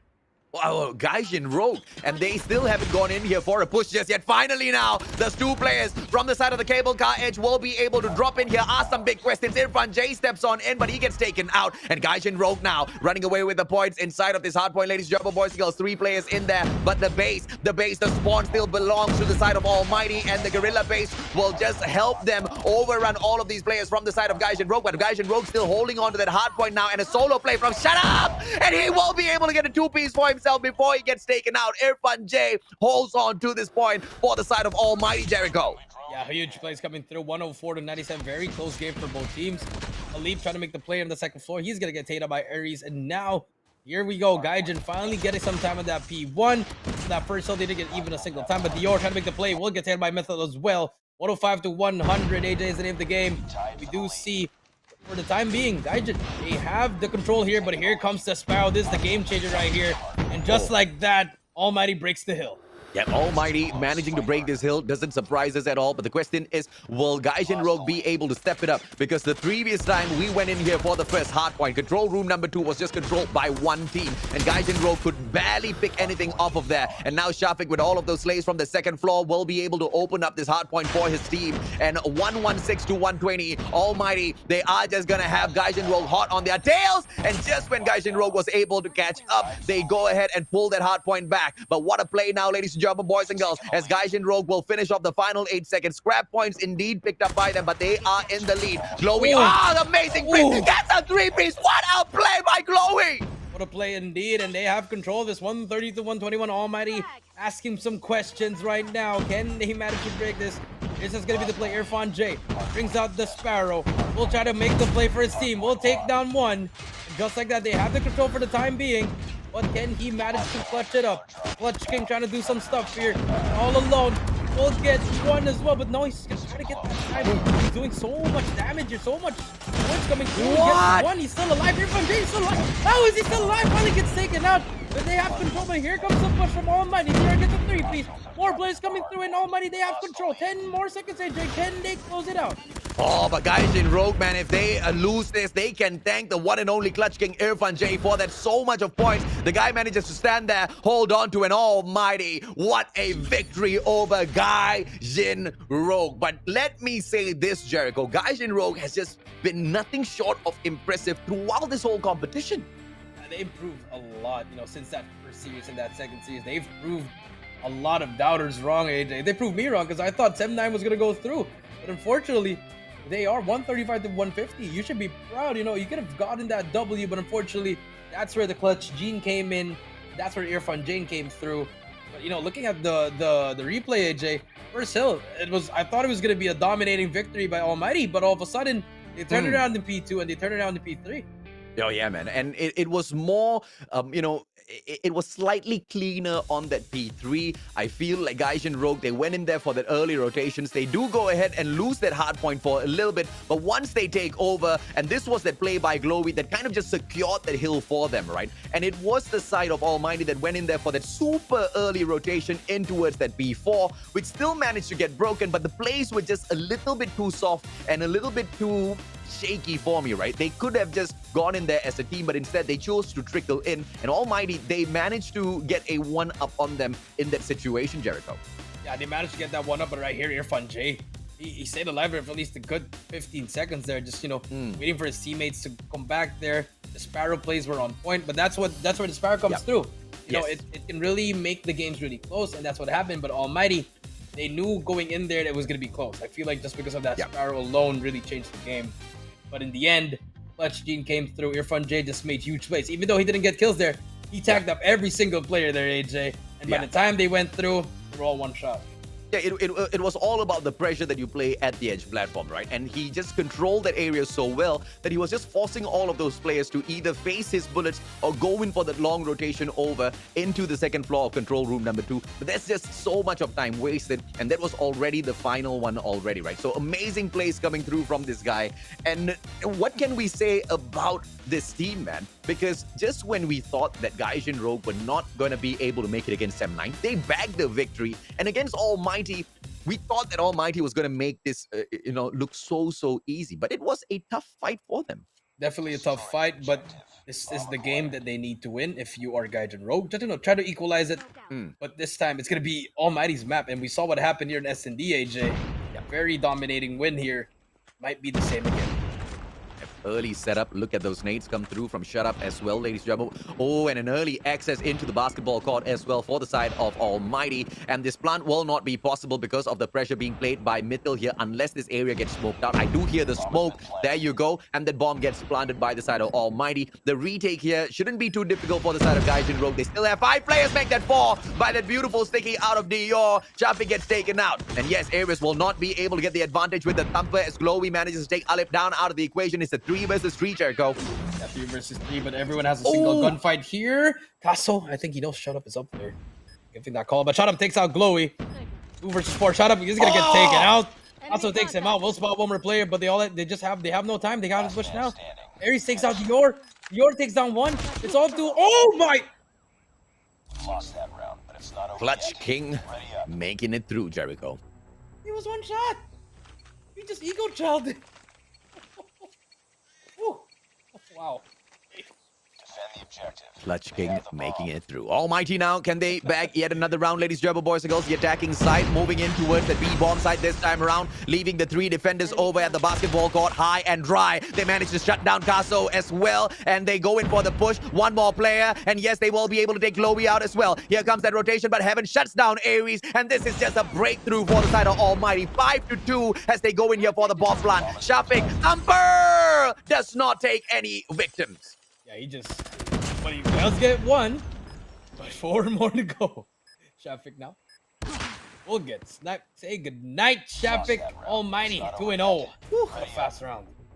So the question still remains, ladies and gentlemen, boys and girls, is it going to be possible for Almighty to bag a perfect 3-0 victory all the way through the finals and not even allow the bracket to be reset? We will see exactly that, because Gaijin Rogue, they have been suffering, but it's only been 2 rounds, man. Anything can happen in the search and destroy. They most definitely have the time to go in here for a breather, but now they leave basketball court all fully open. One player backing away into that locker room. Midfield, very risky play. 2 players coming there for the push together. Almighty, what a shutdown. And they have basketball court once again. Well, that attention to deal, just double flying to the same line. The double challenge came through. Just the IQ, the game says, but Shut Up takes out Traffic as well. 5 versus 3. Heaven finally gets headed by Glowy. They take out that sniper, but Shut Up still has that sniper. 4 versus 3 here. Aries, big. That's a big kill right there. Now 3v3 again. But let's see what happens here. I think finally Shut Up knows that Glowy's gonna, that Castle's gonna be there. It's gonna be a big gunfight. Glowy takes out Shut Up. Elite goes down. Irfan J. 1 versus 2. Timing is gonna be very key here. If Irfan J spots 1, he can take down 1. Irfan J gets hit by Aries, and just like that, Gaijin Rogue finally on the board. Yeah, opportunity to pull 1 round back. They will take it with a smile on their face. But the question is, ladies and gentlemen, boys and girls, are they going to be able to keep this up? Irfan J unable to get the clutch that time round, but you cannot count him out of the competition just yet. The guy's still getting warmed up in the search and destroy. And the attacking side of Almighty, they have got 2 more rounds in here to bag a couple of points for themselves. Yeah, good. Them. Now we do see. Oh, look at the bomber, bro. Ooh. In a risky position, but look at the map. No one is on A. A is going to be another clear site. No contest, but Almighty, they always like taking their time here. But I feel like that should be information for them to just push through here. 1 minute and 30 seconds left. Katso got a spot 1 here. Dior as well in the middle. Oh, there shut you go. up, what? That's going to be the opening they need. Glowy will spot 1 player, but that's going to be 2 players at the back as well. Dior takes out Shafik. 5 versus 3, AJ. Glowy spots 1. He's going to get tagged up, and Irfan J is there for the help. That movement, though. Last player alive, AJ. Aries, 1 versus 5. I'm sorry, bro, but Almighty just looks like an absolute solid team out there. What will Gaijin Rogue now do to overcome this mechanical supremacy out of these boys, man? Almighty commanding victory in that round. And you're right, man, the movements out of Irfan J, unreal, Jericho. I just saw Heaven slid over to Irfan. Irfan J slid over to him, and then I don't know. Glowy didn't know who to shoot. Attention to detail, attention to how they play. That's when you know your teammates. They're your brothers. They know you know how they play. But here comes Glowy trying to be very aggressive here on the right side. We'll spot 2 players, but they don't know. He's gonna be hiding. He's gonna get 1. He's gonna get 2. Huge play for Glowy, but Dior's gonna trade him out. 2 versus 4. Bomb is down as well, but it's gonna be an open plant right here. Oh, Dior just decides not to get the bomb. That might cost them in the end, AJ. They have to get the bomb. But you know, getting the bomb, information will be passed on through. And I like the play coming through from Almighty here. Very sneakily moving in with the backstab. They want to thin down those numbers before they go in here for the play. They have got 1 minute, 20 seconds on the clock, ladies and gentlemen, boys and girls. That basically means a lot of time. Yeah, but there's going to be a guy in the back. Dior. They don't know he's going to be there. Kaso going to be on that ramp. Going to be the bearer of bad news. And here we go. Kaso takes out Shut Up. And there we go. Kaso takes out Dior as well, and just like that, it was a risky play, AJ, and that's the risk that they had to endure. Oh yeah, absolutely, man. And you know, it's not lost just yet for the side of Gaijin Rogue. 2-3, and on the attacking side now, they will be able to dictate the pace of this matchup. But Almighty, they are always more solid on the defense, ladies and gentlemen, boys and girls. They don't have to overextend. But as I say that, look at Dior, man. He just steps into the central garden, holding that mid-segment of that map, and Shut Up with the early opener. But they leave basketball court way open for that retake, Jericho. Yeah, they leave that very open, and I think they forgot about the bomb, AJ. No. Yep. Yeah. Finally, someone noticed that the bomb is down on poolside. 5 versus 4 here. Look at the lead. Such in a great position here. He's gonna spot Castle. The timing will be very, very important here. Oh, who's gonna get this kill, man? This is scary. Shut Up takes out Shafik. 5 versus 3. But bomb hasn't been dropped yet, just yet. Castle has to make the play here. Elite, I think he's gonna drop down now. Dior, he's gonna get taken. No, Dior takes him out, but Glowy's there, no trade. That's information. Aries gonna get spotted with that number. Elite's gonna spot him as well. Yeah. But Aries, last player alive, and Elite takes him out with a bunny hop. Or just got over yet. I don't know, man. That was not a convincing round for the side of Gaijin Rogue. Just a lot of those sloppy plays coming through, and Almighty just punishing them for each and every single mistake. And now the attacking side, ladies, German boys and girls, moving in for a split play with the bomber just moving in towards that swimming pool. Gallery will see two players just to spot out exactly what this play is going to be here, but the overextension in towards that kitchen from the side of the swimming pool from the one and only Shafiq. I'm not very comfortable with these plays, but look at Almighty. They back away in towards a defensive position. Yeah, back away in a defensive position indeed. No picks are happening yet. Now, Shafiq again, very, very aggressive shot up. Shot up goes down, but Dior is there for the trade. Good trades coming through. 4 versus 4, but that's going to be one less sniper. Dior decides to pick up that sniper as well. Heaven takes down Casso. 4 versus 3. Heaven trying to spot one more out. Might be able to find Ares as well. Spots his head out.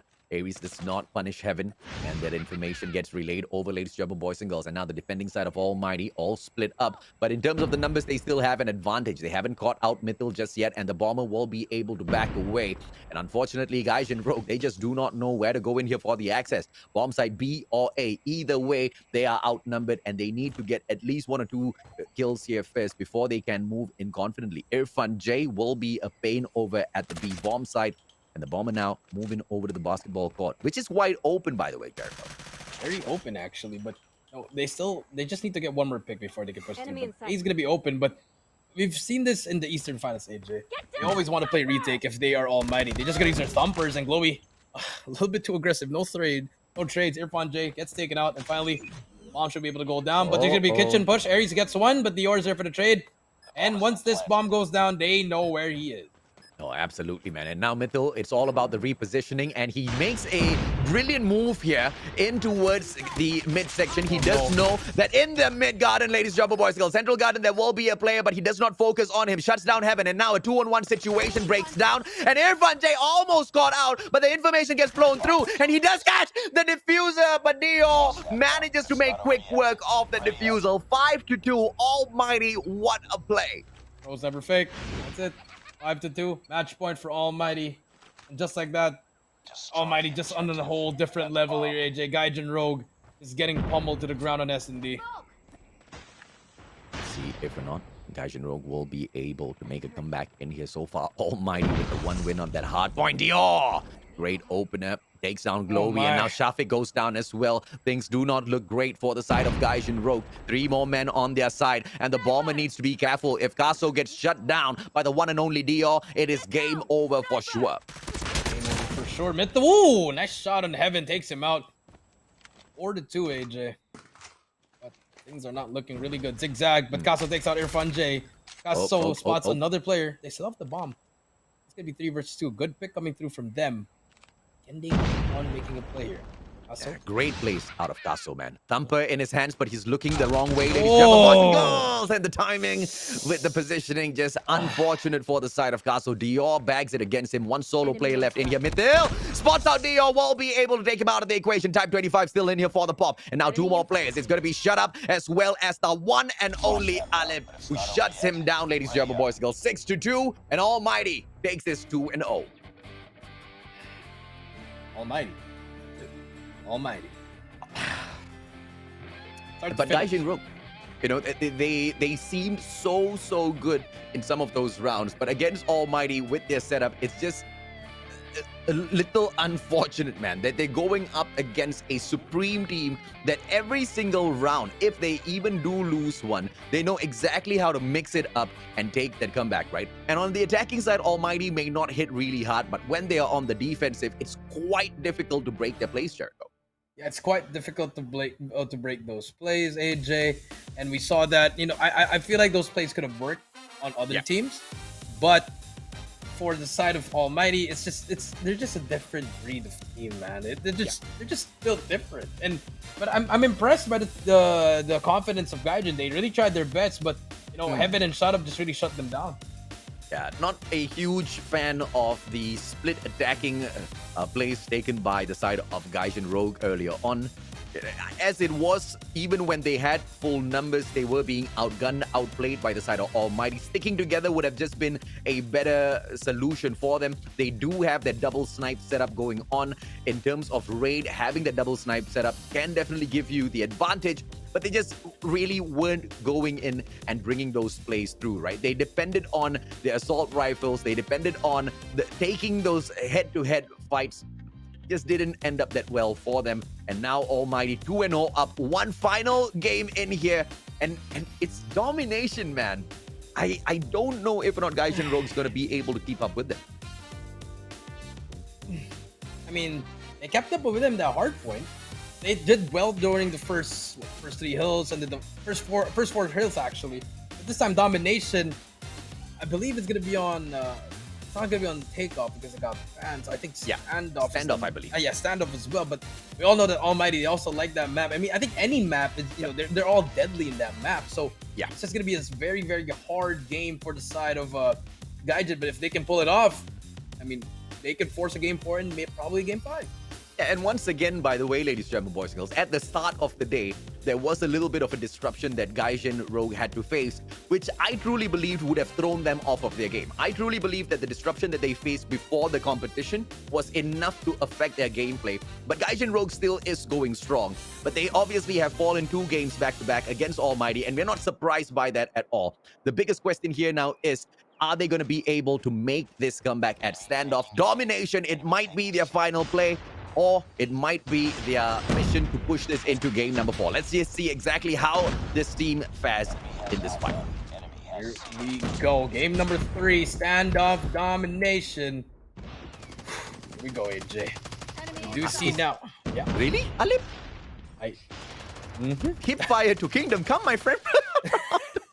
Packs nothing but a lot of pressure. Oh my lord, he manages to win that fight as well. How in the world did that happen? But it doesn't matter, ladies and gentlemen, boys and girls. They throw in the bodies now, and Almighty, they will be able to bag that B flag. And look, none of the players from the side of Gaijin Rogue playing the second floor of Bakery to prevent that.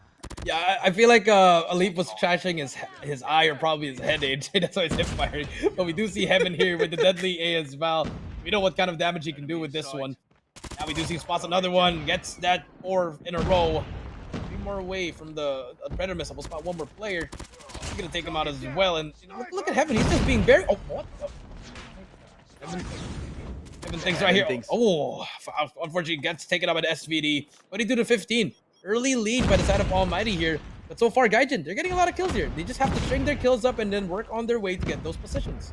I am not a huge fan of the position that Shafiq is holding on to because of situations like that, ladies and gentlemen, boys and girls. But Shafiq now running circles around and still manages to get Irfan J out of the equation. SVD, as he holds on to it, will he be able to clear out the private backyard as well? Opportunity against 2 players, but Irfan J gets that perfect revenge against him. And the B flag is still untouched by the side of Gaijin Rogue. Yeah, B flag still untouched here, but look at the overextension by the side of Almighty. Shut up. He's doing a lot of damage. He gets taken out by Shafiq, but Irfan J is going to be the next one, as well as Heaven. This is good, you know, Heaven can get some information here. Go push in for it. There we go. Gets a 3. Oh my god. Almost. Irfan J is going to be the next one. That's overextending, but as we can see, there's going to be a player on A actually, but Alip finally gets taken out. They're going to be switching sides, and I like this. They know they're just going to keep on pushing. But Irfan J does not spot that player on the right. Probably gets taken out 52-30 AJ. And now we do see Almighty just really controlling this whole game. Yeah, perfect, man. I mean, it's just about the anticipation from the side of Almighty. They go in there for the push, and the moment that Irfan J identifies that there were no players on that C flag, he makes that call, and you can see on that mini-map that the rest of the players from the side of Almighty immediately drop back to their flags because they knew exactly what was happening in the game, right? They were going to be in a situation where that A and B flag gets pulled away by Gaijin Rogue, and they very, very easily prevent that play on the side of Gaijin Rogue. I'm just absolutely impressed with what Almighty can do in here because, you know, it's not always that you see the idea that the team brings in and the execution to just be so on point, Jerry. Yeah, and that's going to be the first half, AJ. Another dominating first half. I mean, not as dominating as the one we saw against RSG, but this one, 70-42. That's a huge lead, and, you know, they're working towards their streaks as well. They also have their operating skills. Almighty just running away with this game 3. Let's see if Gaijin can manage to get something going, you know. They're gonna go for that back alley. Oh no! I thought they were gonna go for the backstab. Oh, actually they are. Two players going to gas station. Come on. Yep, and this is exactly what Gaijin Rogue needs, ladies and gentlemen, boys and girls. Pull that backstab, pull some distraction over at the C flag, but no, they just want to go in there with the backdoor entry in towards that hotel yard. I'm confused as to the setup that's being brought out here by the side of Gaijin Rogue, ladies and gentlemen, boys and girls. They had the idea to pull that backdoor entry, but they're just not using it to their advantage. And now the C flag hole coming through from the side of Almighty with just one final player there in the name of Irfan J, the one and only Clutch King. He will just be running ring around the rosy, and none of those players will be able to touch him just yet. And the C flag will be untouched. And look at the teaser coming in for Shut Up as well. And he single-handedly should be able to pull in that A flag for the team as well. He also has that spiral, so he's gonna still be a one-man wrecking machine there. And just like that, this is gonna be a trip cap in the making. They're finally gonna hop on it, but here comes Ares. Can he make the play here? He's gonna bring out the spiral. We'll take out that one player. We'll prevent that B flag. But I think that's not enough. He's gonna get taken out. But actually, no, he's gonna take him out as well. Huge kills for Ares. But here we go. Gaijin Rogue slowly making the comeback, and they keep on going. Oh, my heart was just beating out of my chest, man. I was thinking that Gaijin Rogue weren't even going to go in there and cap that A flag. They were just paying so much of attention over to that private backyard, but finally they do manage to get it through, ladies and gentlemen, boys and girls. But of course, is this too late? Look at Almighty now. They're going in here for the spawn trap, but one player right there behind them will be able to pull them off of that site, and Almighty just getting all of that work done. Triple cap in store for all of you guys, ladies and gentlemen, boys and girls, and they should be able to get it done in a spectacular fashion. And the triple cap run now for the Almighty Lion City representing Singaporeans, but they take on their brothers from the same nation as well. Gaijin Rogue, what's their play gonna be? The C flag pulled right back, but I don't know if that comeback is possible or not, Jericho. Yeah, it might not be possible. 120 to 59. Sparrow comes through heaven working towards that Goliath. He's gonna hear that player. Take him out, fully streaked out. Take him out as well. 5 kills for heaven. Has a cluster strike ready. Goliath ready as well as Fred. He's gonna take out the third one, but no, finally gets taken out. But that might just be the nail of the coffin with those streaks, AJ. Just pull it out once the 135 mark reach. That might be game.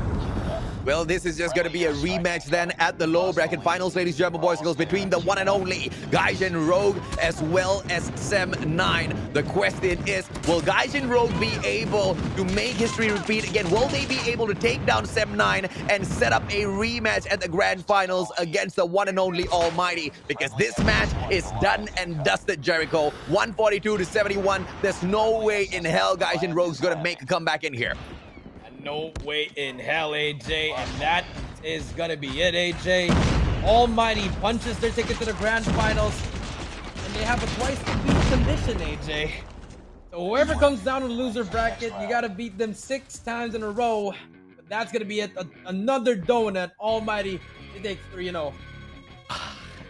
And that's the sentence that I was waiting for, Jericho. Another donut. And is this just gonna be a perfect 3-0 for the side of Almighty to bag the MYSG Invitational in the most spectacular fashion of it all? Or, once again, will we see Gaijin Rogue rise back up and challenge them? But even if Gaijin Rogue does manage to do that, my friend, I think Almighty has proven themselves in here to be the brand to beat, and I don't think that's going to be an easy task at all for anybody. Yeah, it's not going to be an easy task indeed. They're pretty much... They have a lock on winning this tournament indeed with that two series in the grand finals, AJ.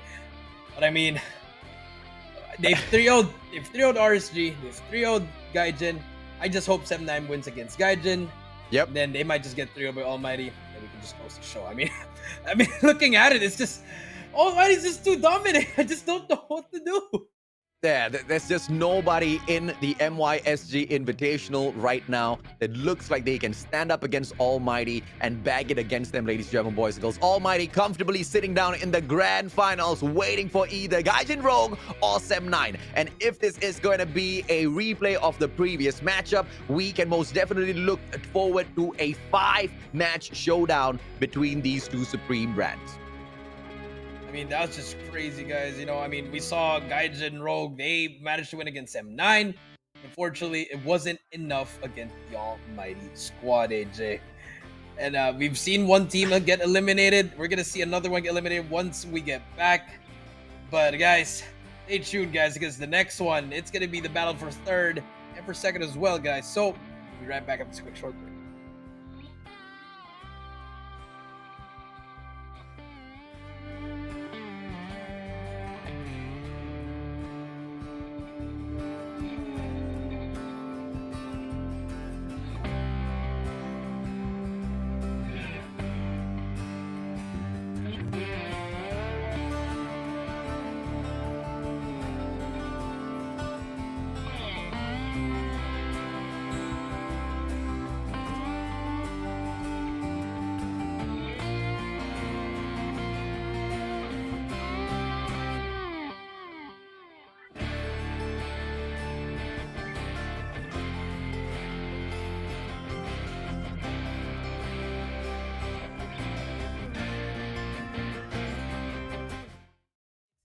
With the passion, time short, no time for relaxing. Be the first in, last out, make it happen.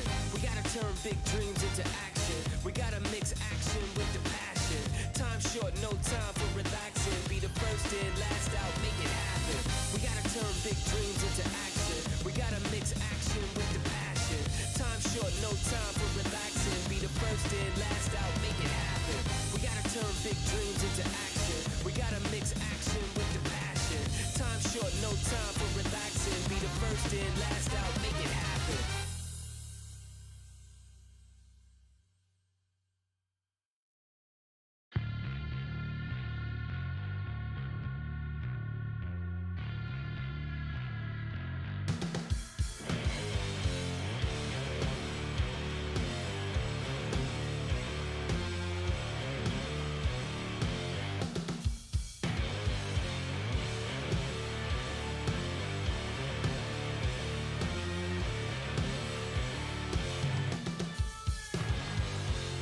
I'm getting tangled in this web of clarity. There's only one way I can get away from here. Let's get to the top of the hill, look down to the water below. Take a breath so I can inhale some ocean flows into the sea of confusion. So let's go swimming, baby, all night long. In the sea of confusion, so let me take it diving. Stay till dawn, when everything makes sense. I turn to lose control. I need distraction so I don't feel so cold. Let's get to the top of the hill, look down to the water below. Take a breath so I can inhale some ocean flows.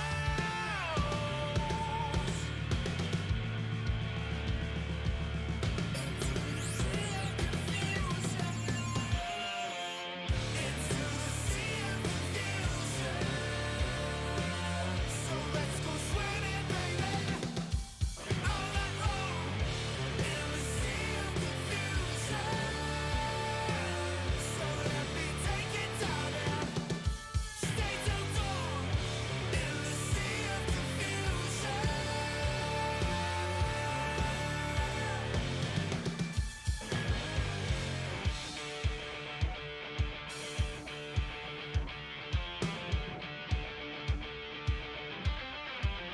Let me take a dive.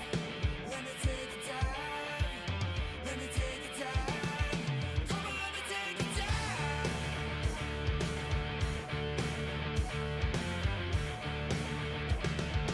Come on, let me take a dive.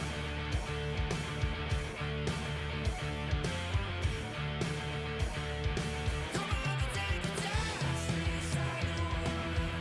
Stay inside the water. Stay inside the water. Come on, let me take a dive. Into the sea of confusion. So let's go swimming, baby, all night long. In the sea of confusion. So let me take it diving. Stay till dawn. In the sea of confusion.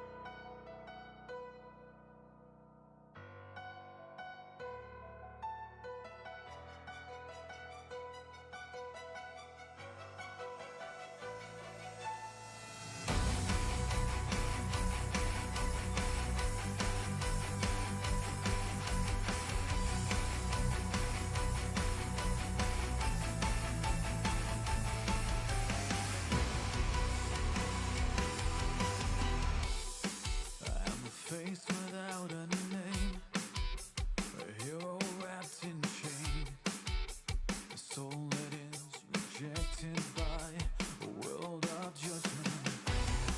And now the sun begins to fade, will the moon ignite my flame? A symphony of everything I wish could change. So I'm making a final win. No more sorrow. In my dreams I couldn't be anything. Do we understand the suffering we bring? Paint the shadows on my past, the dream that angels sing.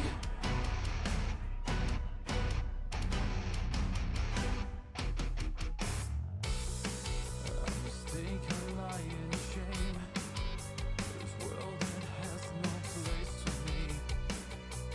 No more trying, I gave it all. And now the sun begins to fade. Will the moon ignite my flame? A symphony of everything I wish could change. Do we understand the suffering we bring?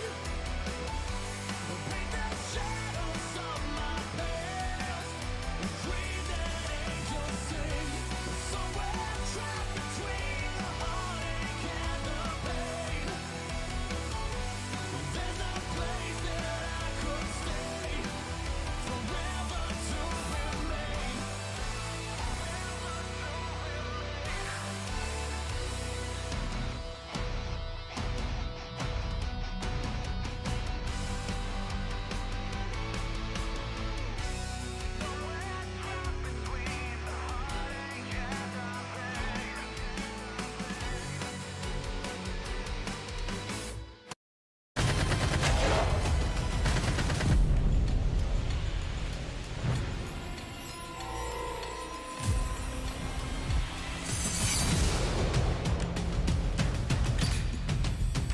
I'm coming in. If you ready or not, I'm coming in. Are you ready? If you ready or not, I'm coming in. If you ready or not.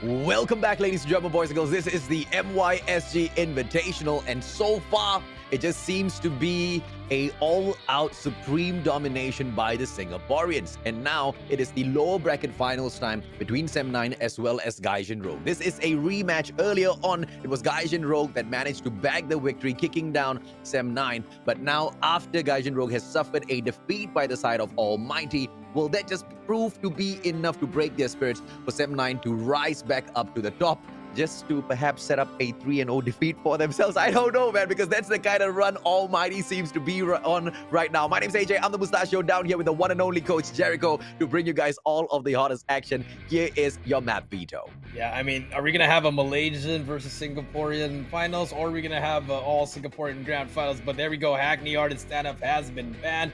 And Sem9 wins the coin toss again. And now they're going to switch up the hard point. They want to hop onto firing range. They don't want to do summit anymore. Gaijin Rogue, they have the map that they want. They finally brought out Takeoff. It's going to be Takeoff hard point. Let's see what brings over us into SND. Gaijin Rogue, they're going to pick map number 2. It's going to be SND on Raid. And if we have to go to a game number 5, what will Sem9 pick? It's going to be Crossfire. So map number 3, it's going to be Summit Domination. Yeah. This is a great map pick for both teams, actually. I like this. But except for that first one, again, fire range, not really an advantage for anyone because it's such a small map. Annihilator, Sparrow being banned, so Death Machine, Equalizer, Gravity Vortex will be in play. Oh, absolutely, man. And of course, the biggest question here is, will Sem9 be able to bag the victory Or are we just gonna be seeing a all-out Singaporean showdown at the grand final? Gaijin Rogue most definitely deserves that spot after a tremendous showing in here today. But against Sem9, a well-rested Sem9, that most definitely is going to be proving to be a problem. And now that Sem9 has already taken up the first round against them, they know exactly which maps to avoid. They know exactly how to go in here and set up for themselves. But of course, earlier on, it was the mechanical supremacy of Gaijin Rogue that surprisingly took over the limelight and drowned out Sem9. I wonder if that's going to happen again, Jericho. It might happen again, but at the same time, you're looking at a Gaijin Rogue playing back-to-back immediately, and Sem9 very rested, well-rested. Yes. So that might play a factor. Fatigue might play a factor here. But, I mean, looking at it, this might still be for Gaijin Rogue, in my opinion, just because of what they shown against Almighty, because they took that hardpoint very close. Yep. And even that, I mean, that was the only game that was really close. Other than that, it was a one-sided victory. But hardpoint alone showed what kind of capabilities they can do. So Sem9 might be surprised here, unless Sem9 can just all of a sudden be that Sem9 that we know, the Malaysian Kings at the moment. So we're gonna see what's gonna happen here. I mean, they just managed to kick out the ex-Kings of Malaysia from this competition as well, just securing the title for themselves, just being the most dominant team within Malaysia. Good on them. But against Gaijin Rogue this time round, ladies and gentlemen, boys and girls, let's find out firing range, who bags this. It's all going to be about the power position plays first, and Barracks Hut just taken over by two of those players out of Sem9. And as you can see, Gaijin Rogue just going in there for a very straightforward approach to this matchup. One player inside of auto repair, and that belongs to Gaijin Rogue, but immediately taken out of the equation here. Sem9, they are in it to win it. Let's see if they can run away with these points now. Yeah, let's see. 2-1 at the moment. Concept hops on it, but Gaijin is there to trade those players, and they have control of everything. No trailer control, but it doesn't matter. They have what they want. They're going to just try to milk that clock immediately. But they're going to spot one player, but he's going to get taken out. Casso, unfortunately, wasted that time climbing up, but Sir T is going to get taken out as well, and this is what they want. They have all the map control that they need. Trailer, steal a house, as well as Scout Tower will be in favor of Gaijin Rogue. This is such a good start for them. Yeah, I don't know if this is a great start for Sem9 though, because they're just doubting themselves a little bit too much, just second-guessing each and every single one of these plays. Glowy will be able to bring in that Pred missile, take Sia out of the equation as they now go in to perhaps early rotate down in towards the command center. They do exactly that, and perhaps a little forced as well, as Sem9 were winning those final gunfights. And Gaijin Rogue, they will be able to go in for the command center opener, but at that very final moment, look at Sem9 make these crazy plays. Yeah, they make those crazy plays, but the streaks came through very early. They wanted to invest that, and they got it. And now Gaijin Rogue, they have the hill, and they hold it down. Gaijin Glowy still has that Dragon Fire. Might be very useful concept, trying to make the play on his own, but teammates are still not yet there. And as soon as we say that, they finally broke the hill, and here we go. Sem9 making the comeback. Yeah, 51-15 now. Sem9 just behind, but at command center with 26 seconds to go. It looks like they are looking to run away with this particular hard point. The challenge just does not seem to come through for Gaijin Rogue. Finally, one player stepping on in, but it's just a little overwhelming for him. The numbers will be able to catch up as Gaijin Rogue does not go in to commit for that retake of command center. They prefer to just tease the boys of Sem9 over there whilst they try to focus in on the White Warehouse. But you know, they're just being 50-50, man. Not going in for the full commit of that White Warehouse, not going in there for the full commit of command center, and they are going to be paying a huge price. But as I say that, Mithil with the huge gunfight victory, and he will open up the White Warehouse. Yeah, that's gonna be such a huge gunfight, and there we go. 3 go down for the side of Sem9, but Gaijin Rogue, they're gonna be grabbing that time, all their time. They're just milking it, AJ. Even though they only get at least 30 to 35, that's already good time for them. They're gonna take whatever they can get, and here comes Smithville just being a menace here. Still alive ever since the start, and so far, perfect kill for the side of Gaijin Rogue. Sem9, they definitely need to step it up, man, because it just seems to be like Singapore's just gonna be that supreme nation when it comes to Call of Duty Mobile. Now, even Sem9 just suffering this unfortunate situation against Gaijin Rogue, trying to make a comeback in here at the White Warehouse. Does have 20 seconds to make the run, but the pinch push coming through from all of the players is all about the timing as Ares goes in and drops that player, and the rest of them come in there for that backup as well. Gaijin Rogue with the final 10 seconds in here, while Sem9 will be backing away in towards that Barracks Hut. But I want you guys to to focus on that mini-map. Look at that mid-control that Sem9 is trying to play whilst out of that barracks hut itself. So it will be hard for Gaijin Rogue to go in and take that straightforward fight. They have to go in there for that backstep. But as I say that, look at that straightforward approach by Gaijin Rogue. How in the hell did they manage to pull that off, Jericho? I mean, they're just really coordinated. The communication is there. And finally, they give the call. Bring out that death machine. We have spawns as well. Here we go, Gaijin. They might just be able to end the game right here. Glowy gets 2 in a row. They are looking like they want to be in that fight. They want to take revenge against Almighty. As soon as you see that, Smokey finally tries to contest that hill. The player inside that hill, but Casso takes out the anchor. Finally breaks the hill. It's not going to be ending here. But Casso, like I said, a concept as well. Sem9 trying to make a comeback here, trying to get some streaks as well. But the damage has been done, AJ. 190 to 66. Another contest comes through, and they're going to get that scrap.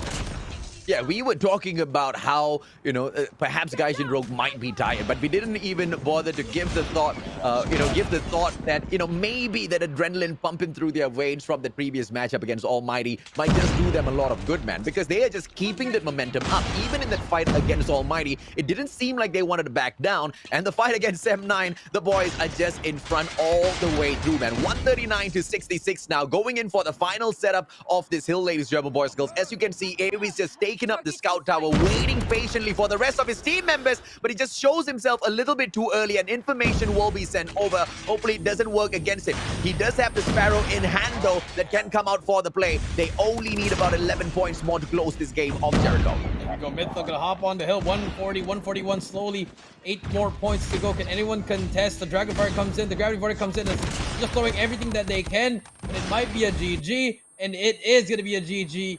150 to 82. Gaijin Rogue takes it against Sem9 in game number 1. I do not know what I am seeing here out of Sem9, but I'm absolutely loving what Gaijin Rogue is proving out there, man. They're not a supreme team. In fact, they are a team that has grinded in here for Call of Duty Mobile for such a long time now, slowly overtaking Waves of War, and now stepping into the Invitational. What an impressive display out of the Singaporeans, man. And, it just makes it so tough to believe that a all-out Singaporean grand final is going to be impossible. Because the way things are going, Sem9 looks like they might just go down a little bit too early here, unless they make a strong comeback at the Search and Destroy, Jericho. I mean, it might be possible, but the same story again applied, AJ. Gaijin again, dominating the hardpoint. Sem9, same problems again. They're just not winning their gunfights. And the position that they're always taking, always the off angles, it's just not working for them. And Gaijin just taking over all the time. They always push together. That P4 brig was just beautiful. Pushing from the back, from the front, from the side as well, all at the same time. It was just coordination. It was beautiful. Yeah, and I'm just shocked that Surti wasn't able to be that much of an impact this time around as well. The guy, unfortunately just kept dropping one too many times. He did manage to bring in the Gravity Vortex, but didn't really bag a lot from that as well. It just seems overall Sem9 is suffering in terms of their performance. But of course, as we slow the pace down in this Search and Destroy, hopefully the Malaysians can find their footing, because if they do not, we don't even need to wait for that almighty grand final for a 3-0, man. I think we're going to find it right down here in the lower bracket finals. I mean, this is both these teams, they deserve to be in the final. I mean, I can say that, but obviously, Almighty, they're up there already, so we can't do anything about that. But if they want to win, Sem9, they got to win it here, right here, 3 straight in a row. I mean, they won that Search and Destroy the last time, that first series, but now it just feels like they're just struggling even more. It is a situation where Sem9 most definitely can pull things back with the help of Jasmine. We also have to identify, is Casso in there? Yep, a double snipe setup on the defense for the side of Gaijin Rogue later on is definitely going to be possible, right? Glowy taken out of the equation, Smokey with a 2-piece for himself, a perfect opener, and the bomber is still alive and kicking, but he's solo just waiting behind there, right? So this is just trouble for the side of Gaijin Rogue. No doubt at all that the first round should be going to the side of Sem9. Yeah, Sem9 gonna grab that. Finally, good round coming in. Mythal trying to get that kill. We'll take down 1 versus 4. He's gonna spot 3 more players, but everyone's gonna be hunting for him. He's just gonna get tagged up. Let's see what happens here, Mythal. We'll spot 1, but the Thumper catches him. Noob Tube takes him out. 3-1-0. Sem9 finally back on the board. How many more times should we talk about the Thumper just being an absolute game changer, especially when it comes to these non-respawn modes, man? Search and destroy. You have an opponent in front of you with the Thumper. His movements are crazy good. It's probably going to be a GG for you. And now one more Thumper coming out here for the side of Mythil. Look at the triple Thumper shots going through, and Basketball Court will just be lit up by the side of Gaijin Rogue. They don't manage to bag much from their side. More Thumpers as well as a Smoke. Just going to be throwing Sem9 off of their play, but Smokey out of nowhere smokes out Glowy. Yeah, Smokey, very huge. You know, he saw all those thumpers. He knows that every player is gonna be, just running left and right because of the nades. Huge pick for them, and now it's gonna be a 5 versus 4. That's gonna stop the push. So shuts down Jasmine, but Smokey unable to stand up against Shafiq, and the numbers do not look good for the side of Sem9. So the defending side just needs to drop a couple of gears. Oh, 2-piece by Zengyu. What a crazy play off screen, ladies and gentlemen, boys and girls, just to put the side of Sem9 back in the driver's seat. And now Sir T with the opportunity. Aries in front of him, tagged up way too much. Sir T makes easy work of Aries. Zengyu has been taken down by Mythil, but the numbers game soon might catch up with Mythil, ladies and gentlemen, boys and girls. But the bomber does not go in there for the plan at Basketball Court, rotating over to that B bomb side. Is he going to be able to bag one player first? Sem9 seems to be sticking together, so this is tough, Jericho. Yeah, very tough. I feel like Mythil can just get these goopies. He can probably get that person on the left. He decides to push this. But see the arrow, turns around. He knows he's going to be there. He spots him. That's going to give that call out. Mythil just going to try to run away here. Just going to be a trader concept. Will get taken out. Very beautiful play. Run away to B. Run away to A. Run away to A. But he decides not to. Here come. Ring around the rosy, AJ. Circles and circles and circles and GG. circles. But that's GG. That should be a GG. Fake the plan. Timing, bro. Fake the plan. Fake the plan. Fake the plan. What he does. Oh, Sir T misses him. Sir T misses him. Yeah. Now it's going to be a 1v1. He spots him again. Mythil just being a ninja. He still has a nade. Sir T can definitely use that nade to his advantage here. Car hasn't exploded yet. GG. Might be, but Mythil spots him. Mythil spots him, and oh! The snapperooey dooey. 30 clutches up in a 1v1, and that is going to be the second round for Sem9. That was uncomfortably close, and Gaijin Rogue almost bagged that, right? Just one mistake being made there, ladies and gentlemen, boys and girls. But Mythil almost got the clutch. So Sem9, they just have to be really careful. Yes, they are 2-0 up, but a comeback from the side of Gaijin Rogue most definitely possible. So they just need to find more ways of picking up these wins. On the defending side now, Sem9 has been absolutely solid. 2 players dropping in for the defense on the Basketball Court side, and this just seems to be a lackadaisical effort to go in there for the Basketball Court push. And even if they want to play retake, just leaving one player in there in the name of Zengyu for the defense, I wonder how effective that's going to be, right? But look at this. Gaijin, they're not going in there for the overextension. They drop into kitchen first with Glowy to see if he can shut down a couple of plays, but Smokey with a smart anticipation is able to hold his own, Jericho. Yeah, that mechanical gameplay, Smokey still managed to put a jump before he even shot as well. Good plays coming through. Individual plays again, shining. That is the name of this tournament. Individual plays by a lot of these players. Now we do see entry inside, and Aries takes out Zengyu. Smokey goes down as well. That's going to be 3 versus 4. Gaijin turning up when they need the most, and here we go. Finally, they have that set up, and Jasmine trying to make the play here as well. On kitchen, but they're going to go for that full rotation, but Kaso is going to be there at the back. Kaso doesn't really miss with that sniper. Let's see if it can... Oh my god, that timing. The timing, but Kaso doesn't. It doesn't matter. Jasmine takes out Shafiq. Kaso going for that pistol. Takes him out as well. 1 versus 3. Can Jasmine make the play? Will not miss the shot, but Kaso is going to do everything. Gets the last 3 kills. First round for Rogue. Smart plays coming through, ladies and gentlemen, boys and girls. But Gaijin Rogue, are they going to be able to keep this up as the attacking side? They've already lost 2 of those rounds to the stellar defense of Sem9. One of those rounds wasn't, as clean as they expected it. But now with a 3-man defense, Sem9 pushes in towards the Basketball Court. One player breaks away in towards kitchen, and this is a good defense. But look at them over-aggressing. Hopefully they do not pay a huge price for this, ladies and gentlemen, boys and girls. Throwing in 2 bodies towards that open stairs, but it's going to be well matched up by the side of Gaijin Rogue. Yeah, Gaijin Rogue is doing a lot of information here. Gonna get a lot of info. Smokey as well. He's gonna be pushed up very, very high here. But Smokey, timing. That timing, but he's gonna be a player inside money already. Glowy, it's gonna be good. And can Glowy get this kill? Smokey Smokey spots him, Oh. but he's gonna challenge then. Glowy gets taken up with Aries as well, but Serti's gonna be at the back. He's gonna get that trade. Huge trade coming through from Serti. Now he's gonna be running away. He's gonna get tagged up. The Thumper trying to make the play. Back and forth we go. Serti gets that one. Makes that play. Last player alive.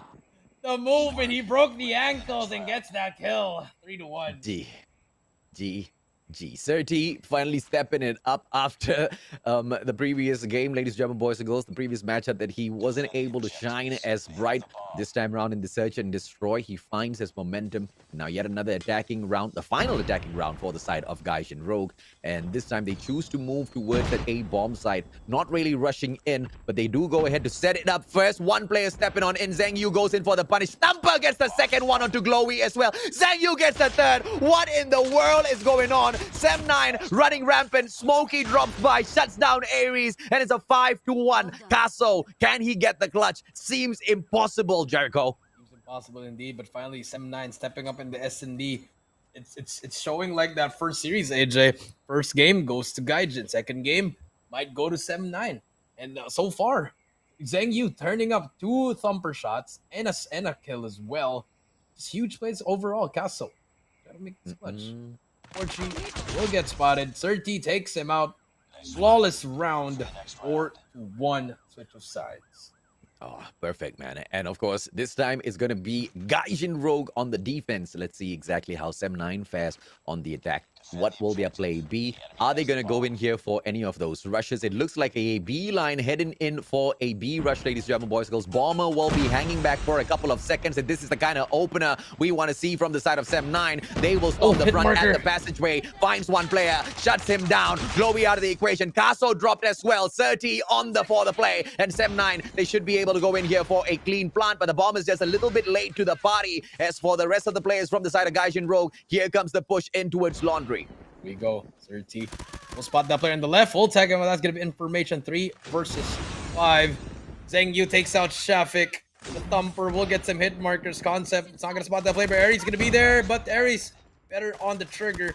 Aries again, but Sergi's there for the trade. Last player alive. Mythal trying to run away with his life. Will not even tag up anyone. 5-1. Match point for Sem9.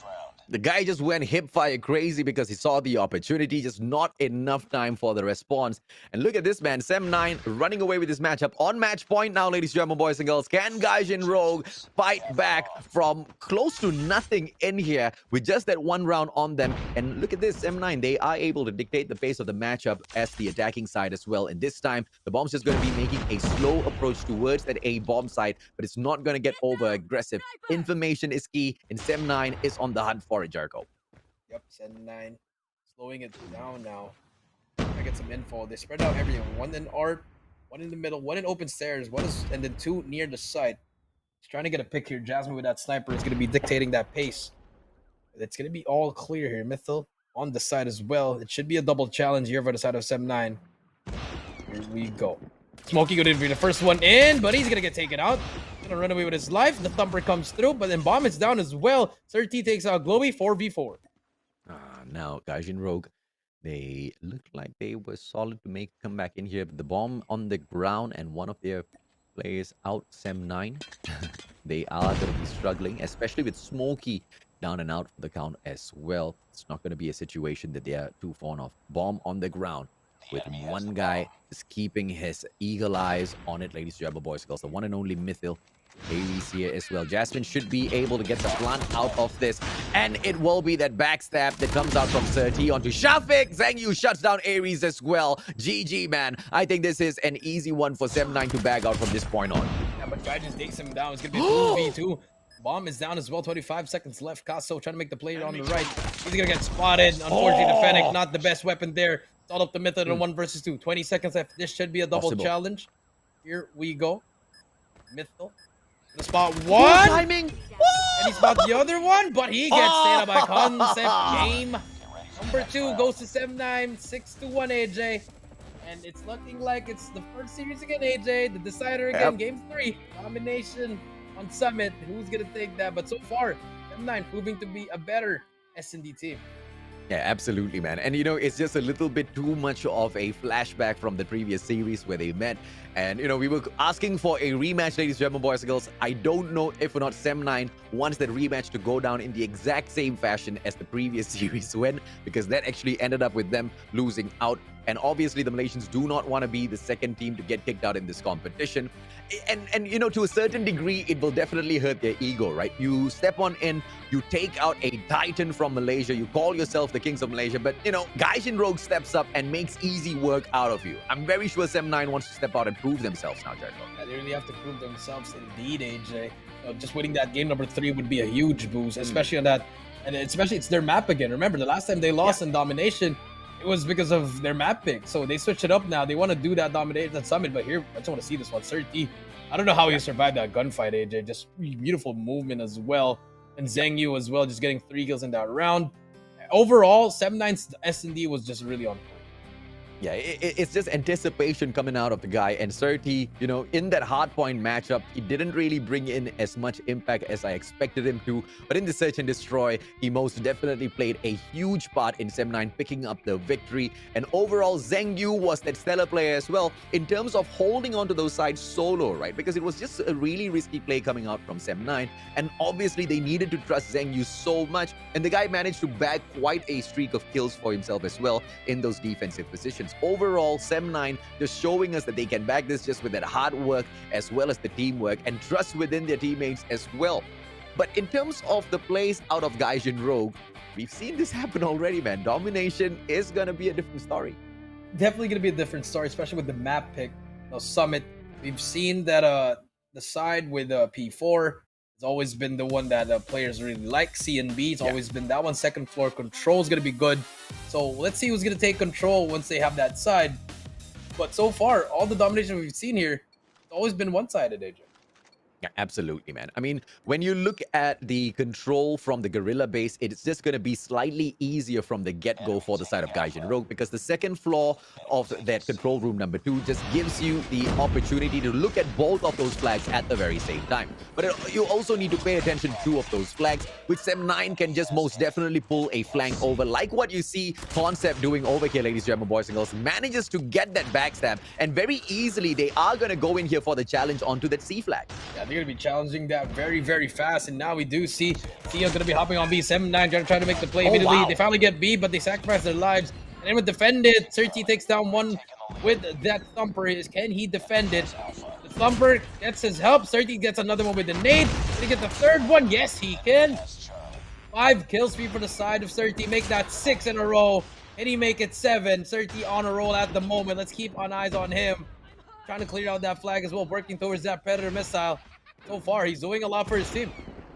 Yeah, absolutely, man. And Hunter Killer Drone will not be able to take them out. And Surti looking for more slices in here.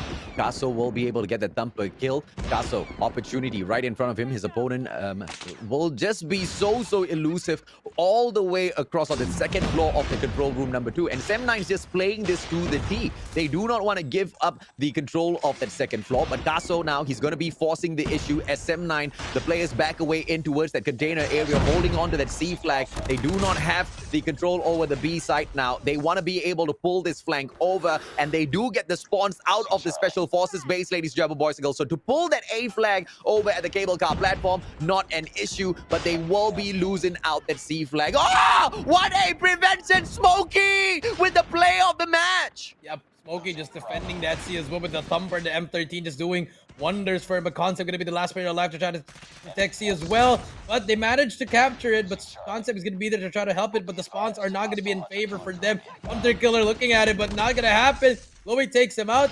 Another Hunter Killer comes through. He's going to take out one player, tags him up. 13 with that shotgun, trying to push that second floor. He's going to spot Ares, but Ares a little bit faster, but takes him out the shotgun. 1 shot, 1 kill. And here we go. So far, Gaijin making the comeback. Yeah, you drop 30 into Summit, ladies and gentlemen, boys and girls. You have to face his KRM as well. And now, just like you said, Jericho, on the way to a comeback, most definitely, Gaijin Rogue, as they set up this BNC flag, they have taken over that second floor this time round, not allowing Sem9 to over-aggress. Earlier on, it was a similar situation as to how we opened up this match, but the way Sem9 broke this was with that backstab. So, Gaijin Rogue, are they going to be looking out for these backstabs, ladies and gentlemen, boys and girls? It seems to be the case, but it looks like the gods of RNG just allows them that spawn out of the gorilla base, and this is going to help Sem9 a lot. It's going to help them, definitely going to help them here, just to get some points off that C flag as well. I mean, that A flag as well. But Gaijin, they're just right there. Ew! Almost gets stabbed, but as we can see, Sem9, they're struggling right now, 61 to 57, very close first half. They haven't really done much here. I mean, yes, the games are close, but they're not getting any score streaks here that might help them for that second half. But here comes the push to B, and here comes Sia, gonna be the first one in, trying to help his play, but the Gravity Vortex pulls him in and kills himself as well. But there we go, Gaijin Rogue defending the flag, 70 to 61. That might be it for the first half. Yeah, enough damage done in here, and Sem9 finally decides to strike back by pulling in the B flag, ladies and gentlemen, boys and girls. 10 points between the two teams. And Gaijin Rogue, if they want to make this win possible, they have to go in for the Slay. Smokey! Not able to take Caso out of the equation as they hit that 75-point mark. Gaijin Rogue in front, but Sem9 not too far behind, Jericho. Yeah, not too far behind indeed. Now we do see it's going to be that second half. Now we do see Sem9. They have C and B again. And Gaijin, they might just go for that flip, but it's going to be that second floor contest again. Look at that. 3 players from the side of Gaijin just pushing through. And did Smokey just take himself out with that thumper? Very unfortunate, but Surti is there to defend it. They are very lucky that the Gaijin players, they all got taken out as well, but B's going to be captured here by the side of Gaijin. Sem9 gonna push through, but Surti's gonna be here. Gets 1, gets 3 in a row. Can he make it 4? Yes, he can. Make it 5. Yes, he can. Just like that, Surti stops the push, and he's gonna bring out the Gravity Vortex. Makes that 6 in a row. Can he make it 7? Yes, he can definitely make it 7. Brings out the Pred. Double kill. Surti's on a roll. Sentry gun ready as well. This is very, very good for the side of Sem9 and Surti, making a case to be one of the best players in this tournament. Make it 8 in a row. Can he make it 9? Oh, does I hit it? 9. Hit marker. 9. Make that 10. No. He got 13. Just popping off AJ. Doing so much damage and making Sem9 come back in this game to tie it up.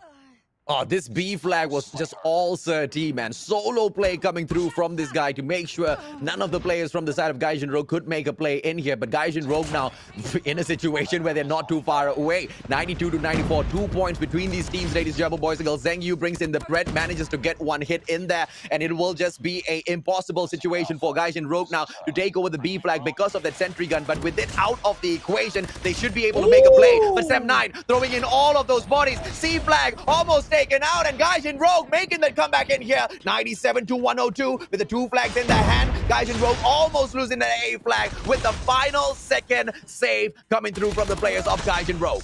Final second save indeed, but here we go. Sem9 to get A and B again. 106 to 104. It's getting closer and closer, AJ. Here we go. Are we going to see someone make the play here? Gaijin gonna cap A. Can Sem9, but the Predator Mesa come through. Can he make it through? No, he does not. Just stops the player on B. They're gonna cap C as well. That's gonna be enough time for Sem9 to regroup and get that C as well. But no one's gonna be defending B. It's all up to number 4, Surti, with that Dragon Fire trying to make the move. Surti there with the shotgun. Gonna get taken out. 117 to 110.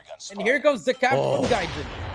Oh, Concept just sneaks in there, drops that sentry, and Surti, he just did enough, man. He just did enough. Bought a little bit of time for Concept to just come back in there for that backup, and it's just going to be an impossible task here for the side of Gaijin Rogue to pick up that B flag. But look at Mithil just getting all of this work done in here. The backup from Caso as well as Glowy a little bit slow on point, ladies and gentlemen, boys and girls, and it looks like Sem9 will be able to run away with this. Concept with the backstab as well will be able to get a 2-piece for himself as Sem9 with a commanding push in towards that control room number 2.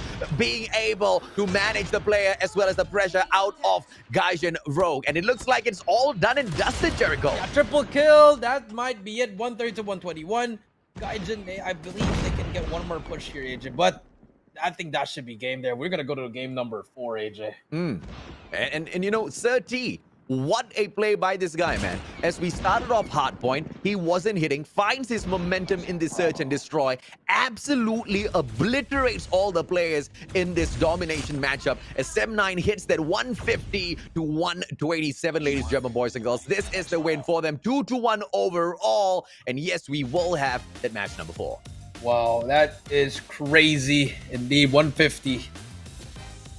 I mean, 30. That's it. Same thing. It just changed Twice. now. Remember, the first series, it was Aries who got that triple kill. Now this time, 30, 10 kill streak plus 2 kills with a pred. I mean, what else can you ask for? Yeah, man. I mean, just stellar plays coming out of this guy in terms of his positioning, in terms of his anticipation of what weapon to play, ladies and gentlemen, boys and girls, and putting the KRM once again in Surtees' hands at Summit is just an absolute no-go for all of the opponents. But, you know, unfortunately in these competitions, we do not have the option to ban out a gun because you know for a fact if at all that was allowed, it's most definitely going to change the complexion of some of these games, man. Overall, Gaijin Rogue, they had the advantage. They had the lead going into this matchup, but Sem9, I wouldn't say out of nowhere, it was just a slow comeback that they managed to catch on. They managed to pull away. And once again, Surtee, the stellar master from the side of Sem9, just making so many things happen. They just pretty much turned it up, you know, right here, Sem9, Surtee with that 9th kill. Gets that 10 kill as well, just doing a lot of damage there. And you know, the streaks in the end really played a part there, AJ. With that sentry gun just being annoying there, then Concept just cleaning up all those kills, tags them up. So one game away from them going into the finals, but 10 Gaijin Rogue managed to force a game number 5. Or are we going to see a Malaysia versus Singapore matchup? I think we're going to go into a match number 5, man. Gaijin Rogue, they've shown us time and time again exactly why they are a supreme brand that deserves our respect, deserves our attention as well with the performance in this competition so far. And they've managed to push the side of Sem9 back. And once again, if it wasn't for that play, if it wasn't for that tremendous play out of Surtee, I have no doubt whatsoever that Gaijin, they would have been able to grab that victory in here, man. Twice, Surtee managed to just step on in there and just be that absolute annoying player that had stopped Gaijin Rogue in their tracks. But as we drop into takeoff, ladies and gentlemen, boys and girls, hard point, let's see if or not Gaijin Rogue can go in here for the Punisher. They will be starting things off strong from the side of the Special Forces base, straight in towards the launch center. They want to be able to play the scaffolding, and scaffolding is exactly what they want to be able to go in and pull in. And as you can see, just one objective player in here for the push. Let's see if or not Sem9 will be able to break this play. And remember, this is the map for the side of Gaijin. They picked this one. They really want to play takeoff. But as you can see, early points go to their side. The contest is in, and they also have scaffolding and P4 control as well. Here comes Sem9, just slowing things down. They managed to pick the hill, 2 points inside already. But so far, no, they're not really trying to hop on the hill. They're struggling right now. They need to control the scaffolding, AJ, if they want to work on that P2. Yeah, absolutely, man. But Scasso, unfortunate for him as he gets shut down. And a straightforward matchup taken by Aries, ladies and gentlemen, boys and girls. Just tries to play the OBJ before any of his team members can step onto that scaffolding. And of course, it proves to be absolutely difficult. Some scrap points being picked up by Sem9 and an early rotation coming through for the side of Gaijin. And Gaijin should be able to secure these initial points in here. Look at the 3-man go in for the defense. They trade out 1 each on their side. But Gaijin Rogue opening up this second hard point. Let's see how long they will be able to stand here. Yeah, let's see what happens here. 32-12 at the moment. Here we go. Mythal trying to make the play here. Sem9 to get control of that P2, but consequently the first one there. It's 2 as well. And then Gaijin break just comes through, but the spawns are not going to be in their favor. Oh, so good. Yeah, but just such a great break. But Surtee is going to be there again. The game changer takes down 2. And now we do see Sem9 getting control of the hill. The scaffolding push is going to come through. And here comes Smith. Going to be the one player alive. And he make the play. He's going to spot 1. But he gets traded out 22 to 34. And now Sem9 only getting some points here. Yeah, the winner of this hard point. Look at player number 2, ladies, German boys and girls, who just died, unfortunately. And Zheng Yu gets taken out of the equation. But it was because of Zheng Yu's play over at Cranes that he held on to the spawn for the side of Sem9. And Sem9 winning the spawn over makes Launch Center look so easy. And an early rotation coming in from the side of Gaijin Rogue as they understand that P3 to be the money hill for themselves. They hold on to control room. They hold on to generators as well. So this is going to be quite the tough hill for Sem9 to break, but it's not going to be impossible. Shafik needs to be taken out, and what a play coming out from Concept, ladies and boys and girls. Methodically, Sem9 is breaking down the defenses of Gaijin Rogue. I mean, Gaijin Rogue is really struggling here, but finally managed to get that time. Can they hold it down? But here comes the push. Look at the pinch, AJ. Number 2 on your screen. Zheng Yu has that dead machine. He can be that game changer, but he gets hit by Glowy immediately. No trades coming through. Gaijin gonna push through. They have their operator skills as well, but as soon as you say that, oh my god, Glowy just turns on 3 players in a row, working towards that Dragon Fire. 20 seconds left. Good time for Gaijin. And if you are Sem9, you gotta rotate fast because that 4th hill is gonna be very important, AJ. It's gonna be very hard, but Zheng Yu still being a nuisance here, but finally gets taken out. It's gonna be the battle for rotate. Oh, my friend, what a run at P3, ladies, German boys and girls. Gaijin Rogue eating each and every single available point out of that hill. And Aurora, the one point goes over to Sem9 from that hill. That is absolutely crazy. And now, 90 to 45. If or not, Sem9 will be able to make it back here. Depends on them holding on to the spawns that they have got in Crane area, ladies, German boys and girls. And now they move in there for the fight as well. But Generator's taken over by the side of Gaijin Rogue. And they are able to throw in the body, throw in the numbers, and we have to pay a little bit of attention to the streaks here for the side of Gaijin Rogue as well as they go in there and win all of their gunfights. They are just going to be untouchable in a couple of seconds. Predator missile from the side of Zheng Yu finds absolutely no one. Another one dropped in by the side of Sem9 finds nobody as well. Yeah, this is their map. This is definitely their map, AJ, and this is showing. Gaijin Rogue 122 to 47. Finally, the bleeding has stopped, but the damage has been done, AJ. Oh my goodness, Gaijin Rogue, they want to get to a game 5. Here we go again, AJ. 130 to 48. And Sem9, they have no answer on this map. Yeah, and you know, this one backstep coming in from Smokey, he gets shut down as well. 137 to 48. And you're right, man. Gaijin Rogue, what a dominant performance out here at Takeoff Hardpoint, ladies, German boys and girls. And now Control Room no longer is the point of contention. They need to go over the scaffolding once again. But as you can see, Glowy doesn't care about the power position hold. He knows how close his team is to this victory already. Straight away steps in there to the hardpoint. Backup comes through as well from the side of Mittel. Mittel sets up the one and only sentry gun, and he is able to run away with his matchup. 2 more points now, Jericho. Yeah, 2 more points, and that's going to be it. Another Game 5 showdown for Sem9 versus Gaijin Rogue. I mean, history repeats itself, and they want to do it again. They want to run it back to another Game 5. The last time that happened, Gaijin Rogue had the best of it. But let's see. Sem9, they won that. They won the coin toss, so map is going to be on their side.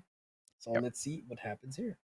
Yeah, let's see exactly what happens here, man. Because Takeoff was the kind of map where Sem9 knows exactly what to do. They stepped out there to try some of their plays, but they were just overwhelmed by a supreme side of Gaijin Rogue, who were just a couple of steps ahead of them each and every single way, right? And Launch Center, Sem9 did an amazing job, and it was all because of Zheng Yu as he helped them get that spawn. But after they had gotten that spawn at Launch Center, Gaijin Rogue just makes the best decision ever. All right, fair. Go ahead and take that hill. We'll set up Aurora launch. And what a run that was, man. They almost bagged each and every single available point at that P3.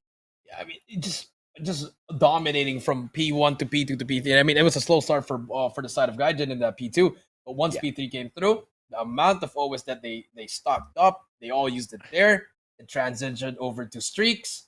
Streaks were used to P4. Game over.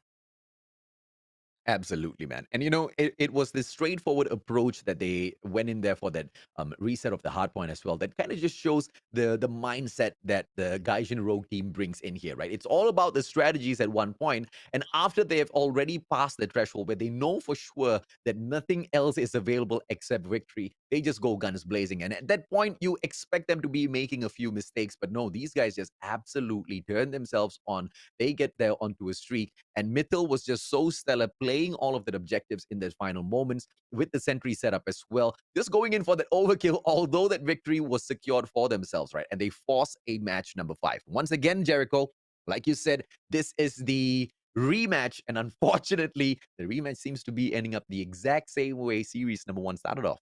I mean, it might be the same way. I mean, the only things that pretty much changed at the moment was Game 3 went to Sem9, Game 4 went to Gaijin. So that's the only thing that switched. But we don't know what's going to happen to Game 5 because last time it was Gaijin, but we did see a while ago in the S&D, Sem9, they were a little bit better on that S&D. Yeah. So Search and Destroy coming through, ladies and gentlemen, boys and girls. Will the Singaporeans be able to make this an all-out Singaporean affair at the grand finals?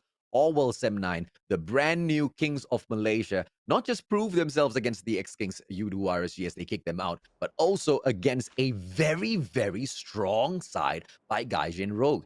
If they are able to bag it at this crossfire, ladies and gentlemen, boys and girls, they will be able to step on to the grand finals. But, it's the biggest question of whether or not they're going to get 3-0'd yet again, man. Yeah, let's see what happens here. Zheng Yu open things up, takes out Kaso. That's going to be the first one that they need. Jasmine as well. It's going to be a double sniper setup for the side of Sem9. They're going to be an offense again. And remember, crossfire, offense, it's pretty much a deciding factor. It's always been good for any team that's going to offense. And defense has always been hard. But we've seen how Blacklist International treated that defense. You got to play with aggression.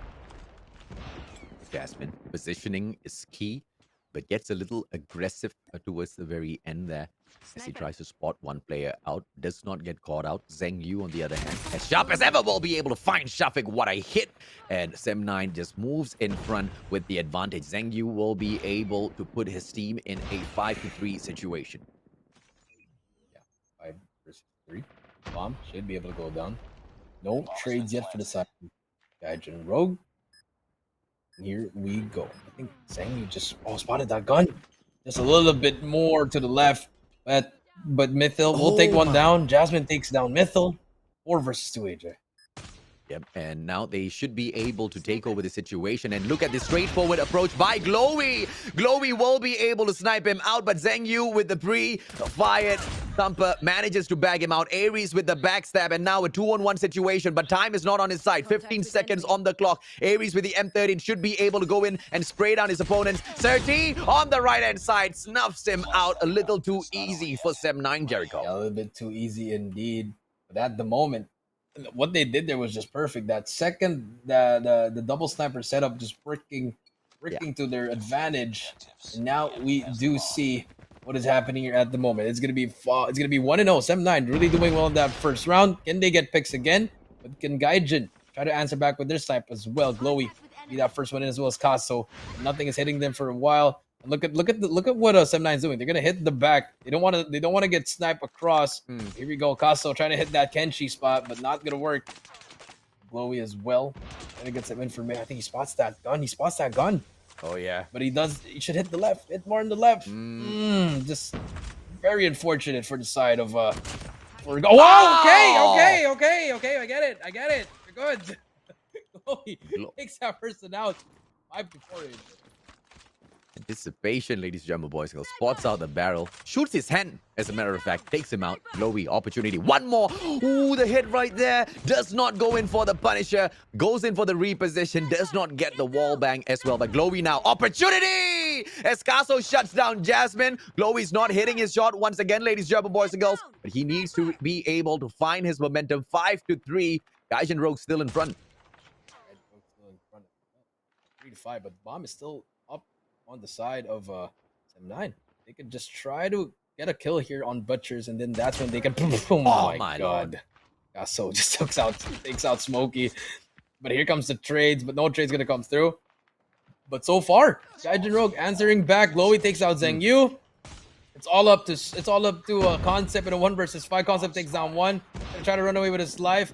He's gonna try to take out the second player, but this is gonna be impossible unless he can just string 4 kills in a row. Let's see what Concept has. Thumper comes out for the play. Concept right in front. Ooh, shuts down Mythil. What was that one final player doing there? Shafiq. The sneaky plays with the Holger. 1-1. Gaijin Rogue pulls that back. 1-1. Very good answer by Gaijin. Glowy, he was missing those early shots, but in the end, he got those shots right on the money. And now 1-1, AJ. Both teams not really trying to do anything. I know it's a game 5, but they still have to focus there. Both teams are just scared at the moment. Just have the tactician in there. One extra smoke, ladies, gentlemen, boys and girls, will be exactly what he needs to play the game of cover.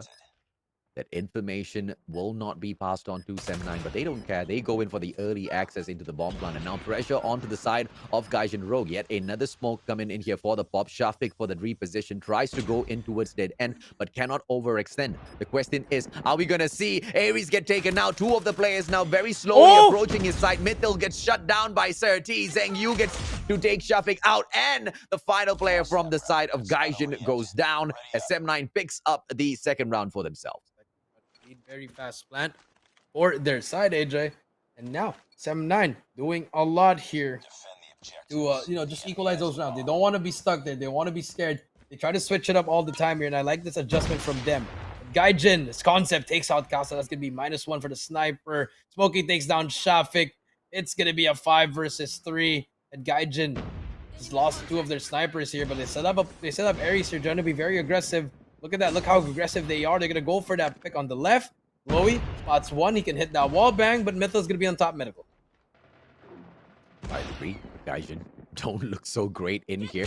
But Mithil now, he needs to be able to spot his left, but Concept just snuffs him out. And from the corner building, this seems to be a no-go. Overextension by Gaijin Rogue, punished by Sem9. And the 4th round in here, ladies, gentlemen, boys and girls, will most definitely go over to Sem9.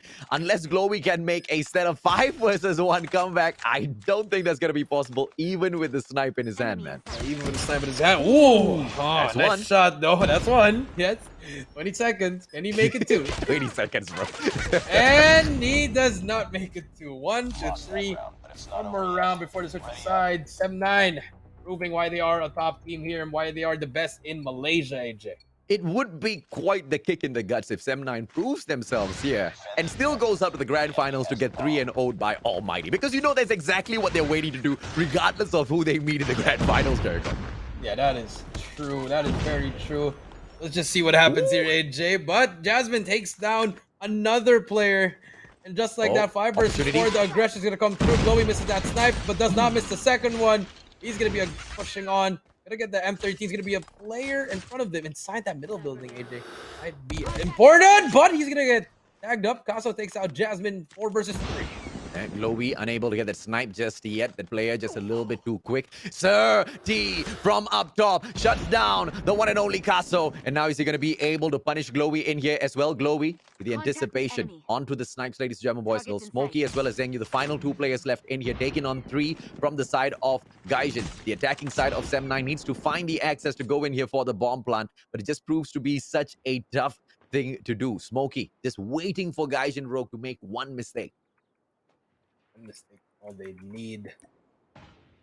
What happens? AJ. Mom isn't down yet. It looked like a round for Sem9, but slowly they just, they made mistakes here. Yeah. But they still have a sniper. I think Glowy's still alive, so they still have a sniper. Love it.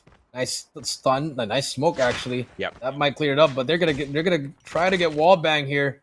Just delay the time, 30 seconds. Bomb should be able to go down. This could be a player on the left, but Aries gets taken out by Smokey. Get down! Sniper! It'll be 1 versus 3. Very doable, but doesn't have time. Yep. Zheng Yu needs to go in there, ladies and gentlemen, boys. It was for the plant. It was a smart smoke coming out from Zheng Yu. It's just that they couldn't take advantage.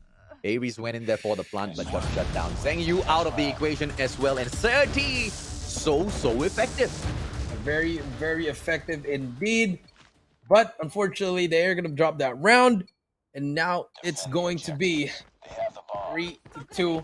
And here comes Sem9. They're going to go for this rush.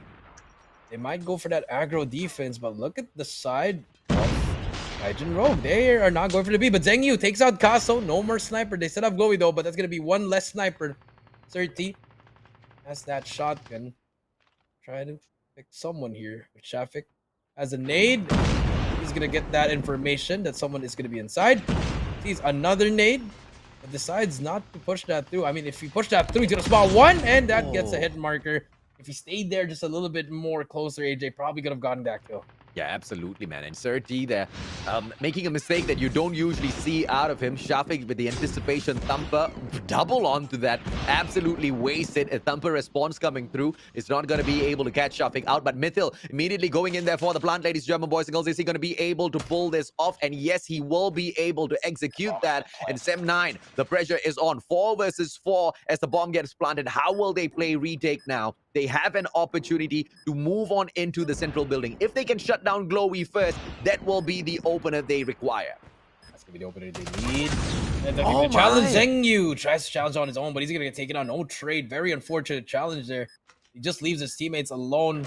Very selfish play. Smokey goes down as well. They're just going one by one. Sem9, they all go down one by one. Last player alive is going to be Jasmine. Sucking in 1v4 again.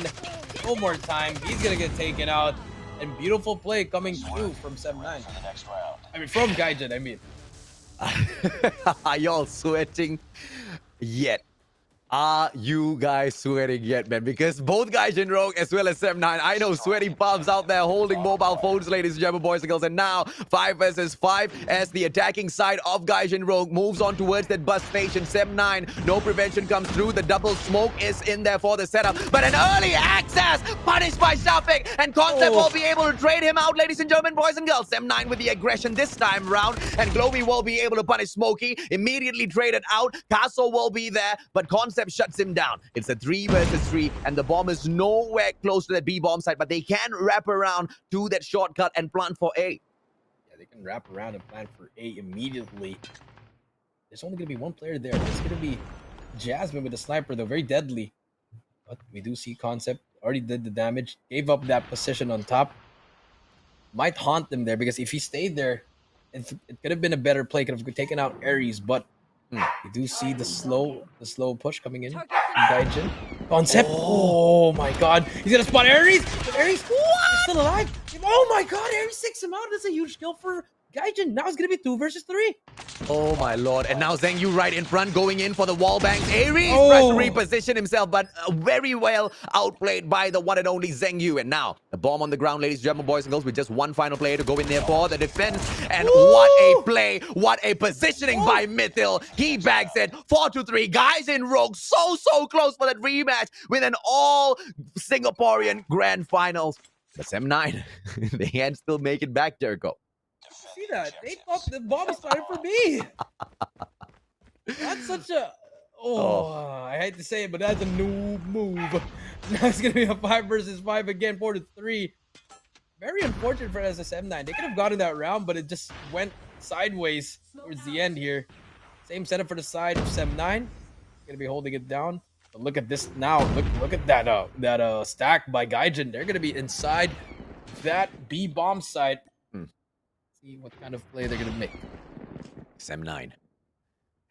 This must be a situation where their hearts are beating out of their chests, ladies and gentlemen, boys and girls. They need to be able to make this play. But as the defending side, they do not have much of a choice. They overextend. They perhaps give the play away. And now, hit marker onto Zhengyu. I believe a smoke hit him in the face. He will be able to reposition himself. Mithil in for the plant. And now pressure is on for Sem9. Bomb has been planted. Pressure is on. Bomb is down. Here comes the push. Smokey. I'll be the first one as well. Serti as well, try to get that pick. Well, smoke. No one is there as well, but Serti win the bus. Oh no! Oh, get spotted! Oh, the flick! Gets 2 in a row! Oh my god! Serti! Did he make it 3 in a row? But no, unfortunately, he has the thumper out of his hand. Shafiq takes down 1. That's another one. Concept gets 1 in a row. No, does he not? He's gonna get a second one. The creep fire for it! My lord! 1 versus 2. Can Concept make the play? One. Doesn't have time anymore, but he's gonna take out 1 last. And just like that, they managed to clutch it up. Gaijin, they just had to play time. He didn't have to be. Game-saving clutch out of Concept, ladies and gentlemen, boys and girls. When it was most needed, he brought all of those plays out, man. 10 kills in here so far. The guy's not done. They most definitely won the grand finals up against Almighty. They haven't faced them in here just yet. But Gaijin Rogue just so stellar with their attacks so far. And now they still get yet another round. In fact, 2 more rounds for them to be able to get this closed off. Smokey, with the overextension, should be able to catch out Ares, but gives away the information. Might get caught. Thumper for the clutch. And now Smokey yet again waiting for the over-aggressive push to come out from the side of Gaijin Rogue, but he sees absolutely no one. Well played by Gaijin. Well played, but if they come through here, Smokey can definitely get one. Does not even get the hit marker. He spots him, takes him out. Gonna get the third one. Yeah, no, and Mythil trades him out. Could have been a 3-piece, but damage has been done, AJ. That's all you need if you're Smokey. Two kills already. 2 for 1. And now Gaijin, they are second guessing themselves because if 7-9 wins it, they're gonna be match point. And Nikaso is out of the equation already. Glowy's not even in there. How do you snipe these boys out of this equation?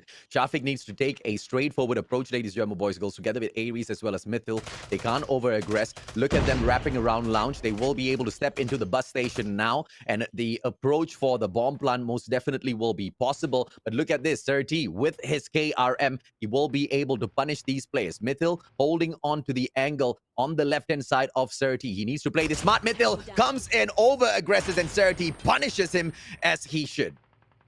Sir T punishes speed. 2 versus 4. Here we go. Let's see what happens. So far, Concept gets 1.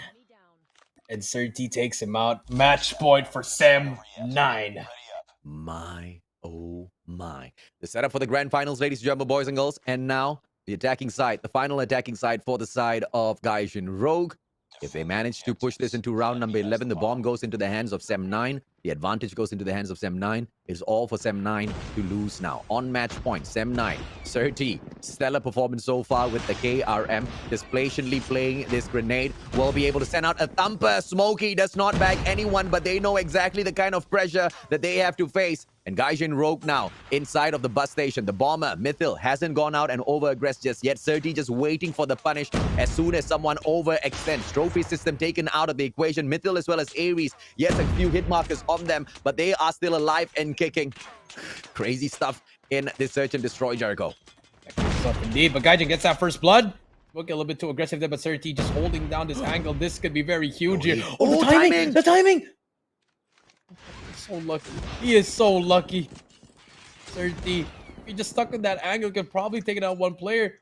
The bounce. GG. That comes back to him. Well played, well played. Oh my god, he spots Glowy. Oh! KRM response, ladies and gentlemen, boys and girls. The only way against Sir T.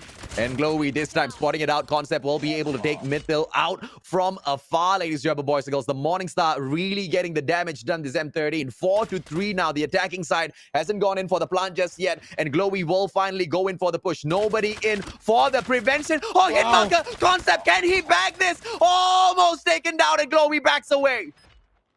Enemy Bomb is contact. down. 3v3. Zengyu takes out Kaso. For a chance to go to the grand finals. Zengyu misses that shot, but Jackson is there for the trade. Last player alive. Ares. He spots 1. 1 versus 2. 25 seconds left. Concept spots him. This is gonna be it. Ares, what do you have left? He's gonna spot one more player. He's gonna get tagged up. They both. Contact Ares. with enemy. Oh, Ares! Ares! It's alive. 1v1. Ares. 10 seconds. Oh, Diffusal, bro. Time. No. Is he gonna have enough time? Have time? Oh, 4 seconds. I think they do. I think they do. And Sem My lord. go to the grand finals. The tables have turned, AJ. And Sem 9 hard fought series, but Oh my. they managed to get it through. But it's not yet over, guys. They still have to go against Almighty. Valiant effort for Gaijin Rogue. 1 more second, AJ. If they just waited for 1 more second, it would have been a round 11. I mean, Gaijin Rogue has come in here and they've made a point, bro. They have most definitely made their mark in the MYSG Invitational as far as I'm concerned. Yes, M9 managed to bag this victory, but Gaijin Rogue, they most definitely stole the attention from the whole of the MYSG scene. And yes, we finally do have the grand final setup in here, ladies and gentlemen, boys and girls. Almighty up top, and now Sem9 steps up to the plate. Can Almighty bag the most incredible MYSG Invitational by 3-0ing all the other 3 invited teams? Yeah, possible. Just the way they're playing. Sem 9, they're definitely tired. They had 2 best of 5s. Went They had to. They went to a two series with game 5s. Yeah. One with the game 4, and then they have to go to this one again. And then they have, if they beat them, they have to reset the bracket, and they have to win again. But Almighty just there, just like, man, we're just chilling here, AJ and Jericho. You guys can just keep casting. And you know exactly how dominant Almighty will be putting themselves in. What a dominating position they will be sliding themselves into if they can actually bag this 3-0 against Sem9. Because Almighty has just proven one thing so far. Nobody is a match for them in the MYSG Invitational. At the very least, still now, Sem9 still has that opportunity to prove something against them. But to a team that Sem9 struggled to beat 3-2, Almighty bagged an easy 3-0 against them, Jericho. Yeah, I mean, it was easy 3-0, AJ. Definitely an easy 3-0. But now, this is it, guys. It might be the final series, or we might have another 2 series, guys. It's going to be Almighty versus Sem9 for the grand finals. Malaysia versus Singapore. We'll be right back after this break.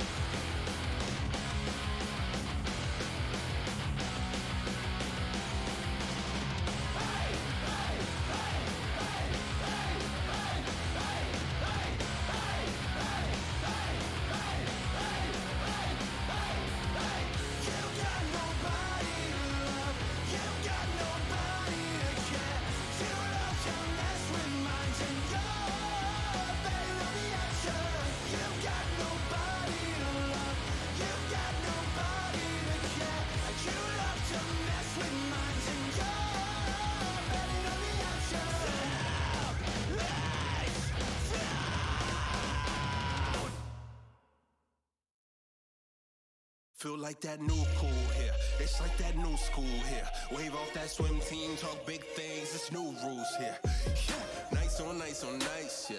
I couldn't take it, missed a chance, I missed a flight, yeah. Got too damn wasted, pick a poison, pick a vice, yeah. I probably tasted, made mistakes, I made them twice, yeah. Nothing was sacred, I was just raging against the machine. Never been cool with the settings in the system. Instead of playing victim, I should've just switched them. Like, how was my life on the line, any different? But if this time we could see what's missing, change the position, at least burn flames with a mission. Couldn't see clear, had a bad prescription. I'm slack when your back's up against the wall.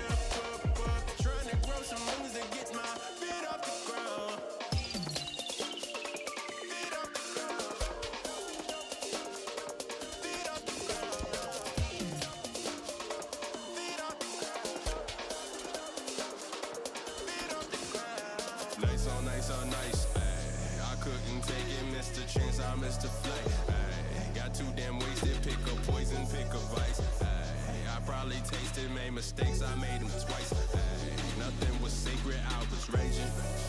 Told my old girl I got new girl, she ain't basic. Pay for the Uber to come scoop her, I'm not tasteless. Might throw some money, cause Ben Franklin making faces. Poker faces, a disgrace, they know I'm aces.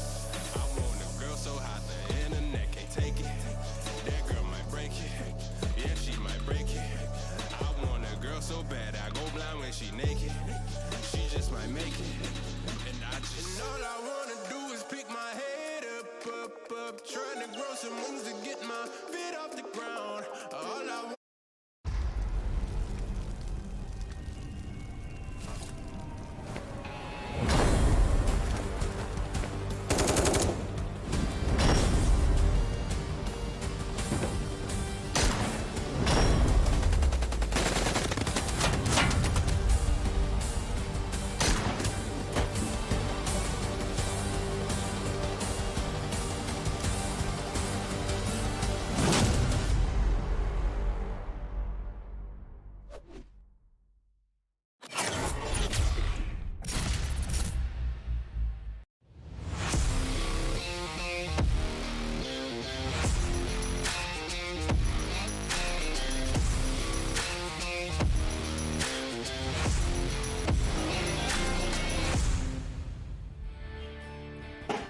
Ladies and gentlemen, welcome back to the Call of Duty Mobile Invitational, the MYSG Invitational 2021. I am VV Jericho here with the Mustachio AJ. We had 4 matches already, and this might be the last one. Or will 7-9 reset the bracket and force another best of 5? But it's not going to be easy challenge because it's up against Almighty. And you know, you guys have been doing amazing in here with the likes and shares. Thank you so much for helping us hit our viewership count, ladies, gentlemen, boys and girls. We have got a giveaway lined up for all of you.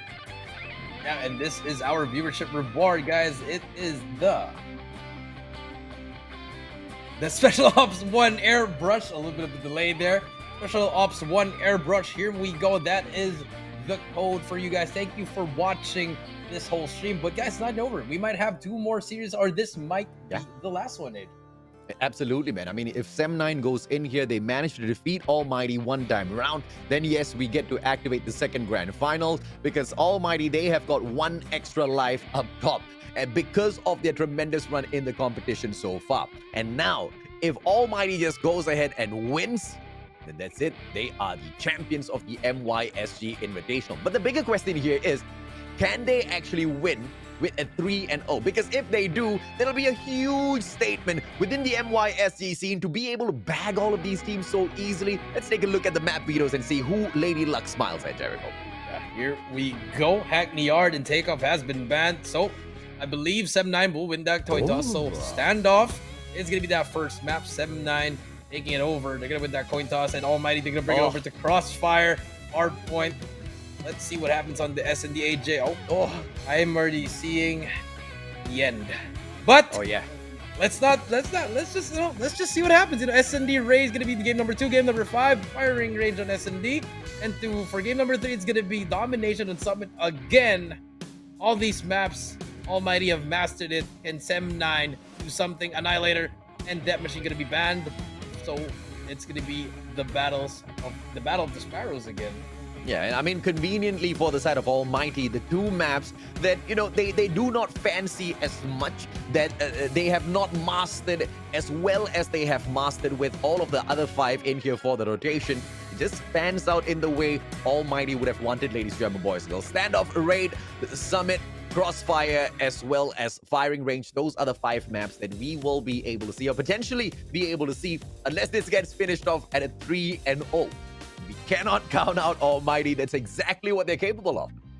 And actually, on that note, AJ, we do have another viewership reward. So that's going to be 2 codes for you guys. You get 2.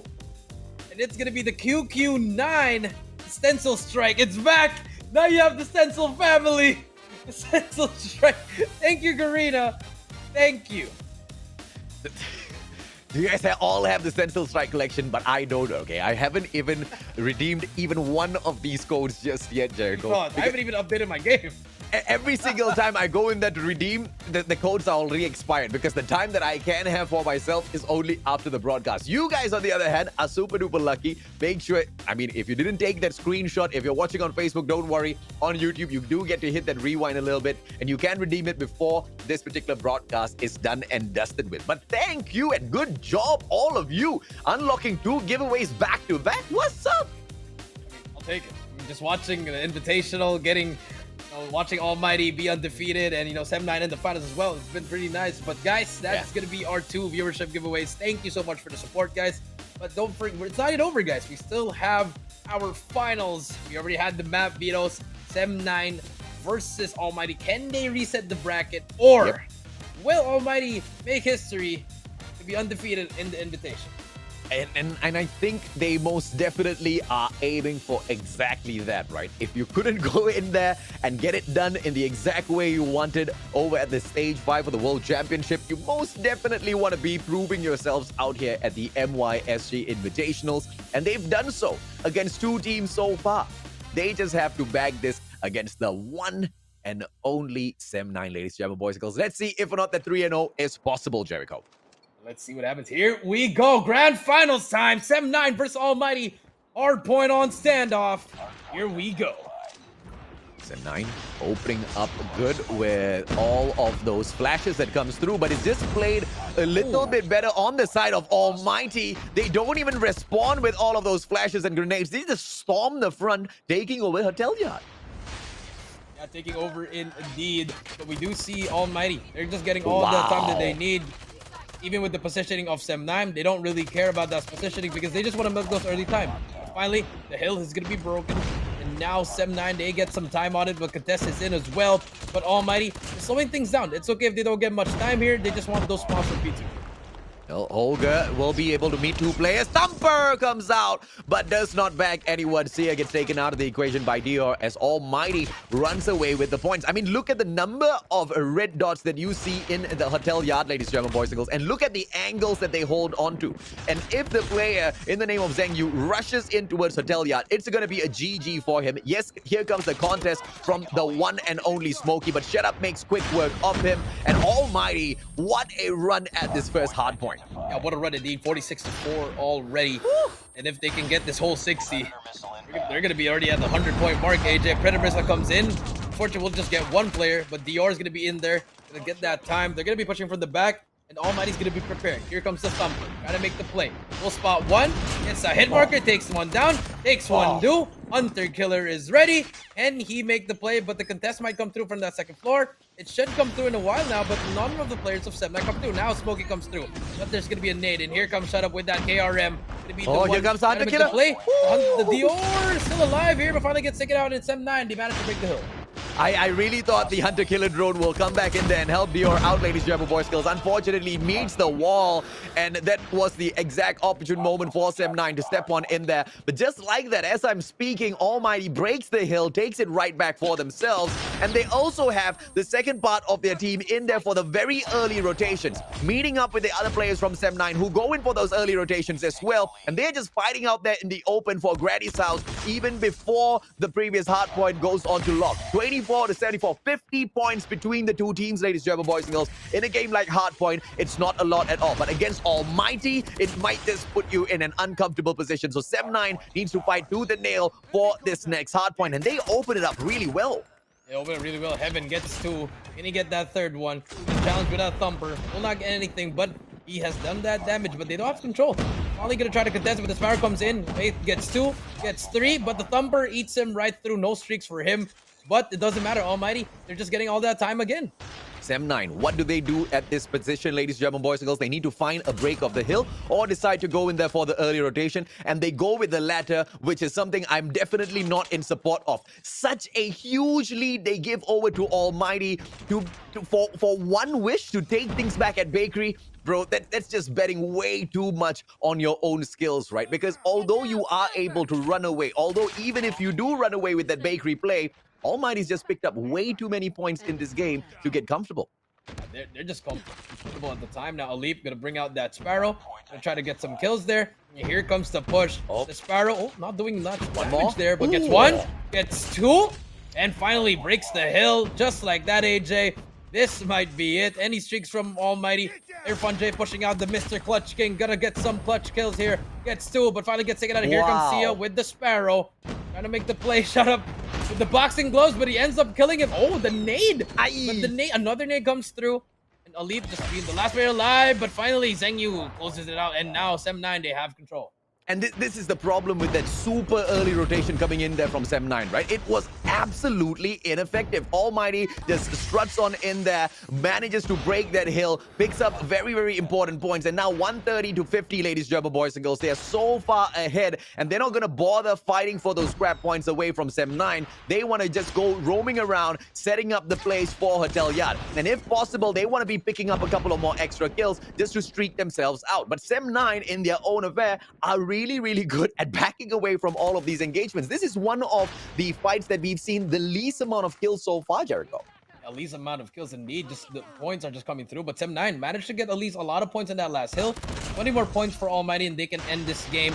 And just like that, they have control. No one's going to be near. These first two kills are going to be the end of it. Last player alive. And that might just be doing it. This is going to be the last push for Sem9. Can they make it? Irfan J gets one. Gonna be another player trying to contest the hill. He's gonna get taken out. 145, 146, 147. No contest. 48, 49, 50. First blood goes to Almighty. 1-0 in this grand final. I don't know if that was just a lackadaisical approach from the side of Sem9, or did Almighty just outplay them, right? Because in a few of those situations, just really bad decision-making coming out of the Malaysian side, man. I mean, Sem9, they could have gone in there for the contest onto Granny's house. They didn't. Such an early rotation in towards Bakery, and they bagged absolutely nothing from that play. Until the second half of Bakery at the very least. They had to fight that back. They could have just done that over at Granny's house earlier on. They did send in the numbers, man. They were just 50-50, not really going in there for the full commit on anything. And overall, they are the bigger losers in this hardpoint matchup. But it's not over just yet. They still are in this competition. Search and destroy, perhaps, Jericho.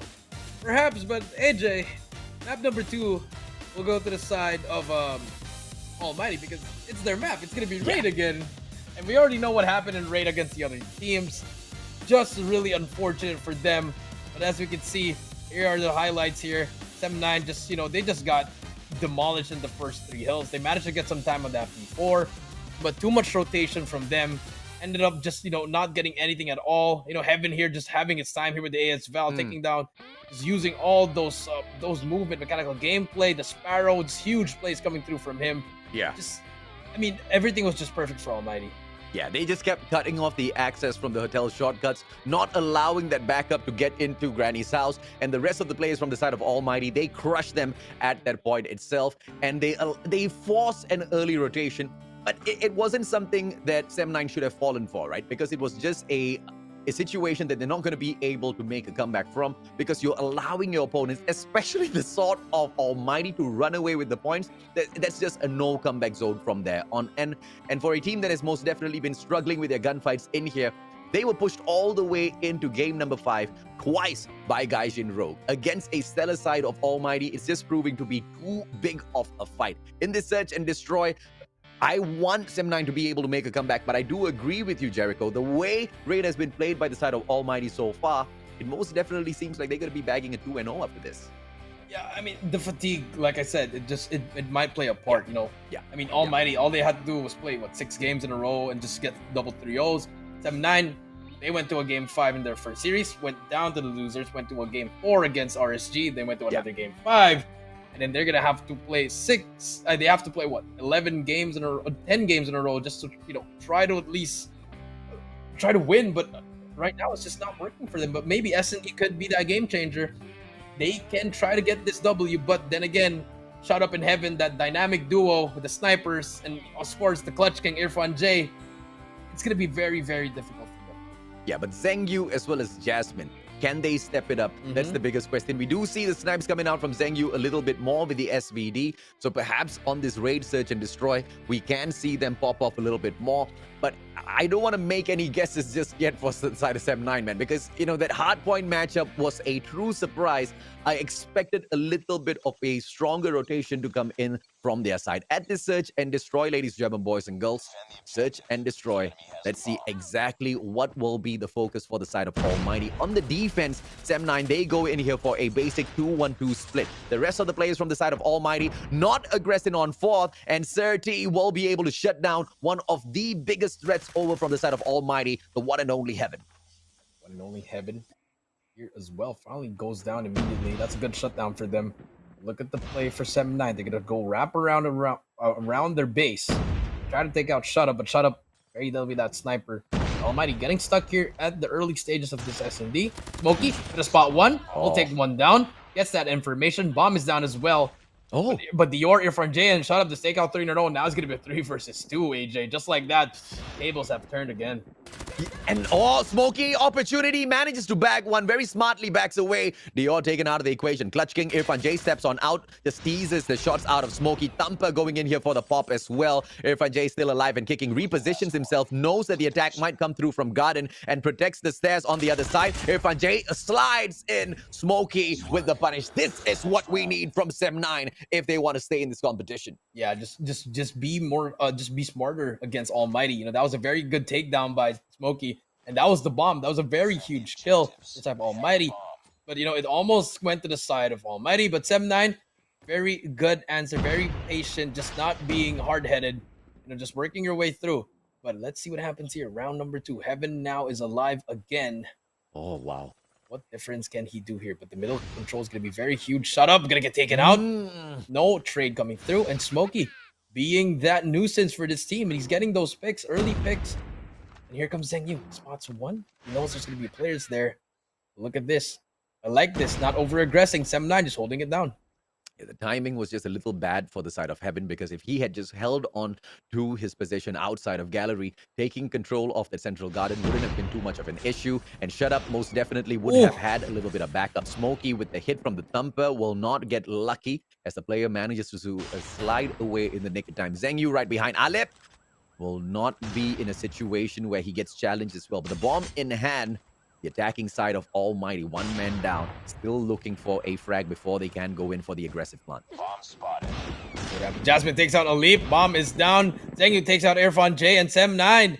5 versus 2. Can Dior make a play? He's going to get caught. And he gets away with his life, but no concept takes him out. It's all up to Heaven in a 1 versus 5. There's going to be a play right behind him. They just ring around the Rosie. He finally heard the slide. Takes one down. He's going to get shot from behind. Actually, no, he's not. It's away. But the double challenge is going to come through here. Heaven.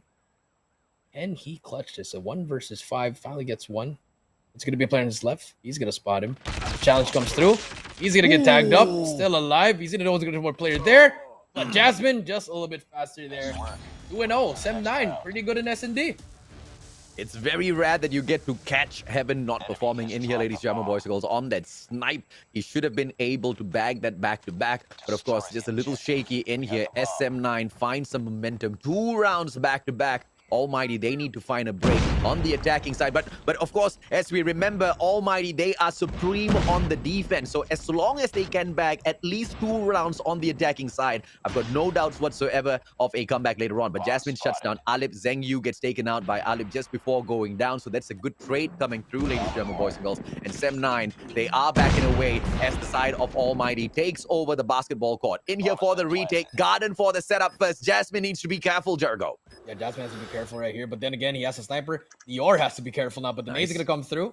Very good recognition by Dior. Well I love his plays, man. He's just really smart. Doesn't have to challenge. Don't have to challenge that if you are Dior. Okay, I might take that back. Your foot! Smokes out. Smart. That's good. 3 versus 3. But Smokey comes through. The flank might be there. Concept takes out Shut Up. Irfan J takes out Smokey. But Dior finally gets that kill. 2v1. It's all up to Concept. 13 seconds left. No more time. Has to challenge. Dior gonna challenge, but that's not a good challenge. Irfan J, he's one shot. He has to challenge the Concept. Clutches the round. 5 seconds. Has enough time. Does he have enough time? Yeah, He has definitely enough time. Definitely enough time. And that should have been Almighty's round, AJ. Just didn't have to challenge that. You know, you just have to play the time there. Almighty struggling in this S&D. Yeah, Dior didn't really have to challenge that, but, you know, great movements out of the guy, man. Anticipation, he just allows his foot to stick out a little bit, gets shot by Jasmine, does not get killed, pops out the smoke, and catches out Jasmine at the end. But his teammates not really bagging the work in the background, right? But of course, Jasmine this time hitting a little bit early. Alip taken out of the equation already, and Almighty now, once again, starting things off 1 man down. 1 man down the lead. Now, let's see what happens here. 3 versus 4. Shut Up takes down 1, but here comes the thumper. Zheng Yu will not get any hit markers, but site is in. You're gonna plant the bomb. And look at this. This might be a good. This is a good pinch coming in for 7-9. If Jasmine just waits here, if he gets taken by Dior, it'd be very, very unfortunate. But this could be a 2-2 pinch right here. I like this. And you know, if you're Almighty, you gotta stick together, play those trades. But here comes the stun. The stuns, double stuns. Jasmine takes out Shut Up. 2 versus 3. 2 versus 4. Dior shuts down Zheng Yu. It's a 3-2. Almighty on the attack, and they've already gone there for the plant. So pressure on the side of Sem9. Dior now. Opportunity for... Oh, the thumper comes flying in. Does not affect Dior at all with the reposition. Should be able to shut down Surti. Oh, thumper! And he shuts down Surti. The Concept with the slide manages to get the clutch 2nd time in a row. Concept is always there, just being annoying. Finally makes that trade 4-0, and Almighty struggling in S&D, AJ, and this is their map pick. This might be their first L unless they can just pull it off, you know, round by round. They have to win this round, AJ, just to get that breather, AJ. Let's see if Almighty can do this. After a lackluster performance in that hard point, very, very impressed with how Sem9 has managed to step it out. And Zheng Yu with an early frag onto Heaven. That's the perfect opener for them. Once again, take down the biggest threat of your on the side of your opponents. And now, yes, Dior goes down, but Smokey gets traded out. Alip down onto the ground as well. One final player from the side of Almighty. And the Clutch King Irfan J still alive in a 2-piece. 2-piece indeed. Still a winnable situation for the side of Irfan J and Almighty. He spots 1. He has the bomb. He could probably just go for a rotate, or he could just pick 1 player here. It'd be very huge here if he spots 1. Spots 2 at the same time, but Jasmine is a little bit faster. 5. And Almighty. Is it time to wake up or something? But 5-0 indeed. 7-9. 1 round away to equalize this series. Let's see if or not they will be able to bag this in a impressive fashion. 6-0 against the Almighty. Almighty. No pun intended. Let's see. This is the rush towards that ace site. All of the players from the side of Sem9 committing in here for the attack. Yes, they will go ahead and lose the one and only Zheng Yu from that perfect snipe out of Shut Up. Surti with a misposition, and he will get taken down by Alip, but Jasmine trades Alip out instantaneously, and the snipe is still hot from the sniper of Sem9. And now with the position, look at him just on top of that bench, but Heaven slices him out, bags the 2-piece back-to-back, and Almighty still alive and kicking, but I believe they've allowed Sem9 to run away with this match already. Yeah, some rounds should have been with them. It should have been at least a 4, or it should have been at least a 3-3 at the moment. those times with the Dior just over peaking too much, unfortunately. But here comes 7-9. They're gonna rush this, and here we go. They're just gonna go through. Same strats are gonna come through, and that's gonna force the Almighty to push back. Look at the amount of nades, utilities, thumpers, smokes, stuns everywhere. I like that, just zoning them out immediately, and that should be the plan. And here we go. But the response now that comes in. Oh, Surti shutting down Heaven once again. Very, very expensive kill that Surti manages to back for himself. But this is what I was talking about. There's a team of Sem9 just wasting all of the utilities from the get-go. All of Surti's effort now coming to fruition as he shuts down Dior. Second expensive kill, ladies and gentlemen, boys and girls. Huge impact being brought in by that player, Jericho. Yeah, huge impact indeed. But Elite trades out Surti. They grab the bomb. 3 versus 3 now. If you're Almighty, just have to hold down the fort. Don't need to challenge if you are Almighty. Here comes the double challenge. Shut up. We'll get tagged up. Concept is alive. Gets away with his life. 3 versus 3. What's gonna happen next? Here we go with the wrap. Look at that wrap, Elite. Gonna wrap all the way to the other side, and they're all looking at the same position. This is gonna be very bad for the side of Sem9 if Elite just gets through there. That's an easy 3-piece. Sides, slow it down. Oh my God, this is gonna be perfect timing for Elite. He can take out that person. Leap's still alive in Tiki. But they're still looking at the same side. There we go. Alip gets one. That's going to be the opening they need. But Sem9 still alive. Zengyu's one shot inside that puppy. Gets taken out. And beautiful retake. Alip makes the play. 5-2. Almighty's still alive in this game. Yeah, anticipation as well with the wall bang in towards Locker, ladies and gentlemen, boys and girls. What a second kill in there for him to just take over the situation. And Almighty, yes, they most definitely are down, but not out just yet. They are fighting for their lives onto the defense. And this is what we were talking about as well, right? Almighty really stellar on that raid defense. Yeah, I really love this defense. This slow push coming through from Sem9. They gave up middle. So Art is going to be the way of the game. But let's see. Middle is going to be covered by Dior. He might get caught, but he's going to be proning down. So this nade might be very huge. He's going to spot Smokey with that nade. Smokey runs away with his life. Info is given. They know there's going to be players in the middle, so they're not going to be pushing it by Heaven in the same spot as well. Heaven spots one, but will not tag him up. 5 versus 5. No bloods yet. But Irfan J will give that call as well. Nade going to be inside, but Dior spots Smokey. Smokey might get caught. Spots him again. But Smokey prepared. Ooh, that's first blood going to be very, very expensive, AJ. Whoever gets that first blood might just win this round. 5 versus 5.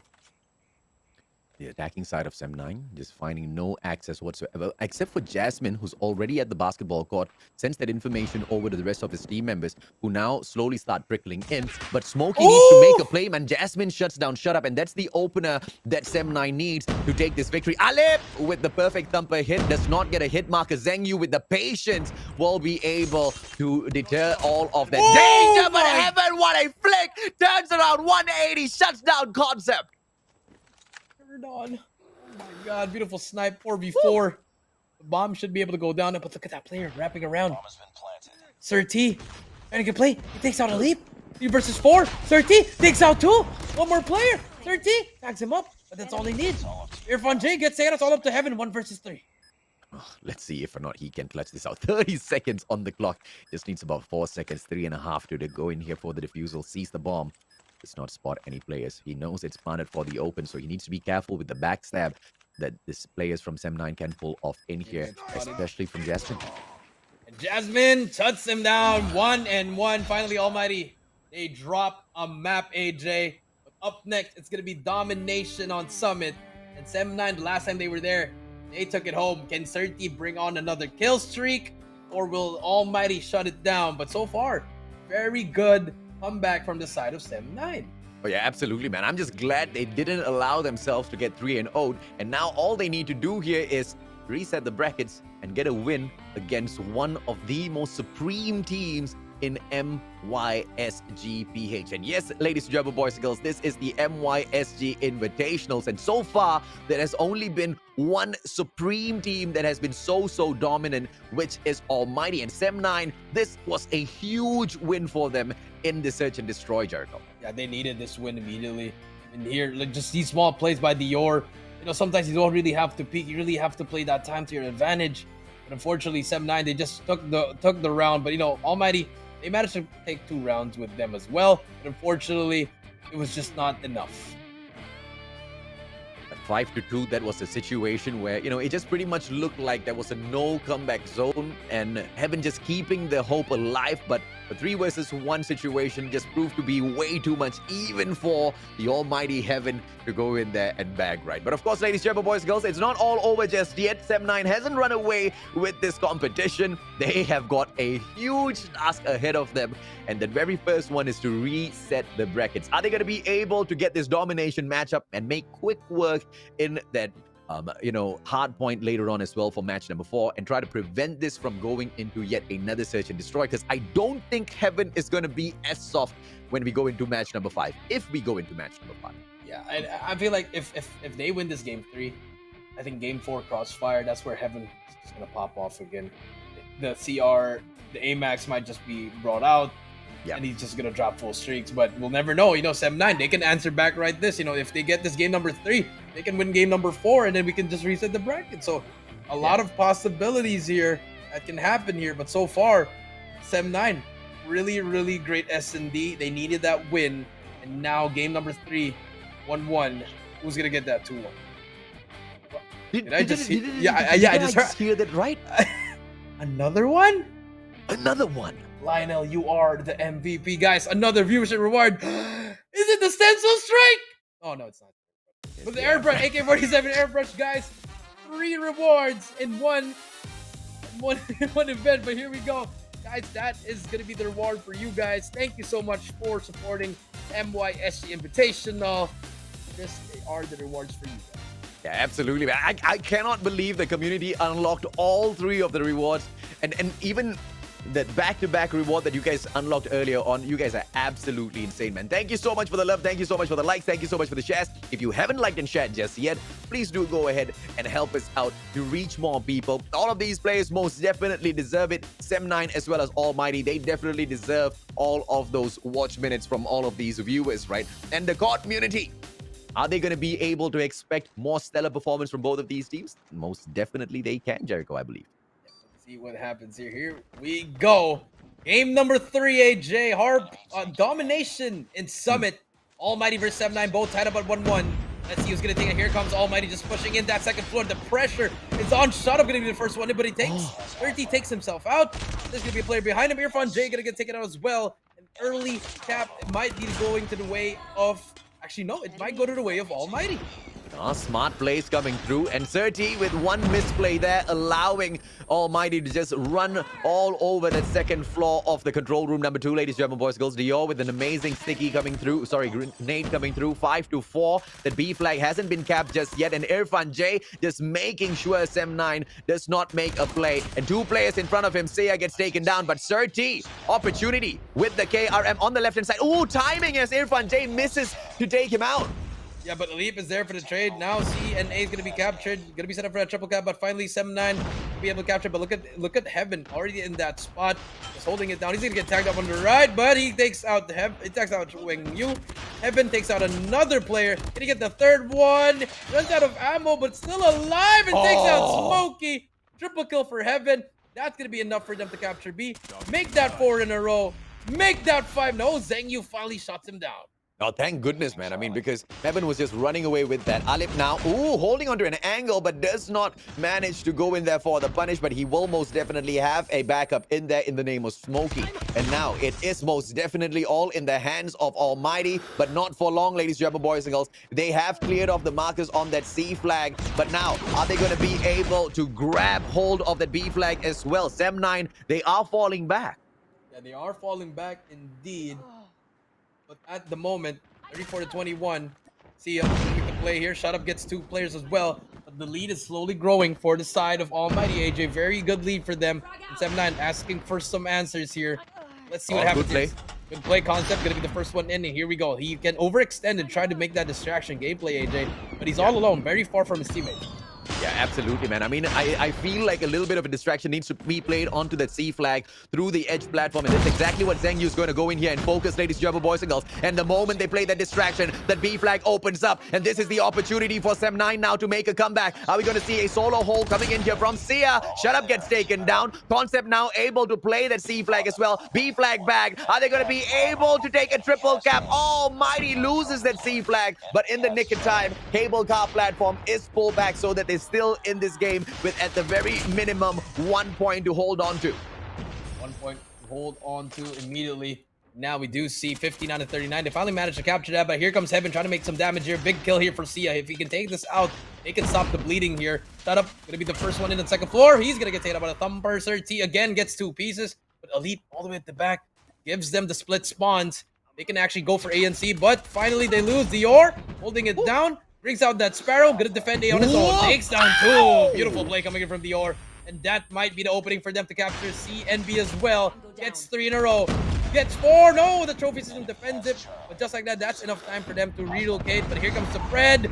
The Concept gets a 3-piece. And just like that, Sem9 making the comeback. Oh, what? 70 to 57, but that might be it for the half. Absolutely, man. 71 to 59 so far, ladies and gentlemen, boys and girls. And Almighty does not really need to go in there for a push onto another flag.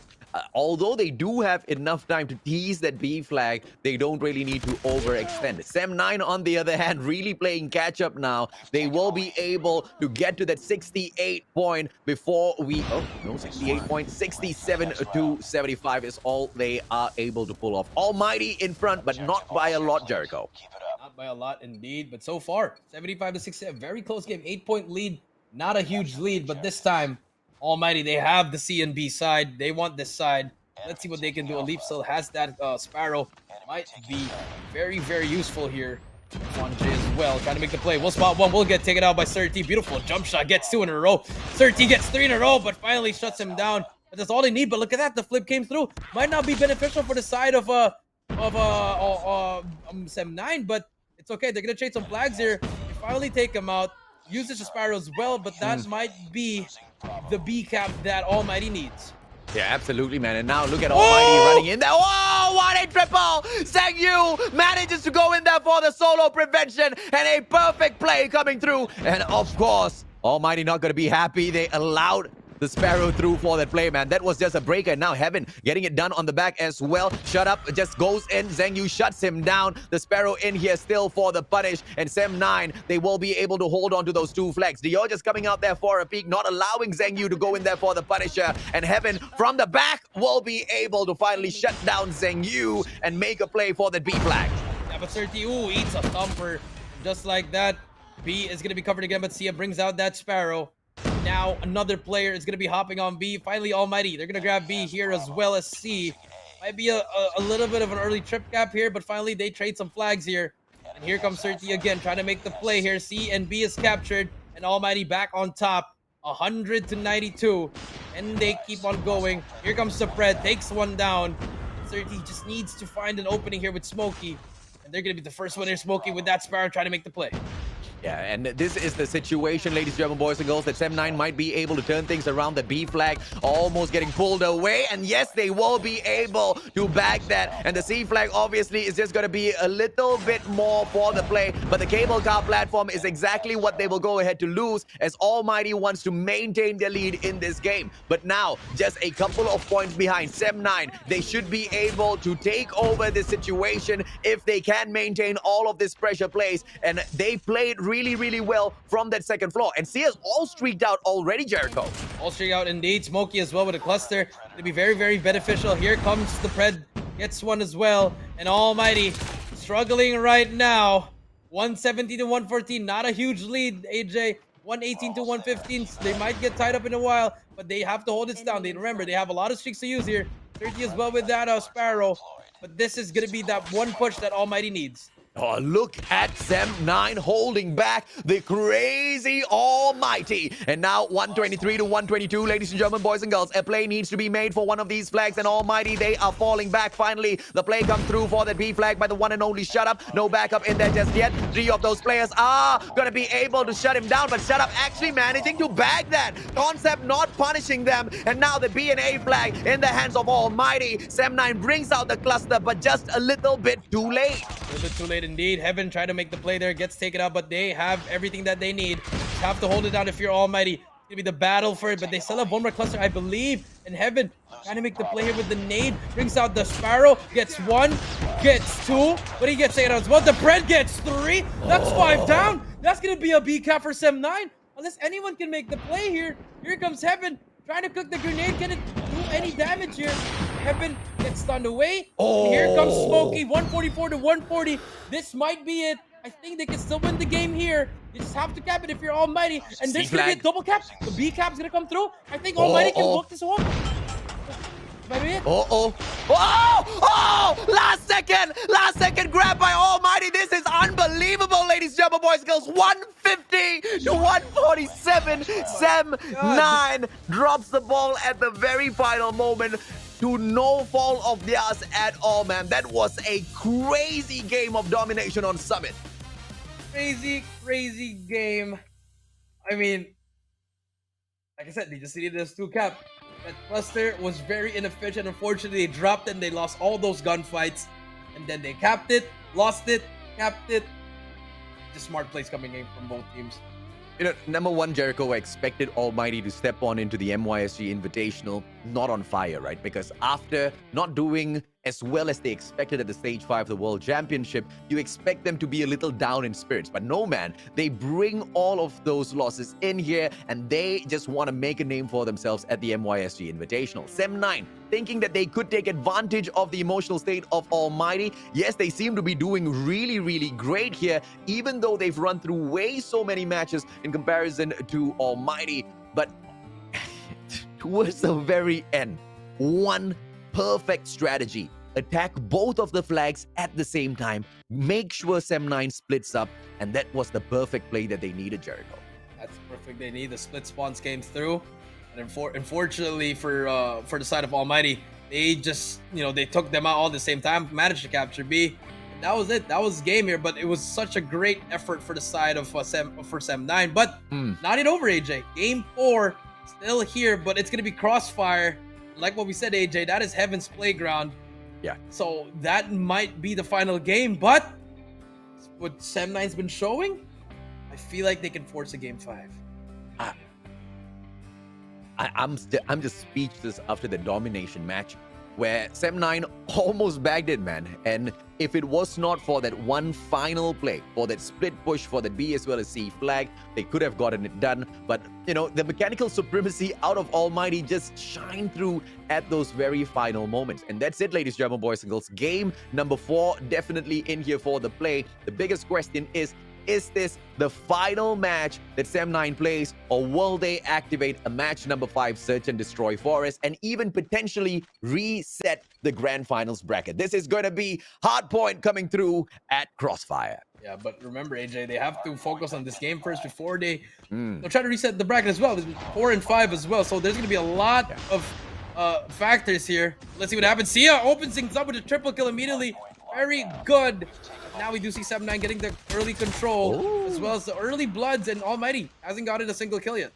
Yeah, I love the fact that Sem9 is just super aggressive with this. But out of nowhere, Dior as well as Shut Up just making their plays in here, but they haven't broken central building just yet, ladies and gentlemen, boys and girls. And the hard point still strong in the hands of Sem9. Smokey just holding on to the stairs at central building, making sure Shut Up does not manage to make a play. And anticipation turns around, shuts down Irfan. Jay as well takes out Alip. Ladies and gentlemen, boys and girls, what a play out of Smokey as well as Sem9 so far.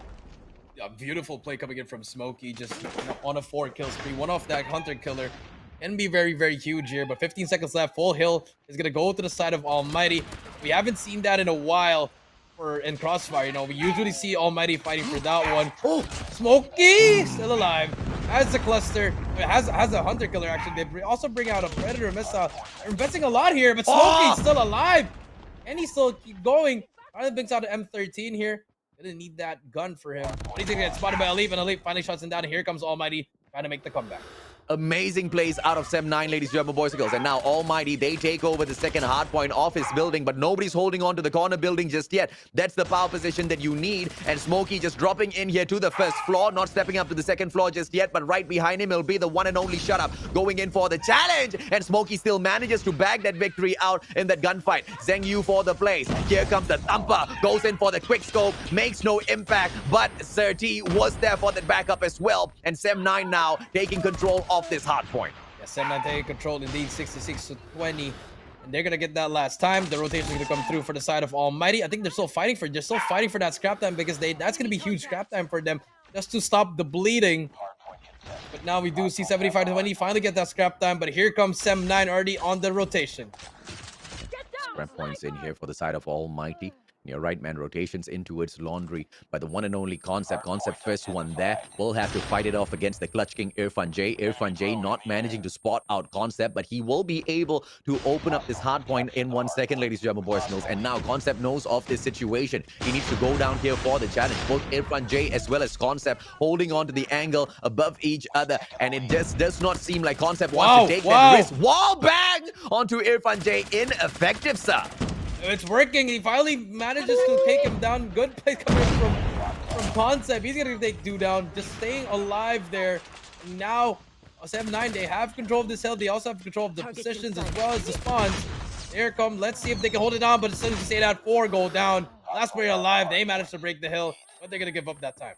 Yeah, Almighty now holding on to quite a good run. But the early rotations from Sem9 for the Money Hill, Tailor Shop, P4, you know, if you can set up an early defense, if you can get the spawns out of the Special Forces base as well, there's no way Almighty is going to be able to break this hill. Or is there? Now Alip making a play. If he can get this kill, if he can stay alive. No, shut down by the one and only Sia. And the play comes through for the side of Sem9, ladies and gentlemen, boys and girls. And Almighty does not manage to break the hill just yet. With one player in here in the name of Shut Up, he does not aggress on 4th. And I feel like they have to go in together. Throw in the body. Zheng Yu gets a 2-piece for himself. Smokey takes out Irfan J. Almighty goes down one after the other. And Sem9, they should be able to run away with this matchup in this P4.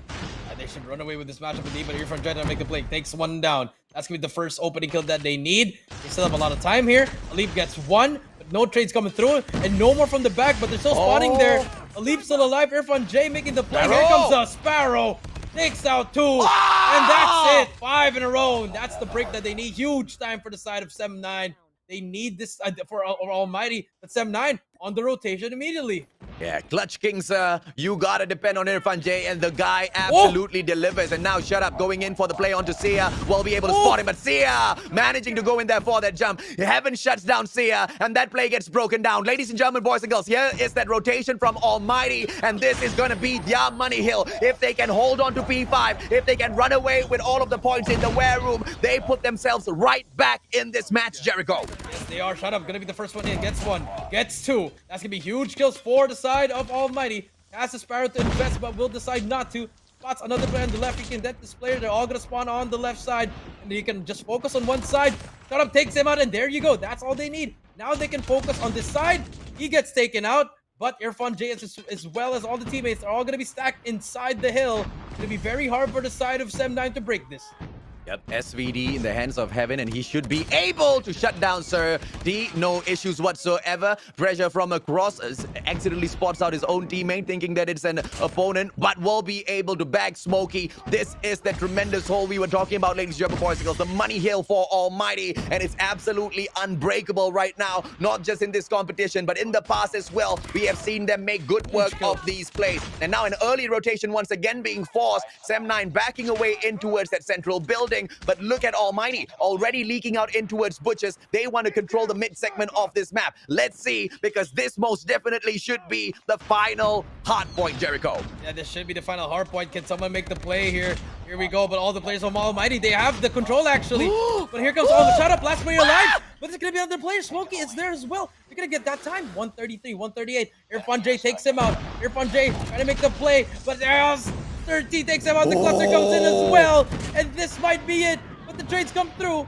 Last player alive. Can Elite make the play? Takes one down. No concept. Takes him out. And I think we might just go to a game number 5, AJ. What? There's no one on the hill. What? Spread comes in. Last player alive. But this is going to be the What? play for Almighty. 141, 141. There's going to be on the hill as well. Can they make the play? Shut up as well. Takes him out. And I think that just might be No, it. That's going to be no, a GG. that what a Your misplay. MYSG champions. Oh Almighty. my. Jericho, did you see that, man? That was so unfortunate for the side of Sem9. One little bit of a misplay. Almighty takes over the hard point, puts it to rest. It wasn't a 3-0, but it was most definitely convincing to put Almighty at the throne of MYSG, man. They most definitely are the most dominant team in Call of Duty Mobile. I thought we were going to see a game 5. I was ready for a game 5, AJ, but that final play, I thought the cluster did the damage already, AJ, but someone just wall banged that one from the spawn, AJ. I saw it. I was like, oh my god, it was such a huge play. And then Shut Up just got the play and spawns were near them. I don't even know what happened towards the end there, right? I mean, there were 2 players on that hard point. Exactly. I thought it was over, right? Yeah, and one guy, I don't know how he died. You say it's a wall bang. The other guy jumps off of the hard point. But ladies and gentlemen, boys and girls, here's the crazy stuff. You guys, thank you so much for the likes and shares. We have unlocked yet another giveaway. Here comes the one and only Special Ops 1 airbrush, ladies and gentlemen, boys and girls. That is your... It's a totally different code, by the way, because some of you were complaining that you couldn't go in there and redeem the item. So thank you so much, Garina, for giving us yet another code. We have another one? Oh! Sense strike. Yeah! Didn't we give this one a while ago?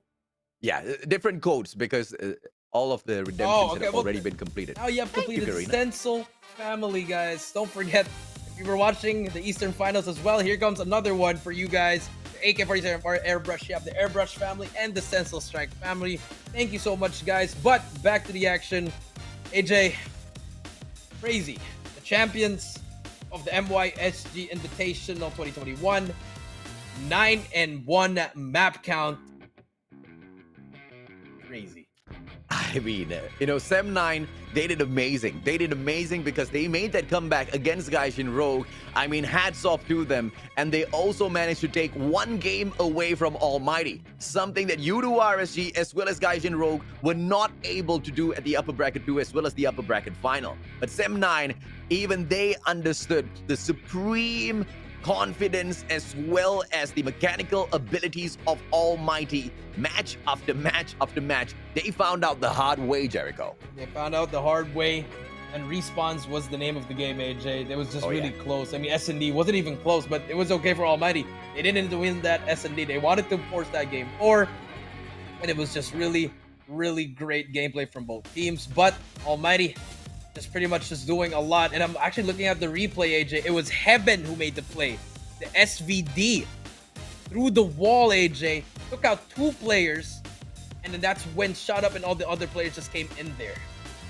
And unfortunately, we don't have an interview segment in here, ladies and gentlemen, boys and girls. But you know, let's point this out once again. This was all done without the presence of their in-game leader, Incendio. They had to just drop back. They had to depend on Shut Up. They had to depend on Heaven to make some of these calls. And the most impressive of all, the one and only Jeff Pro, in the name of Dior, stepping in and seamlessly just picking up wherever Incendio left off from. And the guy just made sure we don't miss our pro. I mean, he's just a crazy, crazy player. I mean, wow, it's just... Exactly. Speechless, my friend. Exactly. Super sub coming in your way. That is Dior. And, you know, well-deserved. I mean, we both agreed that they came in second place in the Western Finals, and they wanted to make the play here. But, guys, that's going to be it for me and AJ. AJ, you close the show. Thank you so much, Jericho. Ladies and gentlemen, boys and girls, thank you so much for tuning in. This has been the MYSG Invitational 2021. My name's AJ. I'm the Mustachio down here with the one and only awesome coach, Jericho. Signing off. Catch you guys tomorrow at the Philippines Invitational. Thank you, Lionel.